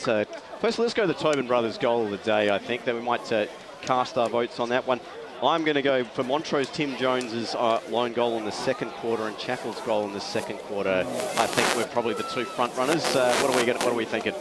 Start with you, Will. I like Chappell's. Yeah, Had to do a lot for that. I thought Chappell's was pretty good. Okay, well, equivocal decision. There we go. Tobin Brothers goal of the day goes to Mitch Chappell of the Croydon Football Club. That's at least a positive for them this afternoon. Now, we might actually get some stats that matter for that game from Paul Yaconi. So a lot of the stats here were fairly even. The clearances, Montrose led that 18-14. Marks inside 50, Croydon 10-8. Intercept marks, Montrose led that 11-9. Tackles, Croydon led that 28-21. Turnovers, Croydon 9. Montrose 13. Inside 50s, Montrose well on top in that 48-35, and free kicks 20-15 in favour of Croydon. Thanks, Paul. And it looks like Brett Beston standing by with Billy Schilling. Indeed, boys. Billy Schilling is here. Billy, you can't wipe the smile off your face. What a great win. It's been a long time coming. I haven't been near a final in 8 years. It's just bloody exciting, to be honest. Really exciting. Good win, gutsy win by the boys. Gary spoke at three-quarter time about the belief in the side. I mean, you were right in it. It was a tough, tight game all day, but he just seemed to have the belief, and he installed it in the players, didn't he? Yeah. Early days we probably would have rolled over, but the boys now, it's just we've got this will to win. We've got this belief. We started playing consistent footy, and we've got a good will to win. And what about the 2 guys? When you had 2 guys out of the game, so you were down to 2 on the bench, very nearly down to 1. with Chamberlain, but that must have made it tough in that last quarter too. Yeah, no rotations really did. There was a few of us cramping, but it was just like it makes the win all more sweeter. It's really good, really good. Boys upstairs, have you got any questions? Yes, I do. Billy, brother, mate, congratulations, great win. Talk us through, mate, your emotions right now. You're in finals footy. All three sides from Montrose are in it. How does it mean for you, mate? It's huge, man. I can't describe it. The feeling, as I said, I haven't been near a final in 8 years. I'm already nervous for next week, but let's just get me there. Anyone else? Billy, that's about 6 wins in a row now. You're in incredible form. It's sort of switched up after the halfway mark. Is that sort of gives you real confidence now that you're on a bit of a run? You beat Mitcham a few weeks ago. Gives you a real good chance coming finals time. Absolutely, absolutely. I think we've got a really settled side now. And we're playing, we've really gelled, like second half of the year. The first half of the year was really tough, but now we've really gelled together and playing some really good, consistent footy. So it's just to get on board. Billy, well done today, mate. Just a quick question. In the third quarter, it looked like you were playing a lot higher up the ground. Can you just talk us through what that may have been about? Yeah, I reckon we were getting touched up around the footy, and I was just sort of being an extra mid, throw your weight around, and just sort of settle us. Like, because we've got such a young side, it's all go, go, go, and we just need an experienced head just to sort of like settle down and like to get the momentum going back our way. All right, Billy, we'll let you go and enjoy this one, mate. Go rest up for next week, and good luck in the finals for the Tros. Cheers, boys. Cheers, boys. Billy Schilling there from the Montrose Football Club. A very happy camper indeed. What a great win from Montrose as we get some more scores from Matt Podia. Yeah, so some big scores around the grounds. Premier Division, South Croydon are clearly chasing a top 3 spot here because they have piled on a big result against Doncaster. They're still going out there at Cheong, 155-26. Oh. Blackburn got an important win over Park Orchards to stake off the Norwood push. They lead at the moment 81-39. Baldwin have defeated Vermont 86-60. And the last score we had from Norwood was Norwood by 13 points, 51-38, whilst Roval and Noah Park have won their respective games over Berwick and North Ringwood. So the only change in the top 6 is that South Croydon have jumped into 4th, but at the moment that doesn't matter because they'll still play Doncaster East. East Ringwood finishes minor premiers in Division 1 after Mooroolbark went down to Wanturna South. As we know, Montrose and Wanturna South make up the final 2 spots in the top 5, along with Mitcham, Mooroolbark and East Ringwood. So first week of finals, we'll see Mooroolbark and Mitcham and Montrose and Wanty South. Division 2, we're waiting on some very, very key results because I know we've got a guest coming up, I believe we do. Yeah, thanks, boys. Hope you can hear me. I'm cutting in and out down here. But Andrew Harding, a fantastic performance in the ruck. You lost one of your ruck partners. You had to do a lot of the work by yourself. What a gutsy effort.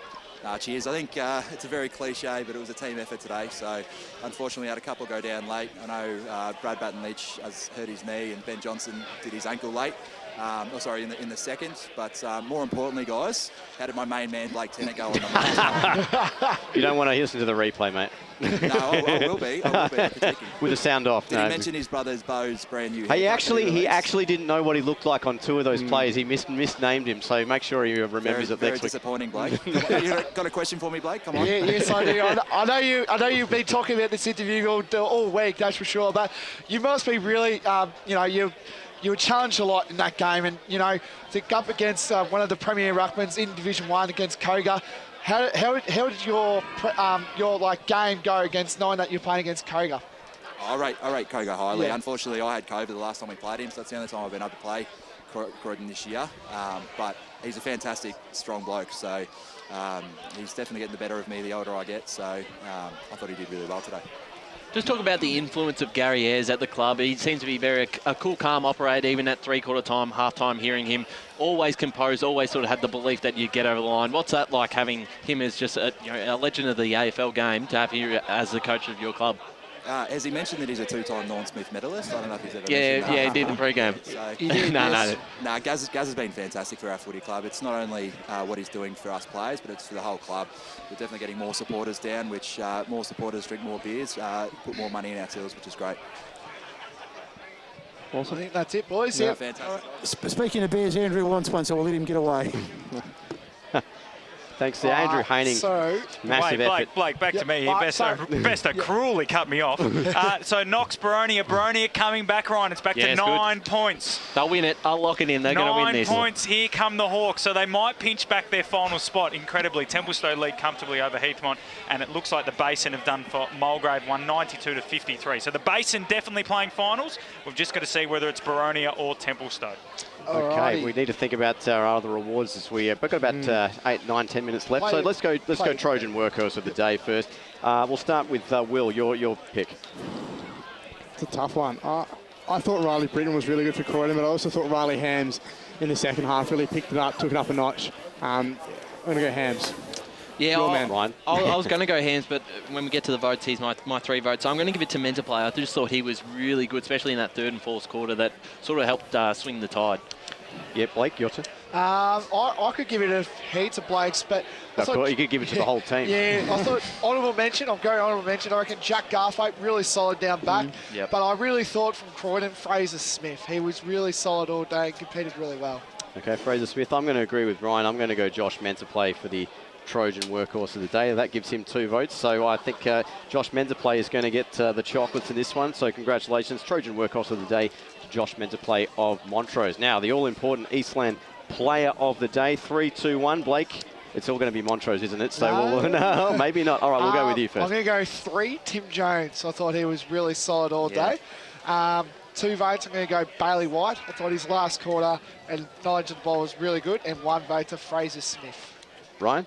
I'm going to give 1 vote to Cosentino. I know he probably didn't sort of have the impact in that last quarter, but I reckon he was one of the reasons why they did get out to a bit of a lead at 3/4 time. So 1 to him, 2 to Men's Play, as we mentioned before, and I'm giving the 3 votes to Hams. I just thought he was phenomenal all afternoon and probably maybe went under the radar a little bit, but that's just how, such a really strong player that, really did his job well and, deserves the 3 votes. Yeah, very good. I'm going on a slightly different line. 1 vote, Riley Britton. I thought he was Croydon's best player today personally. Was very good around the ground, had some important touches. 2 to your man Hams. He was very, very good. Stepped up in the second half. Made some pretty important kicks. And then 3, I thought Ben Descent was awesome around the ground. Just was calling his name all day, Blake. I thought he was really, really good. All right, Boundary Riders. We'll start with Brett. Yeah, boys, I've gone with 1 vote to Riley Britton. I thought he was Croydon's best player. I thought he was absolutely fantastic. I've gone with 2 votes to Andrew Harding. I thought he did a fantastic job. And the ruck, they were a ruck down and he had to battle for most of that game or the second half at least by himself. So I thought he was absolutely colossal and I went Riley Hams on my 3. Scotty. Yeah, and I just gone a little bit different from down on the ground. So 1 to Descent, 2 to Schilling and 3 to the big ruck, Hanning. Okay, no worries. So while I'm tabulating that, let's go back to Matty Fodia. Right, so update, Boronia have cut it back to 2 points, 73 to 71. So at this stage, Boronia is still 6. Templestowe clinging on. They look to have done the business over Heathmont, but it's all about Boronia and Knox. So we'll keep an eye out for that one. So if anyone listening is out there, please get some more scores into us. But that other result, the Basin won by 39 points. They are in 4th position, and that's where they'll finish regardless. I don't see Boronia jumping them on percentage. So it's a playoff now, or it's a race at the moment. Templestowe at the moment are in the 5, but the way it's going, Boronia look like they might get there. Okay, and while I've been cackling, I've just thrown my votes in. I gave 1 to Josh Mentorplay. Even though he run the Trojan Workhorse, I think he was fantastic. I've gone with 2 for Fraser Smith. I thought he was just the rock across the half-back line for Croydon. And I've given 3 to Superintendent Chalmers himself. Yes. Riley Hams, absolutely outstanding. Yeah. And that puts him over the line for the Eastland Player of the Day. So congratulations to Riley Hams of the Montrose Football Club. He's won himself some pretty decent kid, I'd say. He loves it too. He would love the award. So you're going to take the photo too, aren't you, Blake? Yeah, I'll take it. He's going straight down to the room. Straight down. Can we get Aurora Borealis into the background? Okay, so I was going to say, you're going to get down to the rooms and go, good Lord, what is happening in there? All right, so we've got about 3 to 4 minutes left on the broadcast before we wrap things up here from Croydon. So looking at the finals picture next week, what are we looking forward to, gentlemen? Start with Will. Well, I've actually, between Ringwood and East Burwood. Ringwood have ended up winning by 14 points. So they play next Saturday. Yep. It was a dress rehearsal. East Burwood did rest a few players, but Ringwood will finish clear second on the ladder. So we were actually, I think our game next week is Ringwood versus East Burwood. Tentatively, yes. Tentatively with an asterisk. So keep an eye out next week for potentials as the finals get underway next Saturday, 20th and 21st. Kilsyth have made the finals. They've won 92 to 65. So Kilsyth in the finals for the first time since 2015. Another good story. That's great. Great for footy. Yep. So going back to our discussion, finals, Division 2, Division 1, what are we looking for? I reckon Mitch and Mooroolbark. I actually reckon that they'll be intense. I don't think Mooroolbark have been where they were at the start of the year. I don't think they have been where they had. Their last month has just been, pretty average, you would think. So I think that will be that one. And, of course, Montrose want to turn us south. I'm pretty sure that is. So that's also going to be an exciting game as well. Back to 1 point at Boronia and Knox, 73-72. Blow the siren, says Anthony McGregor. I actually think it's going to be a really good game, Montrose, one turn south. Both have probably deserved that 4th and 5th spot. They've been really good in the second half of the season. Montrose 6 in a row now. And I think the winner could probably beat Mitcham in a final if obviously they lose to Moorabah. Sorry, boys, as well. And both sides have beaten each other too, so I think they're most even as well. It's a good contest. Yeah, 100%, yeah. Yeah, I'm just keen to see how long Montrose can keep this streak going. I think, as you said, 6 in a row, but to do it with 2 men down for more or less a half of football, and having beaten teams coming into the top part of the finals, I think it's going to be very, very interesting. See how far they go. Scotty and Brett. Sorry, cut you off guard. No, sorry, I was just reading my notes, but no, I'm with the boys. I think one turner south, especially, just the way they've been playing, a great, what's looking like, is that a result? Did we find out that was one turner south score? Yeah, they won. Yeah, they won. So, yeah, really, really happy for them, and they just keep rolling on. Pardon, 1 point. Oh, no, that's Knox Boronia, Bruce. Sorry, I'm having a conversation with Bruce on air. Knox Boronia, Knox lead by 1 point. Wanty South won by 15 points over Moorabah. Sorry, Brett.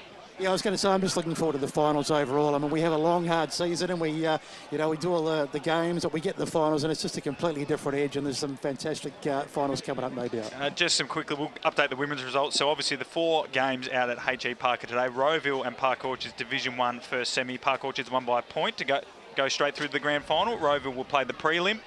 In the other games, South Croydon beat Vermont in Premier A, so they remain alive. Vermont are eliminated. Eastern Devils have done the business over Mount Evelyn, so it'll be Mount Evelyn and South Croydon in the prelim next week. It's all tied up at Knox, 73 apiece, and I think that's enough for Boronia to get in. So Knox need to score, and then the other women's result was down in Division 4, where Vermont beat Eastern Devils to go straight through the Division 4 grand final. All right, 2 minutes left. It's time to start wrapping things up here on the broadcast out at Croydon. Absolute ripping game of football. Couldn't have asked for a better game. 9-11-65, Montrose defeating Croydon 8-10-58. I've got another update, sorry, Steve. No? Zuri Park have beaten Sylvan once again, this time by 41 points. Fantastic, and I'm sure we're all on the edge of our seats for that Knox Boronia result. But I'll start with our boundary riders, Scott and Brett. Great game from you this afternoon. 74-73, Knox lead. Sorry, I'm just going to keep jumping in. Go for it. Thank you, Steve. Really enjoyed it. Fantastic to be down there and amongst it. Yeah, the crowd was great, and that the travelling faithful of Montrose really backed their side for that win. Yep. Paul Coney, great job from you on the Stats Centre. Thank you. Well, fantastic effort from you, and I'm glad someone got the Simpsons reference. Pleasure. Happens every week. Yeah. Ryan?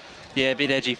Just waiting for that final score, but thanks for another good game. Blake Tennant, the undisputed star of the show. I'm interested in what the rooms are going to be like when you go down there this afternoon. I don't know.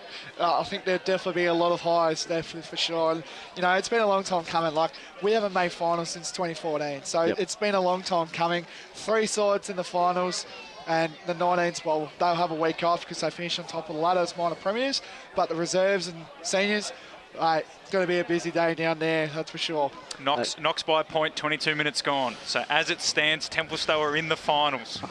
The Purple Haze. Hopefully the siren blows in the next. What have we got? We've got a minute on air. A minute on air. So if they do get in the front, just cut in over the top of me. But 23 minutes gone in that. 23 minutes gone. So great job from the crew out here this afternoon. Final game of the regular season in Division 1 through to 4. Premier Division will wrap up next week, but it's all about the finals next weekend. They get going August 20 and 21st. We'll be bringing you Asterix Ringwood versus East Burwood, I hear, but keep your eye on the socials for confirmation of that. Also, don't forget to tune in for the Monday Recovery, which will debut about midday on Monday. We'll get all the breakdown of all the action across the Eastern Football Netball League with Maddie and the crew. Make sure you tune in for that. And also the weekend forecast for next Friday. Obviously, lesser games on. I hear Blake's going to be on it. And also the female footy focus as well. Female footy focus. I was getting to that, but you cut me. No, I'm just... More finals tomorrow if you're around Sylvan or North Ringwood. Plenty of women's finals. Some very big games, especially out of Quamby, where the Premier B finals take place. Absolutely. So, to wrap things up here from Croydon, it was the Montrose Footy Club 9-11-65 defeating Croydon 8-10-58, their first finals appearance since 2014 in Division 1, and they will play next week, and we'll be bringing you all the action from the Eastern Football Netball League next week. here on EFNL Game Day. I'm Steve White. Thanks for joining us. We'll see you next time.